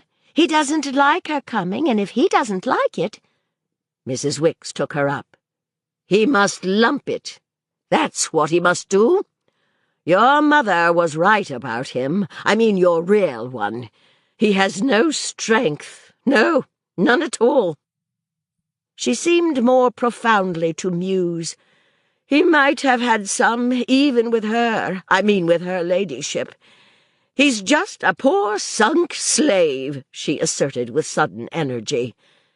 Maisie wondered again. A slave? To his passions. She continued to wonder, and even to be impressed, after which she went on, "But how do you know he'll stay?" "Because he likes us." And Mrs. Wicks, with her emphasis of the word, whirled her charge round again to deal with posterior hooks. She had positively never shaken her so. It was as if she quite shook something out of her. "But how will that help him if we, in spite of his liking, don't stay?"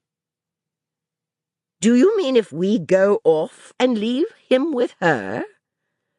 Mrs. Wicks put the question to the back of her pupil's head. "It won't help him. It will be his ruin. He'll have got nothing. He'll have lost everything. It will be his utter destruction, for he's certain, after a while, to loathe her." "Then, when he loathes her—" It was astonishing how she caught the idea. "He'll just come right after us," Maisie announced. "Never." "Never?" "She'll keep him. She'll hold him forever." Maisie doubted. "When he loathes her?" "That won't matter. She won't loathe him. People don't," Mrs. Wicks brought up. "Some do. Mamma does," Maisie contended. "Mamma does not." It was startling. Her friend contradicted her flat. "She loves him. She adores him. A woman knows." Mrs. Wicks spoke not only as if Maisie were not a woman, but as if she would never be one. "I know," she cried. "Then why on earth has she left him?" Mrs. Wicks hesitated. "He hates her." "Don't stoop so. Lift your hair." "You know how I'm affected towards him," she added with dignity. "But you must also know that I see clear." Maisie all this time was trying hard to do likewise. "Then, if she has left him for that, why shouldn't Mrs. Beale leave him?" "Because she's not such a fool." "Not such a fool as Mamma?" "Precisely, if you will have it." "Does it look like her leaving him?" Mrs. Wicks inquired. She brooded again, then she went on with more intensity. "Do you want to know really and truly why? So that she may be his wretchedness and his punishment." "His punishment?" This was more than as yet Maisie could quite accept. "For what?" "For everything. That's what will happen. He'll be tied to her forever. She won't mind in the least his hating her, and she won't hate him back. She'll only hate us." "Us?" the child faintly echoed. "She'll hate you." "Me? Why, I brought them together," Maisie resentfully cried. "You brought them together." There was a completeness in Mrs. Wicks's assent. "Yes, it was a pretty job. Sit down." She began to brush her pupil's hair, and as she took up the mass of it with some force of hand, went on with a sharp recall. "Your mother adored him at first. It might have lasted. But he began too soon with Mrs. Beale. As you say," she pursued with a brisk application of the brush, "you brought them together." "I brought them together." Maisie was ready to reaffirm it. She felt none the less for a moment at the bottom of a hole. Then she seemed to see a way out. "But I didn't bring Mamma together." she just faltered. "With all those gentlemen?" Mrs. Wicks pulled her up. "No, it isn't quite so bad as that." "I only said to the captain," Maisie had the quick memory of it, "that I hoped he, at least, he was awfully nice, would love her and keep her." "And even that wasn't much harm," threw in Mrs. Wicks. "It wasn't much good," Maisie was obliged to recognize. "She can't bear him, not even a mite. She told me at Folkestone." Mrs. Wicks suppressed a gasp. Then, after a bridling instant during which she might have appeared to deflect with difficulty from her odd consideration of Ida's wrongs, "He was a nice sort of person for her to talk to you about." "Oh, I like him," Maisie promptly rejoined. And at this, with an inarticulate sound and an inconsequence still more marked, her companion bent over and dealt her on the cheek a rapid peck which had the apparent intention of a kiss. "Well, if her ladyship doesn't agree with you, what does it only prove?" Mrs. Wicks demanded in conclusion. "It proves that she's fond of Sir Claude." Maisie, in the light of some of the evidence, reflected on that till her hair was finished. But when she at last started up, she gave a sign of no very close embrace of it. She grasped at this moment Mrs. Wicks's arm. "He must have got his divorce." "Since the day before yesterday? Don't talk trash." This was spoken with an impatience which left the child nothing to reply, whereupon she sought her defense in a completely different relation to the fact. "Well, I knew he would come." "So did I, but not in 24 hours. I gave him a few days," Mrs. Wicks wailed. Maisie, whom she had now released, looked at her with interest. "How many did she give him?" Mrs. Wicks faced her a moment. Then, as if with a bewildered sniff, "You had better ask her." But she had no sooner uttered the words than she caught herself up. "Lord o' mercy, how we talk!"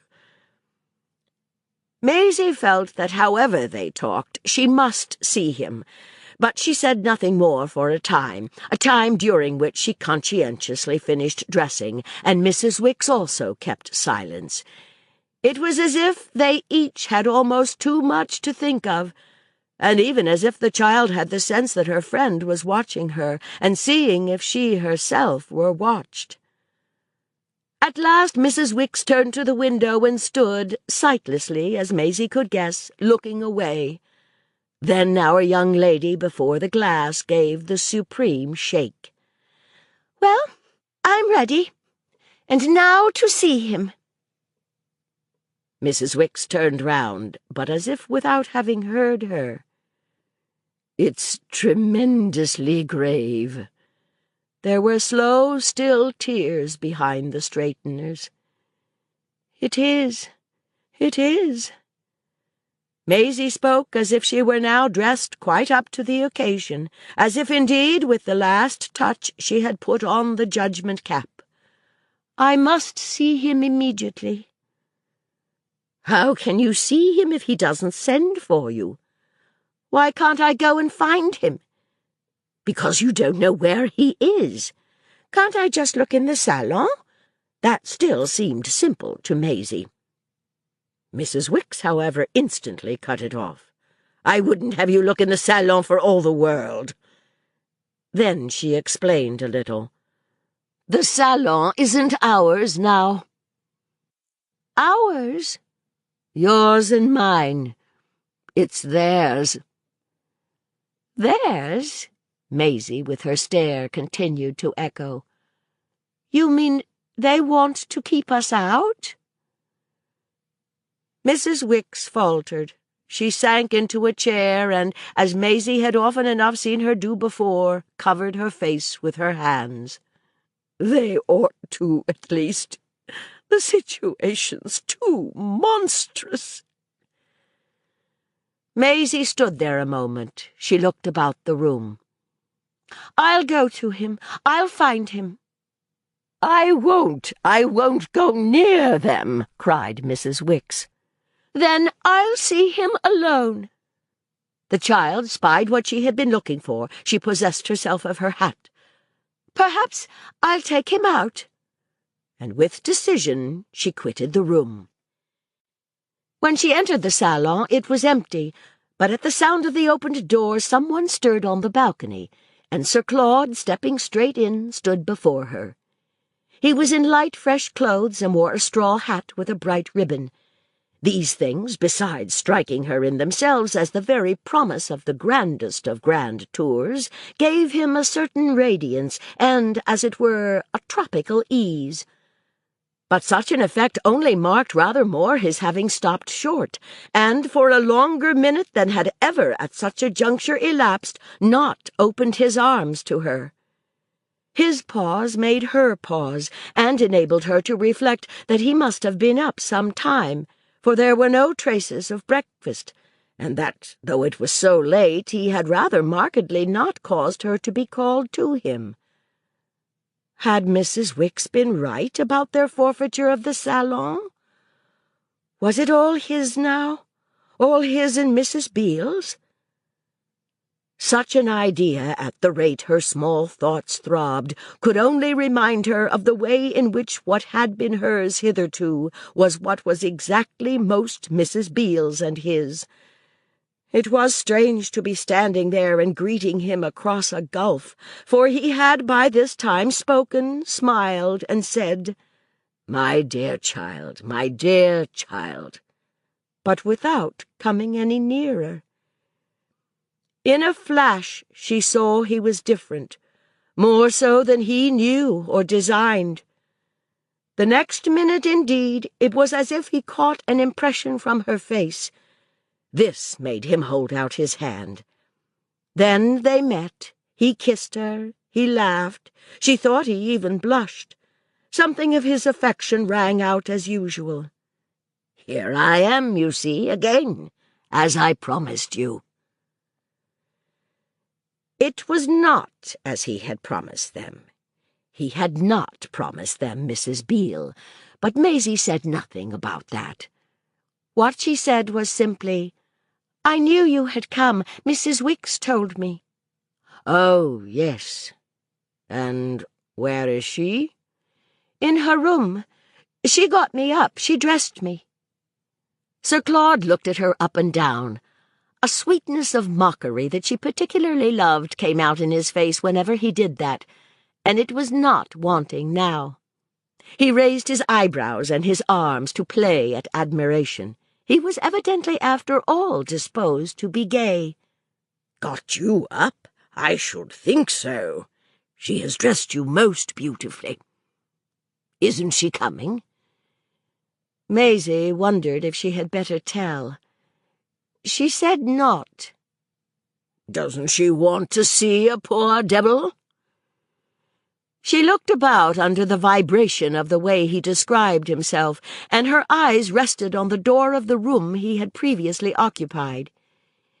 "Is Mrs. Beale in there?" Sir Claude looked blankly at the same object. "I haven't the least idea." "You haven't seen her?" "Not the tip of her nose." Maisie thought. There settled on her, in the light of his beautiful smiling eyes, the faintest, purest, coldest conviction that he wasn't telling the truth. "She hasn't welcomed you?" "Not by a single sign." "Then where is she?" Sir Claude laughed. He seemed both amused and surprised at the point she made of it. "I give it up." "Doesn't she know you've come?" He laughed again. "Perhaps she doesn't care."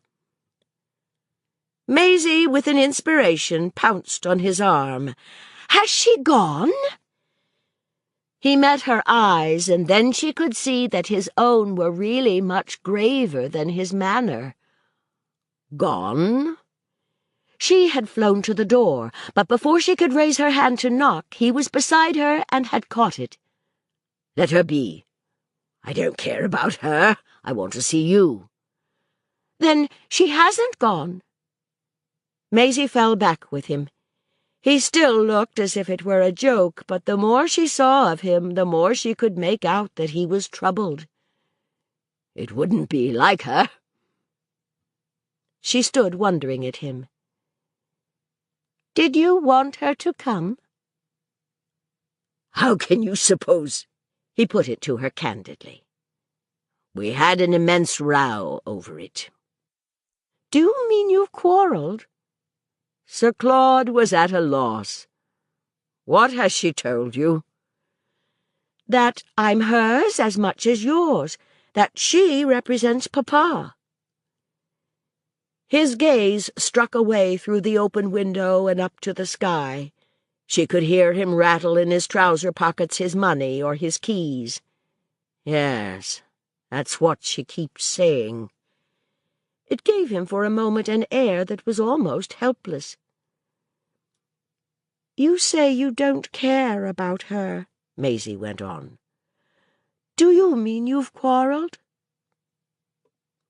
"We do nothing in life but quarrel." He rose before her as he said this, so soft and fair, so rich, in spite of what might worry him, in restored familiarities, that it gave a bright blur to the meaning, to what would otherwise perhaps have been a palpable promise, of the words. "Oh, your quarrels!" she exclaimed with discouragement. "I assure you, hers are quite fearful."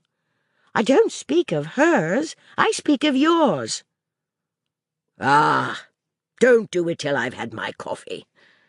You're growing up clever," he added. Then he said, "I suppose you've breakfasted?" "Oh, no, I've had nothing." "Nothing in your room?" He was all compunction. "My dear old man, we'll breakfast then together." He had one of his happy thoughts. "I say, we'll go out." "That was just what I hoped. I've brought my hat." "You are clever. We'll go to a cafe." Maisie was already at the door. He glanced round the room. "A moment, my stick." But there appeared to be no stick. "No matter, I left it—" "Oh." He remembered with an odd drop and came out. "You left it in London?" she asked as they went downstairs. "Yes, in London, fancy." "You were in such a hurry to come," Maisie explained. He had his arm round her. "That must have been the reason." Halfway down he stopped short again, slapping his leg. "And poor Mrs. Wicks." Maisie's face just showed a shadow. "Do you want her to come?" "Dear no, I want to see you alone." "That's the way I want to see you," she replied. "Like before."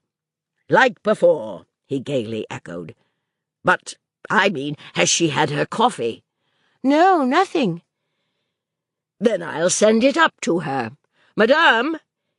He had already, at the foot of the stair, called out to the stout patronne, a lady who turned to him from the bustling, breezy hall, a countenance covered with fresh matutinal powder, and a bosom as capacious as the velvet shelf of a chimney-piece, over which her round white face, framed in its golden frizzle, might have figured as a showy clock. He ordered, with particular recommendations, Mrs. Wicks's repast, and it was a charm to hear his easy, brilliant French. Even his companion's ignorance could measure the perfection of it. The patronne, rubbing her hands and breaking in with high notes as into a florid duet, went with him to the street, and while they talked a moment longer, Maisie remembered what Mrs. Wicks had said about everyone's liking him. It came out enough through the morning powder, it came out enough in the heaving bosom, how the landlady liked him. He had evidently ordered something lovely for Mrs. Wicks. Et bien soigné, n'est-ce pas? Soyez tranquille, the patronne beamed upon him. Et pour madame? Madame? He echoed. It just pulled him up a little. Rien encore? Rien encore. Come, Maisie. She hurried along with him, but on the way to the cafe he said nothing. Chapter 30. After they were seated there, it was different. The place was not below the hotel, but further along the quay, with wide, clear windows and a floor sprinkled with bran in a manner that gave it for Maisie something of the added charm of a circus. They had pretty much to themselves the painted spaces and the red plush benches. These were shared by a few scattered gentlemen who picked teeth with facial contortions behind little bare tables, and by an old personage in particular, a very old personage with a red ribbon in his buttonhole, whose manner of soaking buttered rolls in coffee and then disposing of them in the little that was left of the interval between his nose and chin might at a less anxious hour have cast upon Maisie an almost envious spell. They, too, had their café au lait and their buttered rolls, determined by Sir Claude's asking her if she could, with that light aid, wait till the hour of déjeuner. His allusion to this meal gave her, in the shaded sprinkled coolness, the scene, as she vaguely felt, of a sort of ordered mirrored license, the haunt of those, the irregular like herself, who went to bed, or who rose too late, something to think over while she watched the white-aproned waiter perform as nimbly with plates and saucers as a certain conjurer her friend had in London taken her to a music-hall to see. Sir Claude had presently begun to talk again, to tell her how London had looked and how long he had felt himself on either side to have been absent. All about Susan Ash, too, and the amusement as well as the difficulty he had had with her. Then all about his return journey and the Channel in the night and the crowd of people coming over and the way there were always too many one knew. He spoke of other matters beside, especially of what she must tell him of the occupations while he was away of Mrs. Wicks and her pupil. Hadn't they had the good time he had promised? Had he exaggerated a bit the arrangements made for their pleasure? Maisie had something, not all there was, to say of his success and of their gratitude. She had a complication of thought that grew every minute, grew with the consciousness that she had never seen him in this particular state in which he had been given back. Mrs. Wicks had once said it was once or 50 times, once was enough for Maisie, but more was not too much, that he was wonderfully various. Well, he was certainly so to the child's mind on the present occasion. He was much more various than he was anything else. Besides, the fact that they were together in a shop at a nice little intimate table as they had so often been in London only made greater the difference of what they were together about. This difference was in his face, in his voice, in every look he gave her and every movement he made. They were not the looks and the movements he really wanted to show, and she could feel as well that they were not those she herself wanted. She had seen him nervous, she had seen everyone she had come in contact with nervous, but she had never seen him so nervous as this. Little by little it gave her a settled terror, a terror that partook of the coldness she had felt just before at the hotel, to find herself, on his answer about Mrs. Beale, disbelieve him. She seemed to see at present, to touch across the table, as if by laying her hand on it, what he had meant when he confessed on those several occasions to fear. Why was such a man so often afraid? It must have begun to come to her now that there was one thing just such a man, above all, could be afraid of. He could be afraid of himself. His fear, at all events, was there. His fear was sweet to her, beautiful and tender to her, was having coffee and buttered rolls and talk and laughter that were no talk and laughter at all with her. His fear was in his jesting, postponing, perverting voice.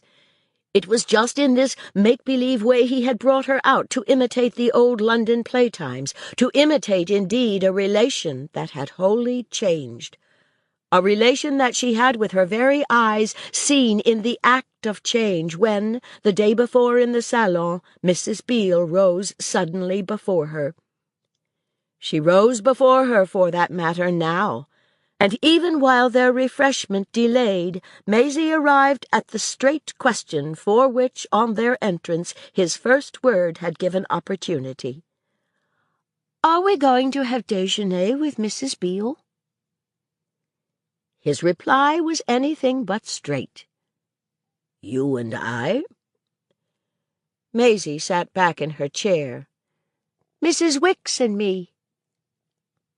Sir Claude also shifted. "That's an enquiry, my dear child, that Mrs. Beale herself must answer." Yes, he had shifted, but abruptly, after a moment during which something seemed to hang there between them, and as it heavily swayed, just fan them with the air of its motion, she felt that the whole thing was upon them. "Do you mind," he broke out, "my asking you what Mrs. Wicks has said to you?" "Said to me?" "This day or two, while I was away." "Do you mean about you and Mrs. Beale?" This audiobook is continued on Disc 9. What Maisie Knew by Henry James, continued. Disc 9. Sir Claude, resting on his elbows, fixed his eyes a moment on the white marble beneath them. "No, I think we had a good deal of that, didn't we, before I left you? It seems to me we had it pretty well all out. I mean about yourself, about your, don't you know, associating with us, as I might say, and staying on with us. While you were alone with our friend, what did she say?" Maisie felt the weight of the question. It kept her silent for a space, during which she looked at Sir Claude, whose eyes remained bent. "Nothing," she returned at last. He showed incredulity. "Nothing?" "Nothing," Maisie repeated. On which an interruption descended in the form of a tray bearing the preparations for their breakfast. These preparations were as amusing as everything else. The waiter poured their coffee from a vessel like a watering-pot, and then made it froth with the curved stream of hot milk that dropped from the height of his raised arm. But the two looked across at each other through the whole play of French pleasantness with a gravity that had now ceased to dissemble. Sir Claude sent the waiter off again for something, and then took up her answer. "Hasn't she tried to affect you?" Face to face with him thus, it seemed to Maisie that she had tried so little as to be scarce worth mentioning. Again, therefore, an instant she shut herself up. Presently she found her middle course. "Mrs. Beale likes her now, and there's one thing I've found out, a great thing. Mrs. Wicks enjoys her being so kind. She was tremendously kind all day yesterday." "I see. And what did she do?" Sir Claude asked. Maisie was now busy with her breakfast, and her companion attacked his own, so that it was all, in form at least, even more than their old sociability. "Everything she could think of. She was as nice to her as you are," the child said. "She talked to her all day."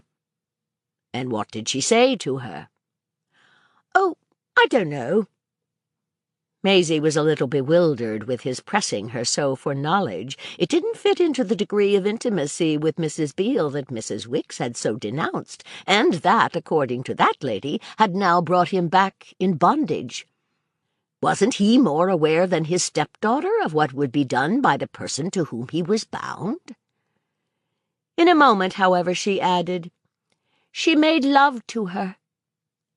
Sir Claude looked at her harder, and it was clearly something in her tone that made him quickly say, "You don't mind my asking you, do you?"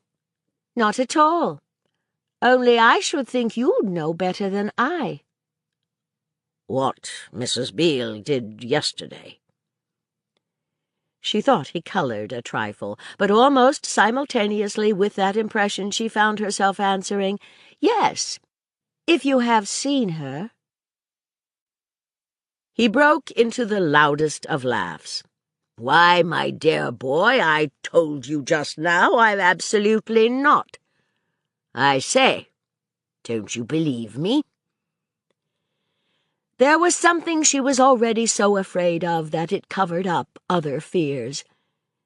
"Didn't you come back to see her?" she inquired in a moment. "Didn't you come back because you always want to so much?" He received her enquiry as he had received her doubt, with an extraordinary absence of resentment. "I can imagine, of course, why you think that, but it doesn't explain my doing what I have.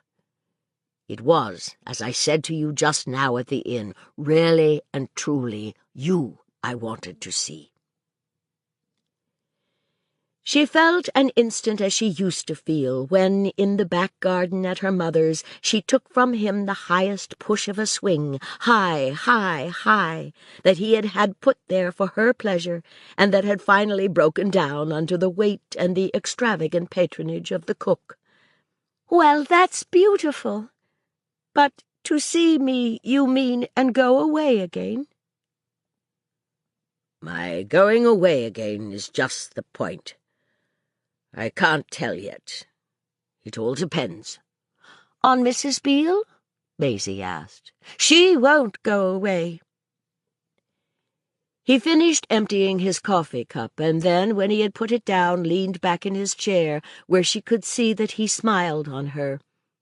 This only added to her idea that he was in trouble, that he was turning somehow in his pain and trying different things. He continued to smile, and she went on, "Don't you know that?" "Yes, I may as well confess to you that, as much as that I do know. She won't go away. She'll stay." "She'll stay. She'll stay," Maisie repeated. "Just so. Won't you have some more coffee?"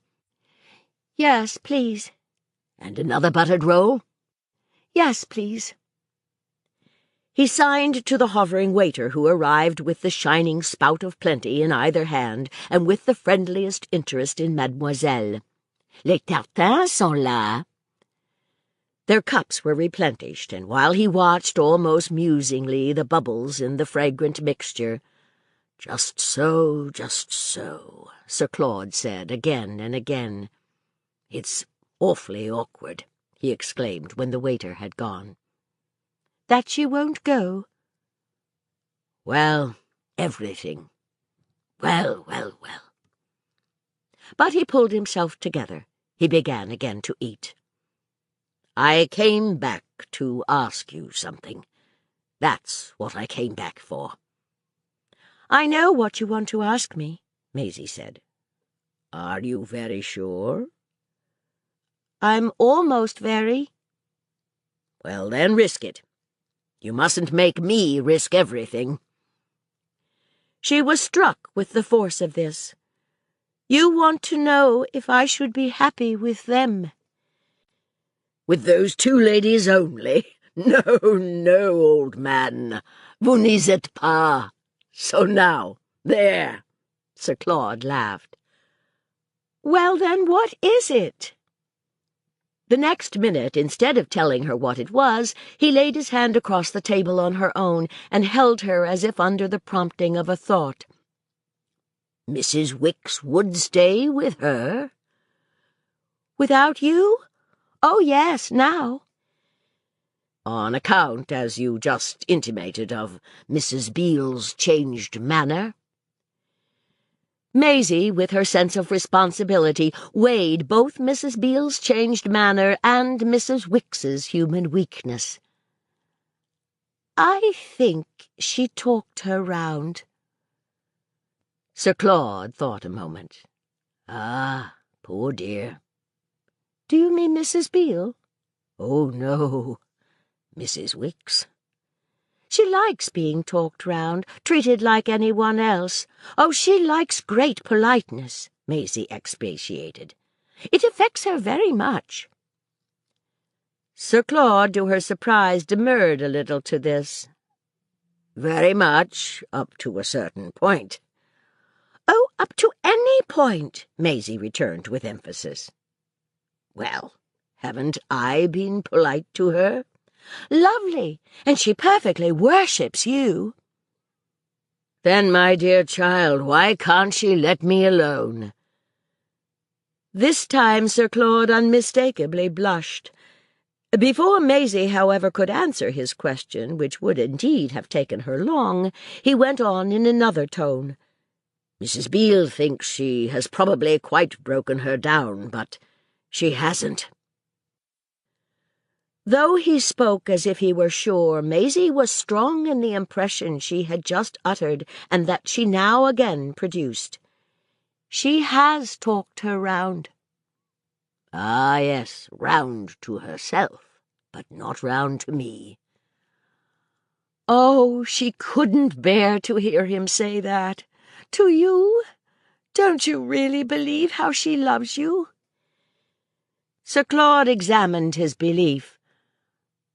"Of course, I know she's wonderful." "She's just every bit as fond of you as I am," said Maisie. "She told me so yesterday." "Ah, then," he promptly exclaimed, "she has tried to affect you. I don't love her, don't you see? I do her perfect justice," he pursued, "but I mean I don't love her as I do you, and I'm sure you wouldn't seriously expect it. She's not my daughter. Come, old chap. She's not even my mother, though I dare say it would have been better for me if she had been. I'll do for her what I do for my mother, but I won't do more." His real excitement broke out in a need to explain and justify himself, though he kept trying to correct and conceal it with laughs and mouthfuls and other vain familiarities. Suddenly he broke off, wiping his moustache with sharp pulls and coming back to Mrs. Beale. "Did she try to talk you over?" "No, to me she said very little indeed," Maisie continued. Sir Claude seemed struck with this. "She was only sweet to Mrs. Wicks." "As sweet as sugar," cried Maisie. He looked amused at her comparison, but he didn't contest it. He uttered, on the contrary, in an assenting way, a little inarticulate sound. "I know what she can be, but much good may it have done her. Mrs. Wicks won't come round. That's what makes it so fearfully awkward." Maisie knew it was fearfully awkward. She had known this, she felt, for some time, and there was something else it more pressingly concerned her to learn. "What is it you meant you came over to ask me?" "Well," said Sir Claude, "I was just going to say, let me tell you, it will surprise you." She had finished breakfast now, and she sat back in her chair again. She waited in silence to hear. He had pushed the things before him a little way and had his elbows on the table. This time she was convinced she knew what was coming, and once more, for the crash, as with Mrs. Wicks lately in her room, she held her breath and drew together her eyelids. He was going to say she must give him up. He looked hard at her again. Then he made his effort. "Should you see your way to let her go?" She was bewildered. "To let who?" "Mrs. Wicks, simply. I put it at the worst. Should you see your way to sacrifice her? Of course, I know what I'm asking." Maisie's eyes opened wide again. This was so different from what she had expected. "And stay with you alone?"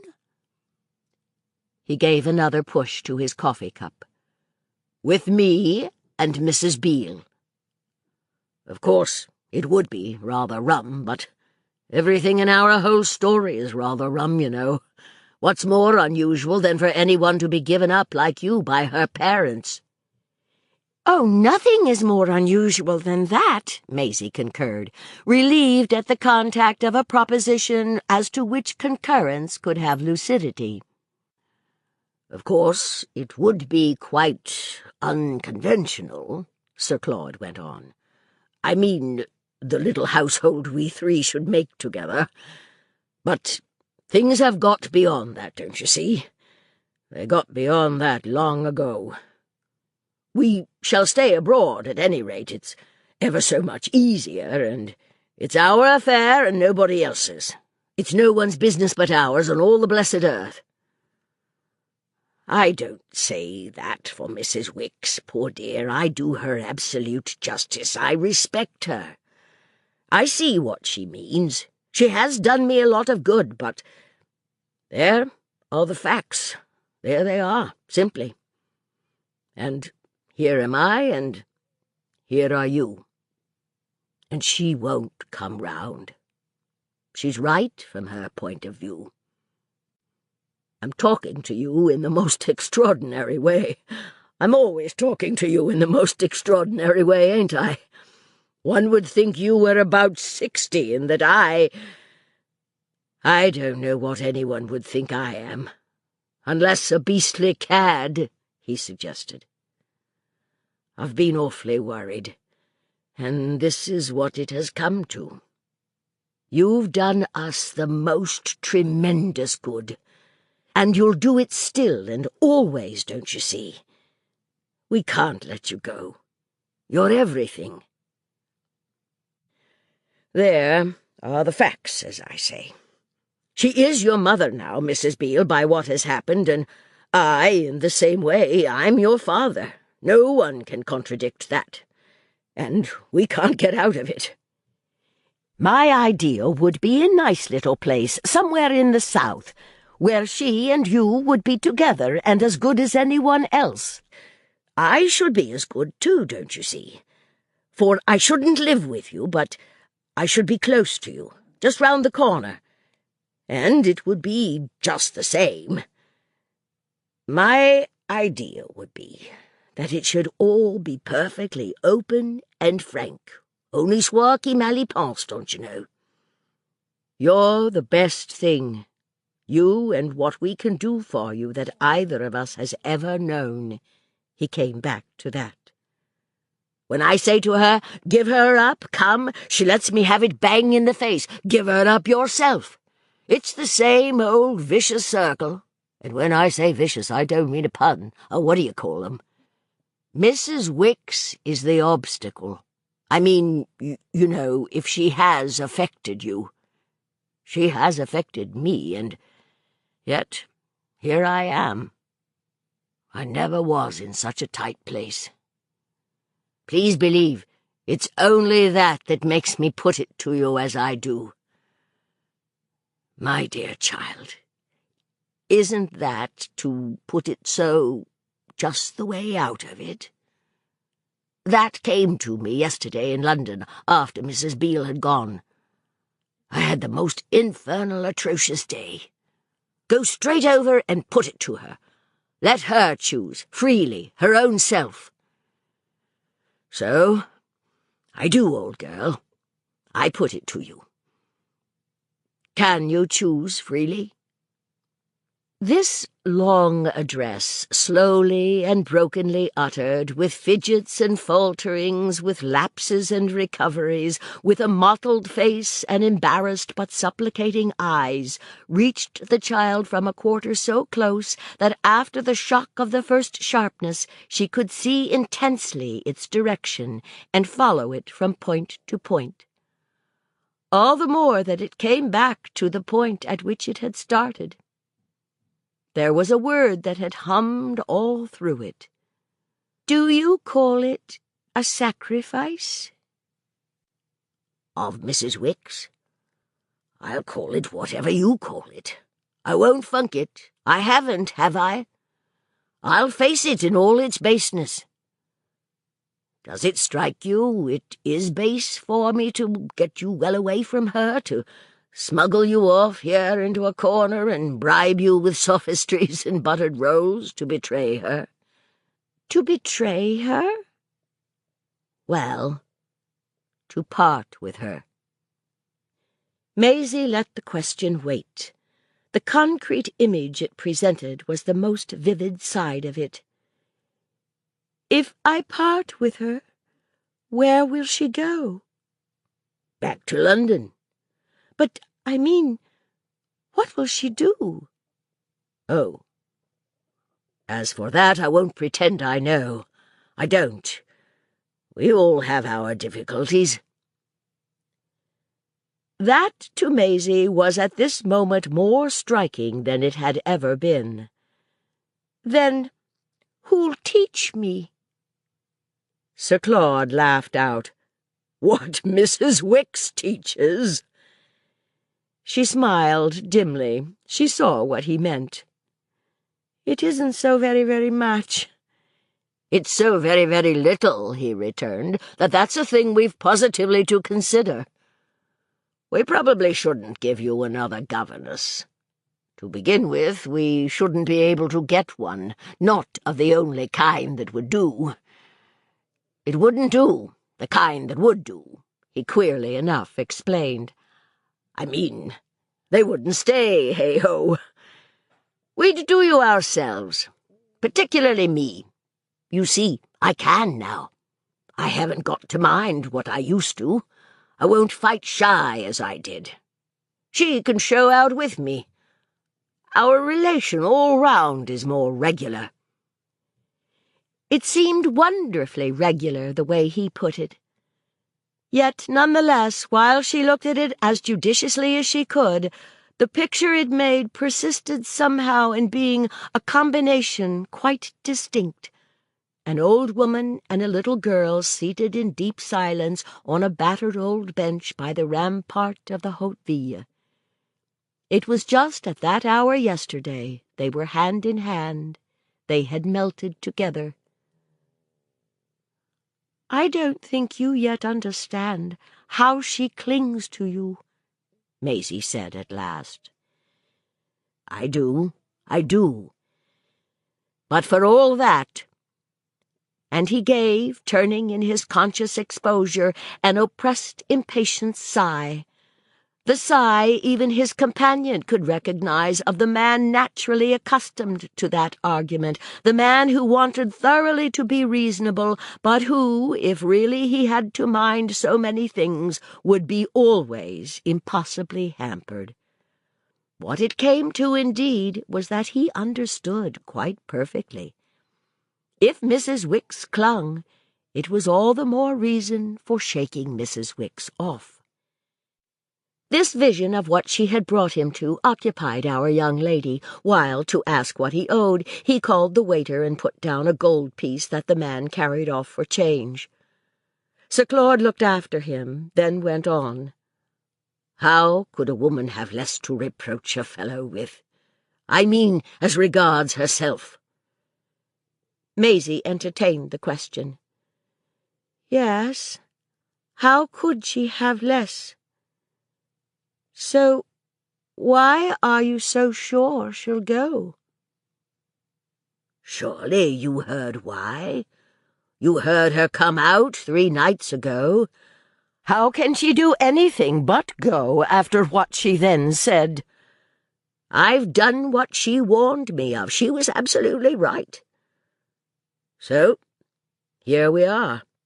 Her liking Mrs. Beale, as you call it now, is a motive sufficient, with other things, to make her, for your sake, stay on without me.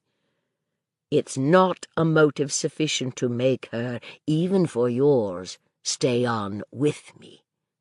Swallow, don't you see, what she can't swallow? And when you say she's as fond of me as you are, I think I can, if that's the case, challenge you a little on it. Would you, only with those 2, stay on without me?" The waiter came back with the change, and that gave her, under this appeal, a moment's respite. But when he had retreated again with the tip gathered in with graceful thanks, on a subtle hint from Sir Claude's forefinger, the latter, while pocketing the money, followed the appeal up. "Would you let her make you live with Mrs. Beale?" "Without you? Never," Maisie then answered. "Never," she said again. It made him quite triumph, and she was indeed herself shaken by the mere sound of it. "So you see you're not like her," he exclaimed, "so ready to give me away." Then he came back to his original question. "Can you choose? I mean, can you settle it by a word yourself? Will you stay on with us without her?" Now, in truth, she felt the coldness of her terror, and it seemed to her that suddenly she knew, as she knew it about Sir Claude, what she was afraid of. She was afraid of herself. She looked at him in such a way that it brought, she could see, wonder into his face, a wonder held in check, however, by his frank pretension to play fair with her, not to use advantages, not to hurry nor hustle her, only to put her chance clearly and kindly before her. "May I think?" she finally asked. "Certainly, certainly. But how long?" "Oh, only a little while," she said meekly. He had for a moment the air of wishing to look at it as if it were the most cheerful prospect in the world. "But what shall we do while you're thinking?" He spoke as if thought were compatible with almost any distraction. There was but one thing Maisie wished to do, and after an instant she expressed it. "Have we got to go back to the hotel?" "Do you want to?" "Oh, no." "There's not the least necessity for it." He bent his eyes on his watch. His face was now very grave. "We can do anything else in the world." He looked at her again, almost as if he were on the point of saying that they might, for instance, start off for Paris. But even while she wondered if that were not coming, he had a sudden drop. "We can take a walk." She was all ready, but he sat there as if he had still something more to say. This, too, however, didn't come, so she herself spoke. "I think I should like to see Mrs. Wicks first." "Before you decide? All right, all right." He had put on his hat, but he had still to light a cigarette. He smoked a minute, with his head thrown back, looking at the ceiling. Then he said, "There's one thing to remember. I've a right to impress it on you. We stand absolutely in the place of your parents. It's their defection, their extraordinary baseness, that has made our responsibility. Never was a young person more directly committed and confided." He appeared to say this over at the ceiling through his smoke a little for his own illumination. It carried him after a pause somewhat further. "Though, I admit, it was to each of us separately." He gave her so at that moment, and in that attitude, the sense of wanting, as it were, to be on her side, on the side of what would be in every way most right and wise and charming for her, that she felt a sudden desire to prove herself not less delicate and magnanimous, not less solicitous for his own interests. What were these but that of the regularity he had just before spoken of? "It was to each of you separately," she accordingly, with much earnestness, remarked. "But don't you remember? I brought you together." He jumped up with a delighted laugh. "Remember? Rather! You brought us together. You brought us together. Come." Chapter 31. She remained out with him for a time of which she could take no measure, save that it was too short for what she wished to make of it, an interval, a barrier indefinite, insurmountable. They walked about, they dawdled, they looked in shop windows, they did all the old things exactly as if to try to get back all the old safety, to get something out of them that they had always got before. This had come before, whatever it was, without their trying, and nothing came now but the intenser consciousness of their quest and their subterfuge. The strangest thing of all was what had really happened to the old safety. What had really happened was that Sir Claude was free, and that Mrs. Beale was free, and yet that the new medium was somehow still more oppressive than the old. She could feel that Sir Claude concurred with her in the sense that the oppression would be worst at the inn, where, till something should be settled, they would feel the want of something, of what could they call it, but a footing. The question of the settlement loomed larger to her now. It depended, she had learned so completely, on herself. Her choice, as her friend had called it, was there before her like an impossible sum on a slate, a sum that, in spite of her pleas for consideration, she simply got off from doing while she walked about with him. She must see Mrs. Wicks before she could do her sum. Therefore, the longer before she saw her, the more distant would be the ordeal. She met at present no demand whatever of her obligation. She simply plunged, to avoid it, deeper into the company of Sir Claude. She saw nothing that she had seen hitherto, no touch in the foreign picture that had at first been always before her. The only touch was that of Sir Claude's hand, and to feel her own in it was her mute resistance to time. She went about as sightlessly as if he had been leading her blindfold. If they were afraid of themselves, it was themselves they would find at the inn. She was certain now that what awaited them there would be to lunch with Mrs. Beale. All her instinct was to avoid that, to draw out their walk, to find pretexts, to take him down upon the beach, to take him to the end of the pier. He said no other word to her about what they had talked of at breakfast, and she had a dim vision of how his way of not letting her see him definitely wait for anything from her would make anyone who should know of it, would make Mrs. Wicks, for instance, think him more than ever a gentleman. It was true that once or twice on the jetty, on the sands, he looked at her for a minute with eyes that seemed to propose to her to come straight off with him to Paris. That, however, was not to give her a nudge about her responsibility. He evidently wanted to procrastinate quite as much as she did.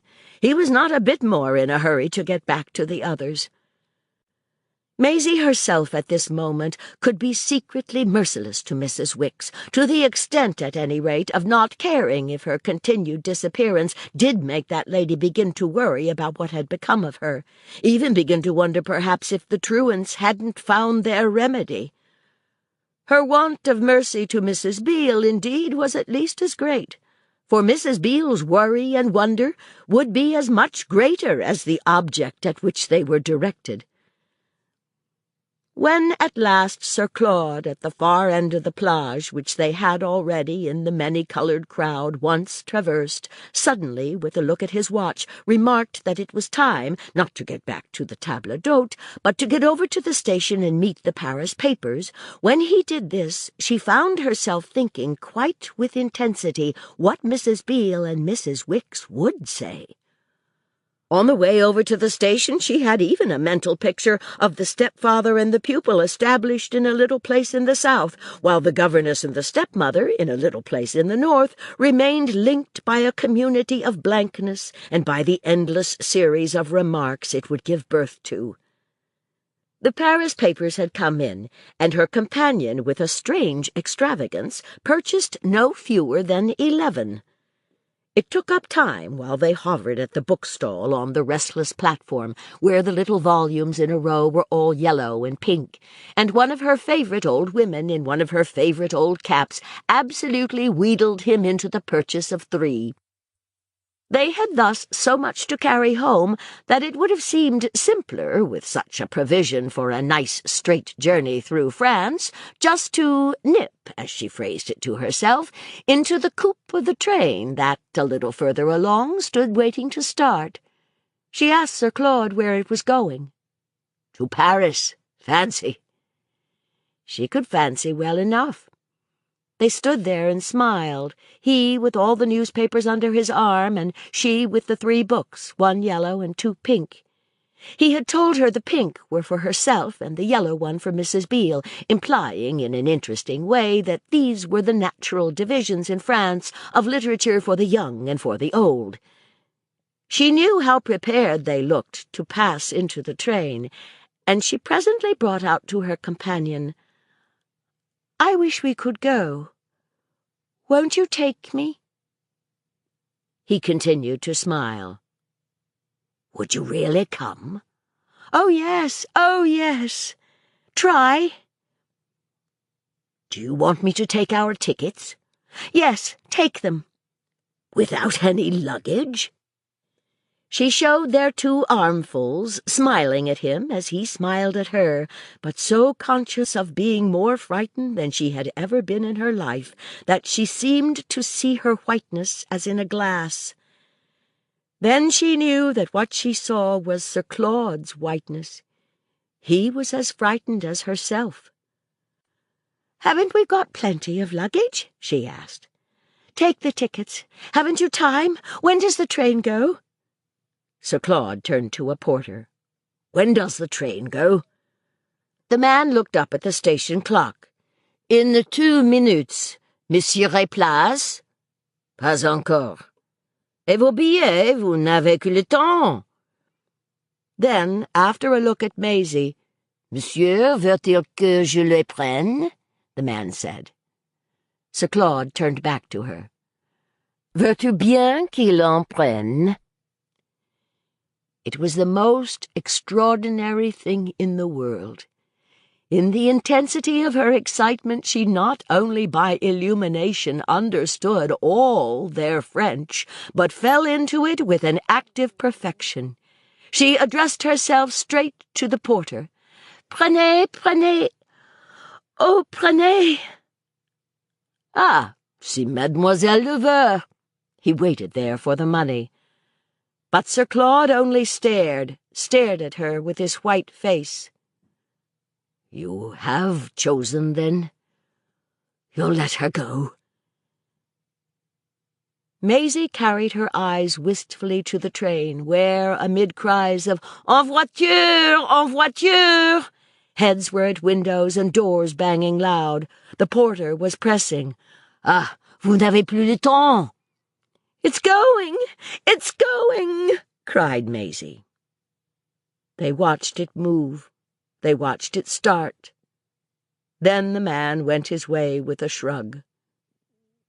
"It's gone," Sir Claude said. Maisie crept some distance up the platform. She stood there with her back to her companion, following it with her eyes, keeping down tears, nursing her pink and yellow books. She had had a real fright, but had fallen back to earth. The odd thing was that in her fall her fear, too, had been dashed down and broken. It was gone. She looked round at last from where she had paused at Sir Claude's, and then saw that his wasn't. It sat there with him on the bench to which, against the wall of the station, he had retreated, and where, leaning back and, as she thought, rather queer, he still waited. She came down to him, and he continued to offer his ineffectual intention of pleasantry. "Yes, I've chosen," she said to him. "I'll let her go, if you... She faltered. He quickly took her up. If If you'll give up Mrs. Beale." "Oh!" he exclaimed, on which she saw how much, how hopelessly he was afraid. She had supposed at the cafe that it was of his rebellion, of his gathering motive. But how could that be when his temptations, that temptation, for example, of the train they had just lost, were, after all, so slight? Mrs. Wicks was right. He was afraid of his weakness.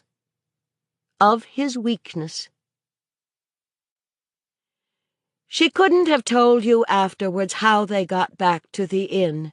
She could only have told you that even from this point they had not gone straight, but once more had wandered and loitered, and, in the course of it, had found themselves on the edge of the quay, where, still apparently with half an hour to spare, the boat prepared for Folkestone was drawn up. Here they hovered as they had done at the station. Here they exchanged silences again. But only exchanged silences. There were punctual people on the deck, choosing places, taking the best, some of them already contented, all established and shawled, facing to England and attended by the steward, who, confined on such a day to the lighter offices, tucked up the ladies' feet or opened bottles with a pop. They looked down at these things without a word. They even picked out a good place for two that was left in the lee of a lifeboat. And if they lingered rather stupidly, neither deciding to go aboard nor deciding to come away, it was Sir Claude, quite as much as she, who wouldn't move. It was Sir Claude who cultivated the supreme stillness by which she knew best what he meant. He simply meant that he knew all she herself meant. But there was no pretense of pleasantry now. Their faces were grave and tired.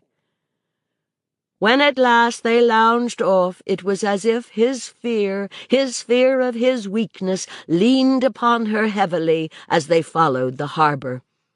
In the hall of the hotel, as they passed in, she saw a battered old box that she recognized, an ancient receptacle with dangling labels that she knew, and a big painted W, lately done over and intensely personal, that seemed to stare at her with a recognition and even with some suspicion of its own. Sir Claude caught it too, and there was agitation for both of them in the sight of this object on the move. Was Mrs. Wicks going? And was the responsibility of giving her up lifted at a touch from her pupil? Her pupil and her pupil's companion, transfixed a moment, held in the presence of the omen communication more intense than in the presence either of the Paris train or of the Channel steamer. Then, and still without a word, they went straight upstairs. There, however, on the landing, out of sight of the people below, they collapsed so that they had to sink down together for support. They simply seated themselves on the uppermost step, while Sir Claude grasped the hand of his stepdaughter with a pressure that at another moment would probably have made her squeal. Their books and papers were all scattered. "She thinks you've given her up."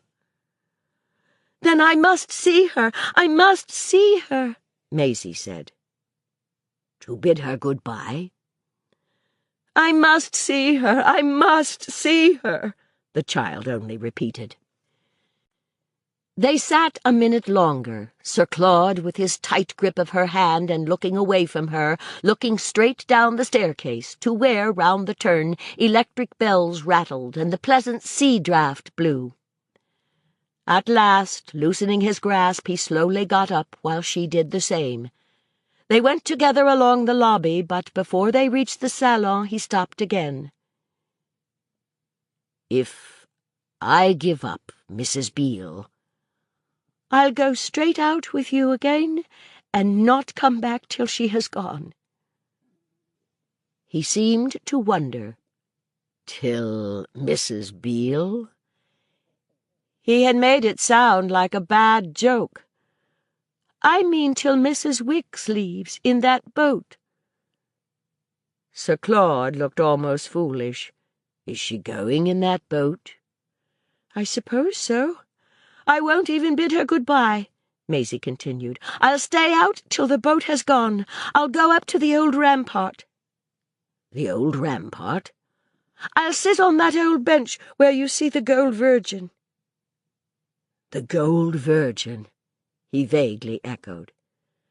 But it brought his eyes back to her as if after an instant he could see the place and the thing she named, could see her sitting there alone. "While I break with Mrs. Beale." "While you break with Mrs. Beale." He gave a long, deep, smothered sigh. I must see her first." "You won't do as I do? Go out and wait?" "Wait." Once more he appeared at a loss. "Till they both have gone," Maisie said. "Giving us up." "Giving us up." Oh, with what a face for an instant he wondered if that could be. But his wonder the next moment only made him go to the door, and with his hand on the knob stand as if listening for voices. Maisie listened, but she heard none. All she heard presently was Sir Claude's saying with speculation quite choked off, but so as not to be heard in the salon, "Mrs. Beale will never go." On this he pushed open the door, and she went in with him. The salon was empty, but as an effect of their entrance the lady he had just mentioned appeared at the door of the bedroom. "Is she going?" he then demanded. Mrs. Beale came forward, closing her door behind her. "I've had the most extraordinary scene with her. She told me yesterday she'd stay." "And my arrival has altered it?" "Oh, we took that into account." Mrs. Beale was flushed, which was never quite becoming to her, and her face visibly testified to the encounter to which she alluded. Evidently, however, she had not been worsted, and she held up her head and smiled and rubbed her hands as if in sudden emulation of the patronne. "She promised she'd stay, even if you should come." "Then why has she changed?" "Because she's a hound. The reason she herself gives is that you've been out too long." Sir Claude stared. "What has that to do with it?" "You've been out an age," Mrs. Beale continued. "I myself couldn't imagine what had become of you. The whole morning," she exclaimed, "and luncheon long since over." Sir Claude appeared indifferent to that. "Did Mrs. Wicks go down with you?" he only asked. "Not she. She never budged." And Mrs. Beale's flush to Maisie's vision deepened. "She moped there. She didn't so much as come out to me. And when I sent to invite her, simply declined to appear. She said she wanted nothing, and I went down alone. But when I came up, fortunately a little primed," and Mrs. Beale smiled a fine smile of battle, "she was in the field." "And you had a big row?" "We had a big row," she assented with a frankness as large. "And while you left me to that sort of thing, I should like to know where you were." She paused for a reply, but Sir Claude merely looked at Maisie, a movement that promptly quickened her challenge. "Where the mischief have you been?" "You seem to take it as hard as Mrs. Wicks," Sir Claude returned. "I take it as I choose to take it, and you don't answer my question." He looked again at Maisie, as if for an aid to this effort, whereupon she smiled at her stepmother and offered, "We've been everywhere."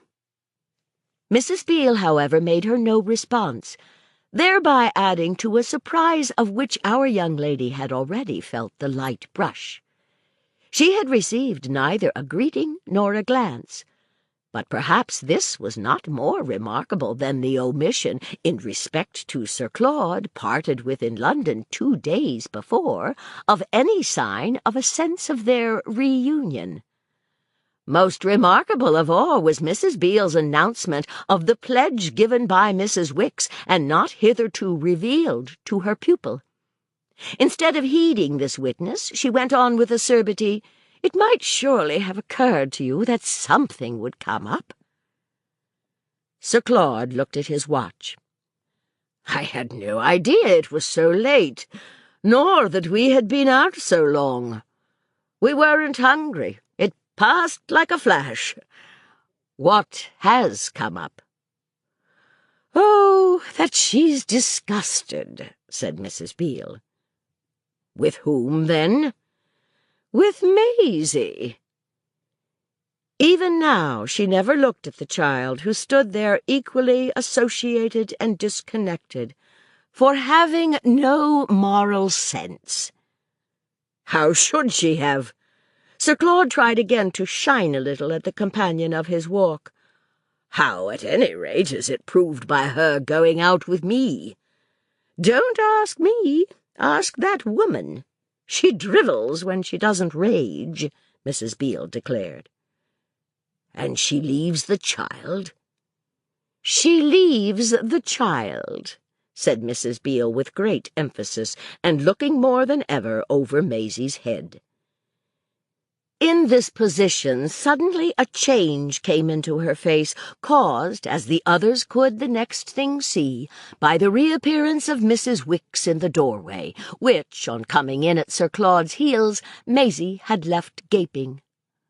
"I don't leave the child! I don't! I don't!" she thundered from the threshold, advancing upon the opposed three, but addressing herself directly to Maisie. She was girded, positively harnessed for departure, arrayed as she had been arrayed on her advent, and armed with a small, fat, rusty reticule, which, almost in the manner of a battle-axe, she brandished in support of her words. She had clearly come straight from her room, where Maisie in an instant guessed she had directed the removal of her minor effects. "I don't leave you till I've given you another chance. Will you come with me?"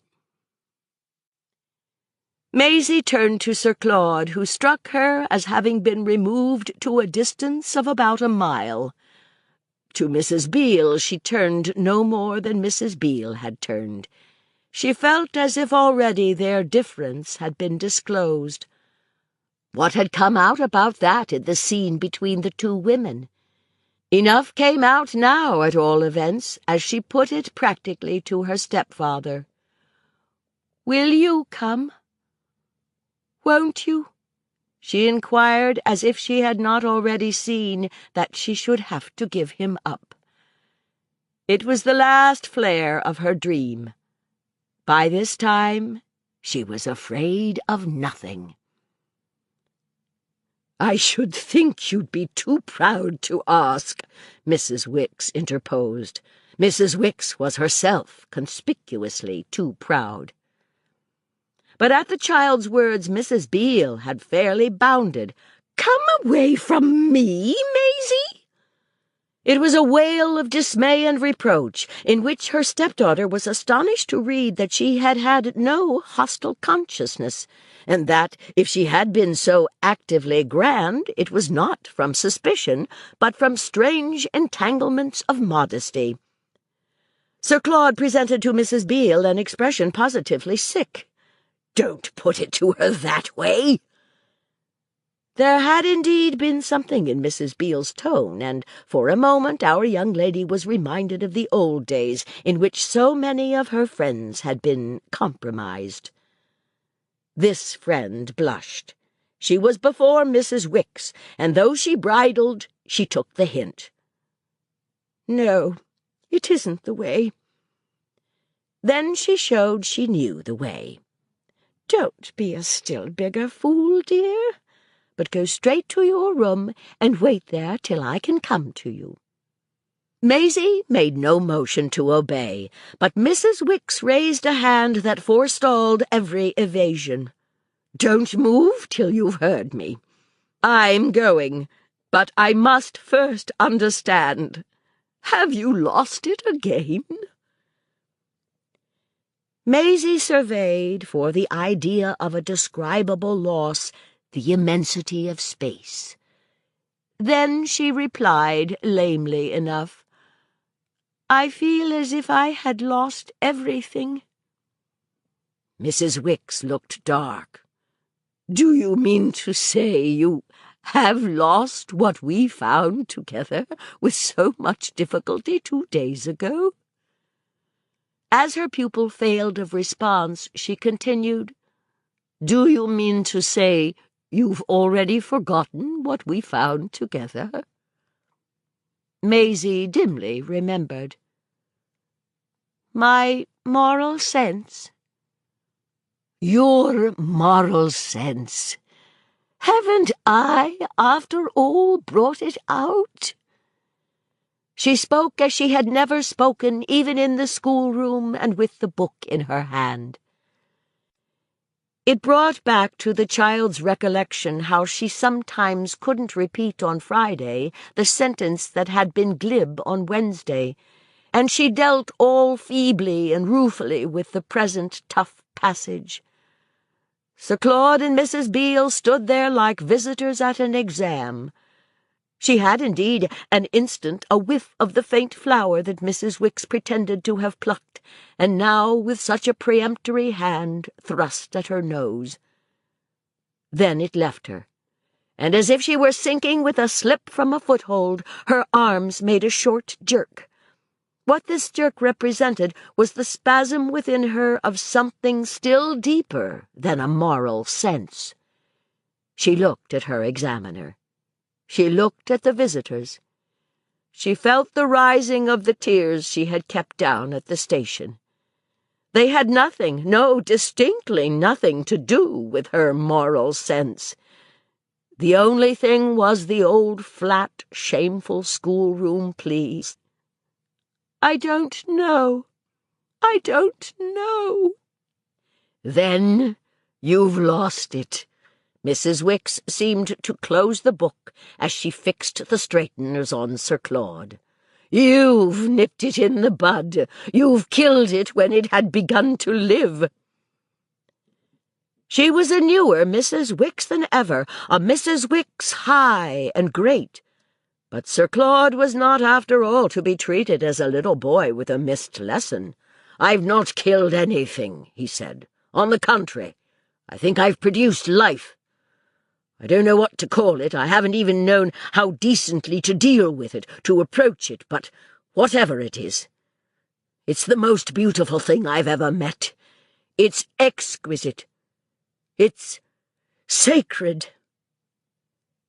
He had his hands in his pockets, and though a trace of the sickness he had just shown perhaps lingered there, his face bent itself with extraordinary gentleness on both the friends he was about to lose.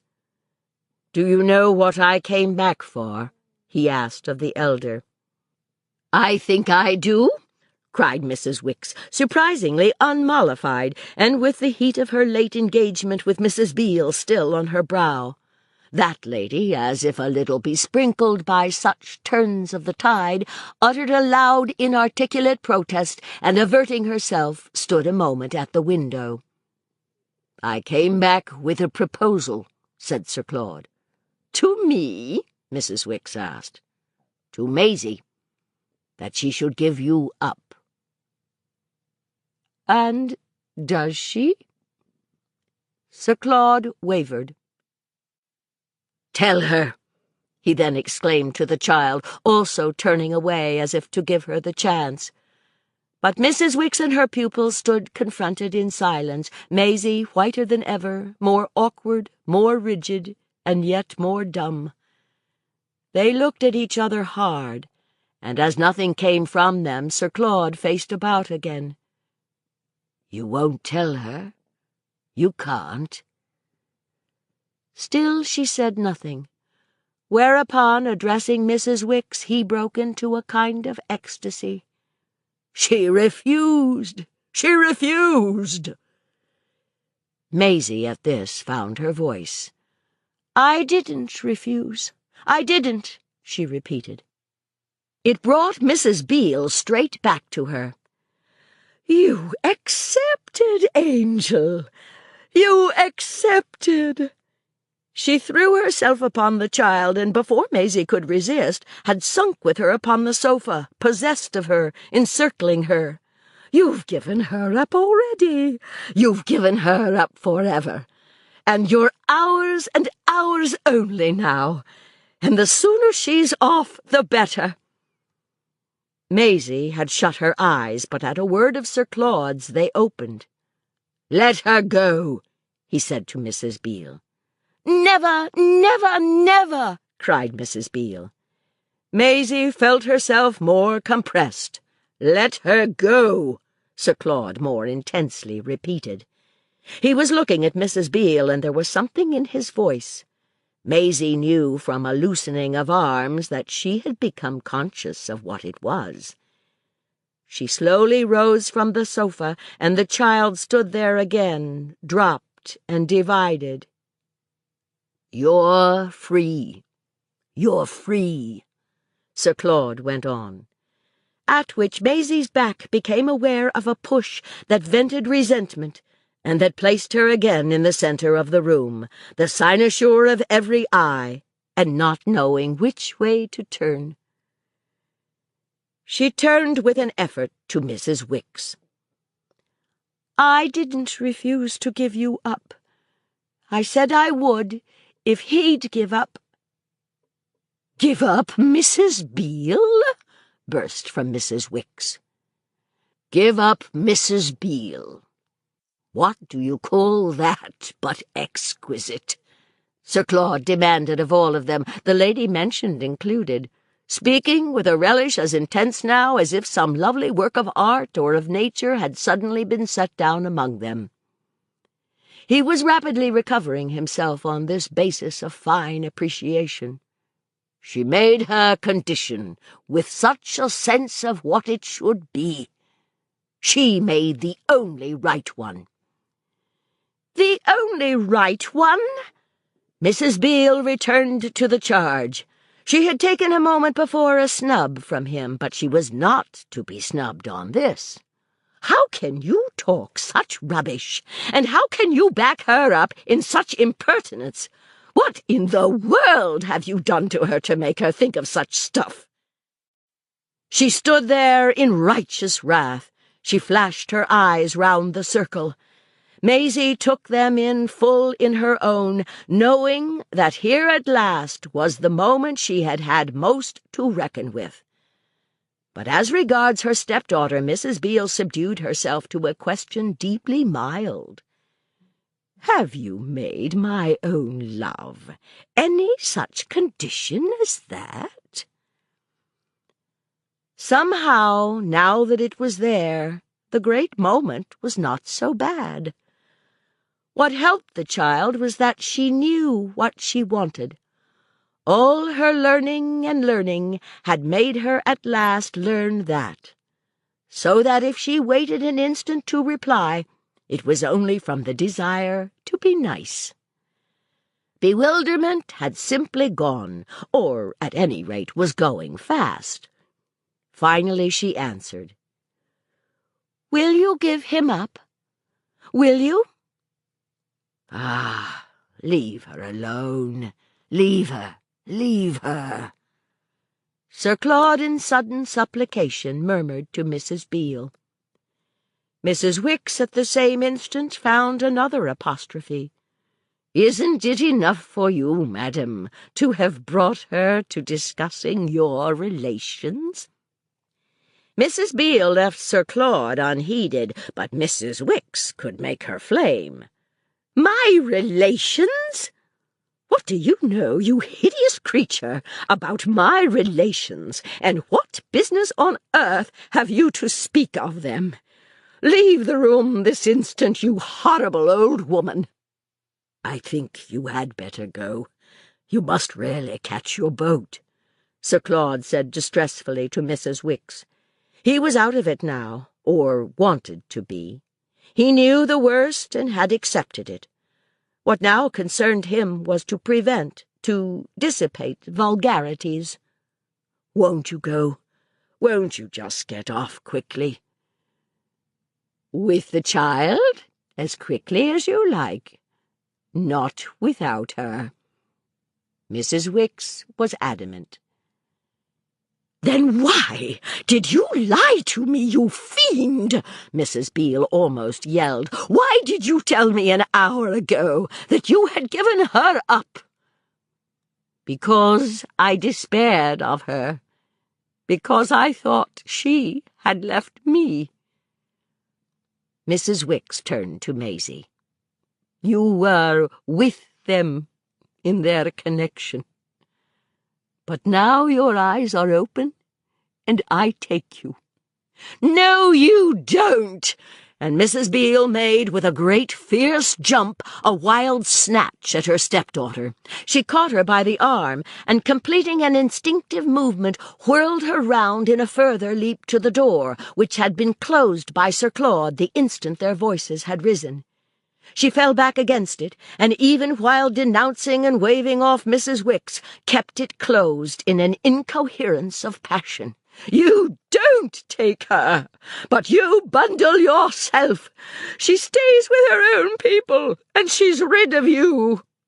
I never heard of anything so monstrous." Sir Claude had rescued Maisie and kept hold of her. He held her in front of him, resting his hands very lightly on her shoulders and facing the loud adversaries. Mrs. Beale's flush had dropped. She had turned pale with a splendid wrath. She kept protesting and dismissing Mrs. Wicks. She glued her back to the door to prevent Maisie's flight. She drove out Mrs. Wicks by the window or the chimney. "You're a nice one, discussing relations with your talk of our connection and your insults. What in the world's our connection but the love of the child who's our duty and our life, and who holds us together as closely as she originally brought us?" I know, Maisie said with a burst of eagerness. "I did bring you." The strangest of laughs escaped from Sir Claude. "You did bring us. You did." His hands went up and down gently on her shoulders. Mrs. Wicks so dominated the situation that she had something sharp for everyone. "There, you have, you see," she pregnantly remarked to her pupil. "Will you give him up?"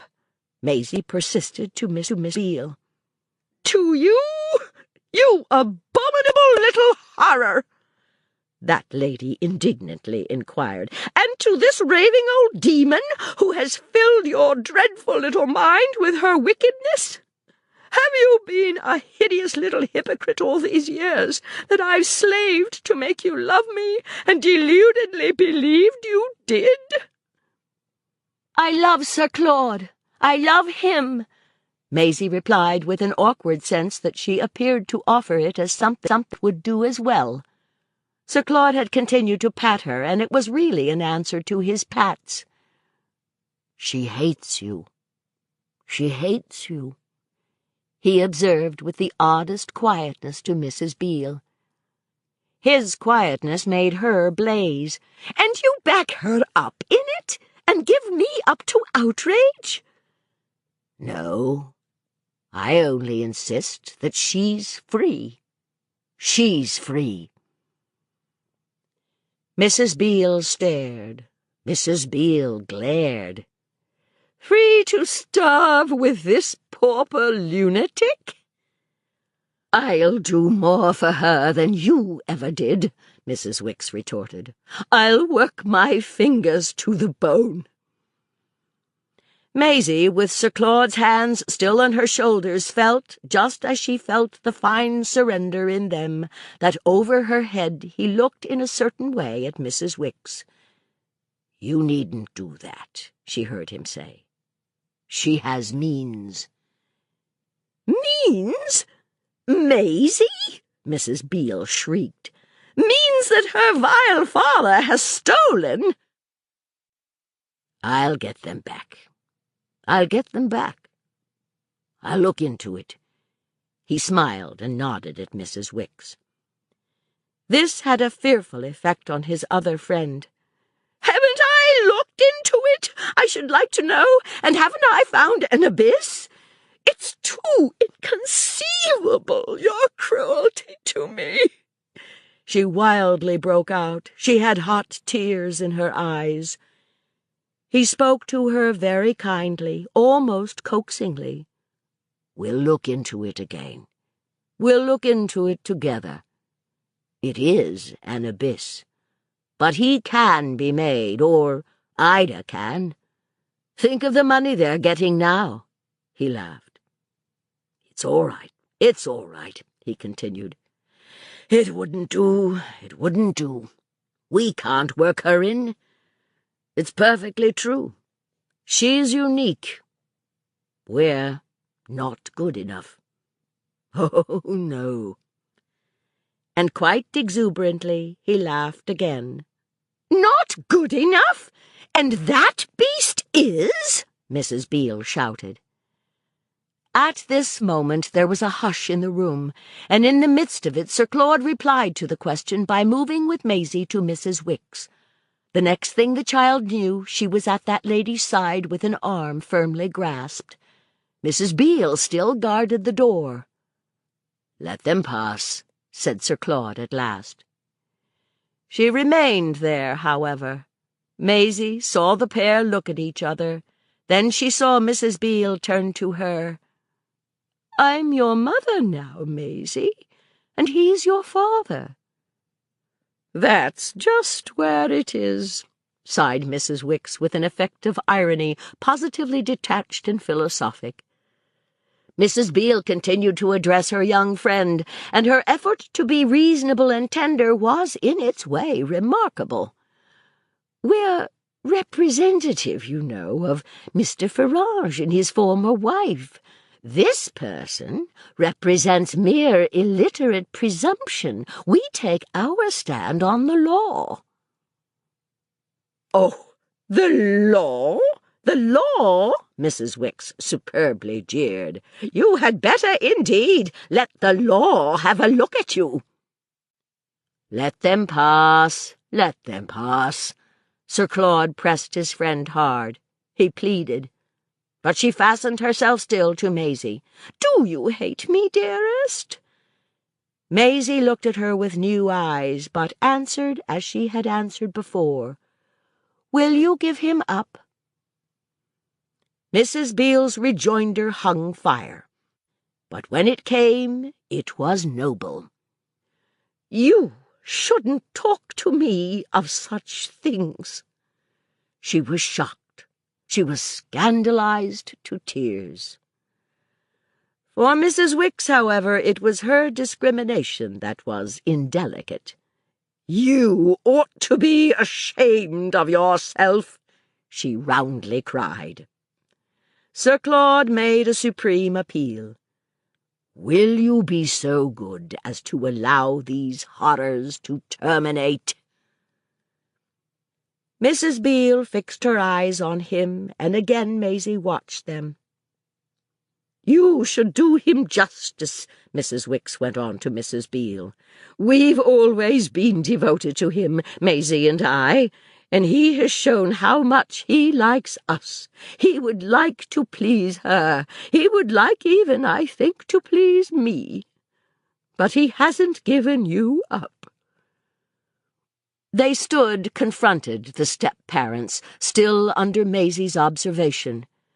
That observation had never sunk so deep as at this particular moment.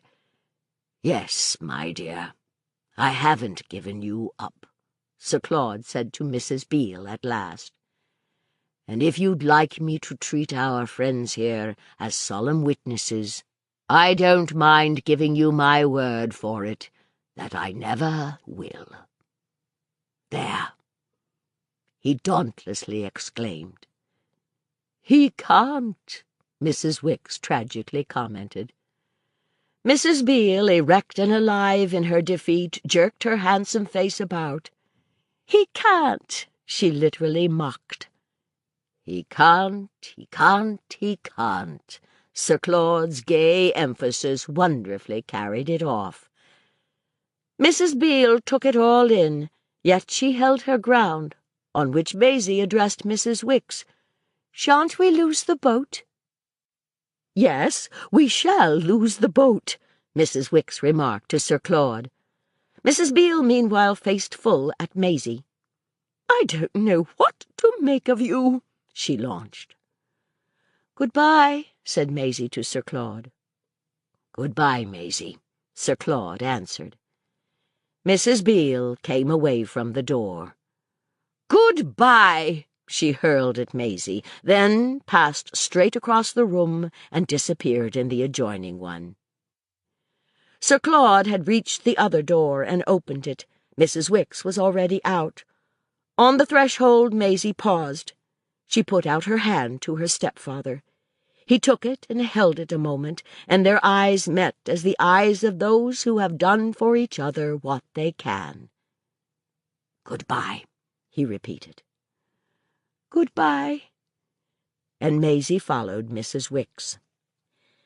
They caught the steamer, which was just putting off, and hustled across the gulf, found themselves on the deck so breathless and so scared that they gave up half the voyage to letting their emotions sink. It sank slowly and imperfectly, but at last, in mid-channel, surrounded by the quiet sea, Mrs. Wicks had courage to revert. "I didn't look back. Did you?" "Yes. He wasn't there," said Maisie. "Not on the balcony?" Maisie waited a moment. Then, "He wasn't there," she simply said again.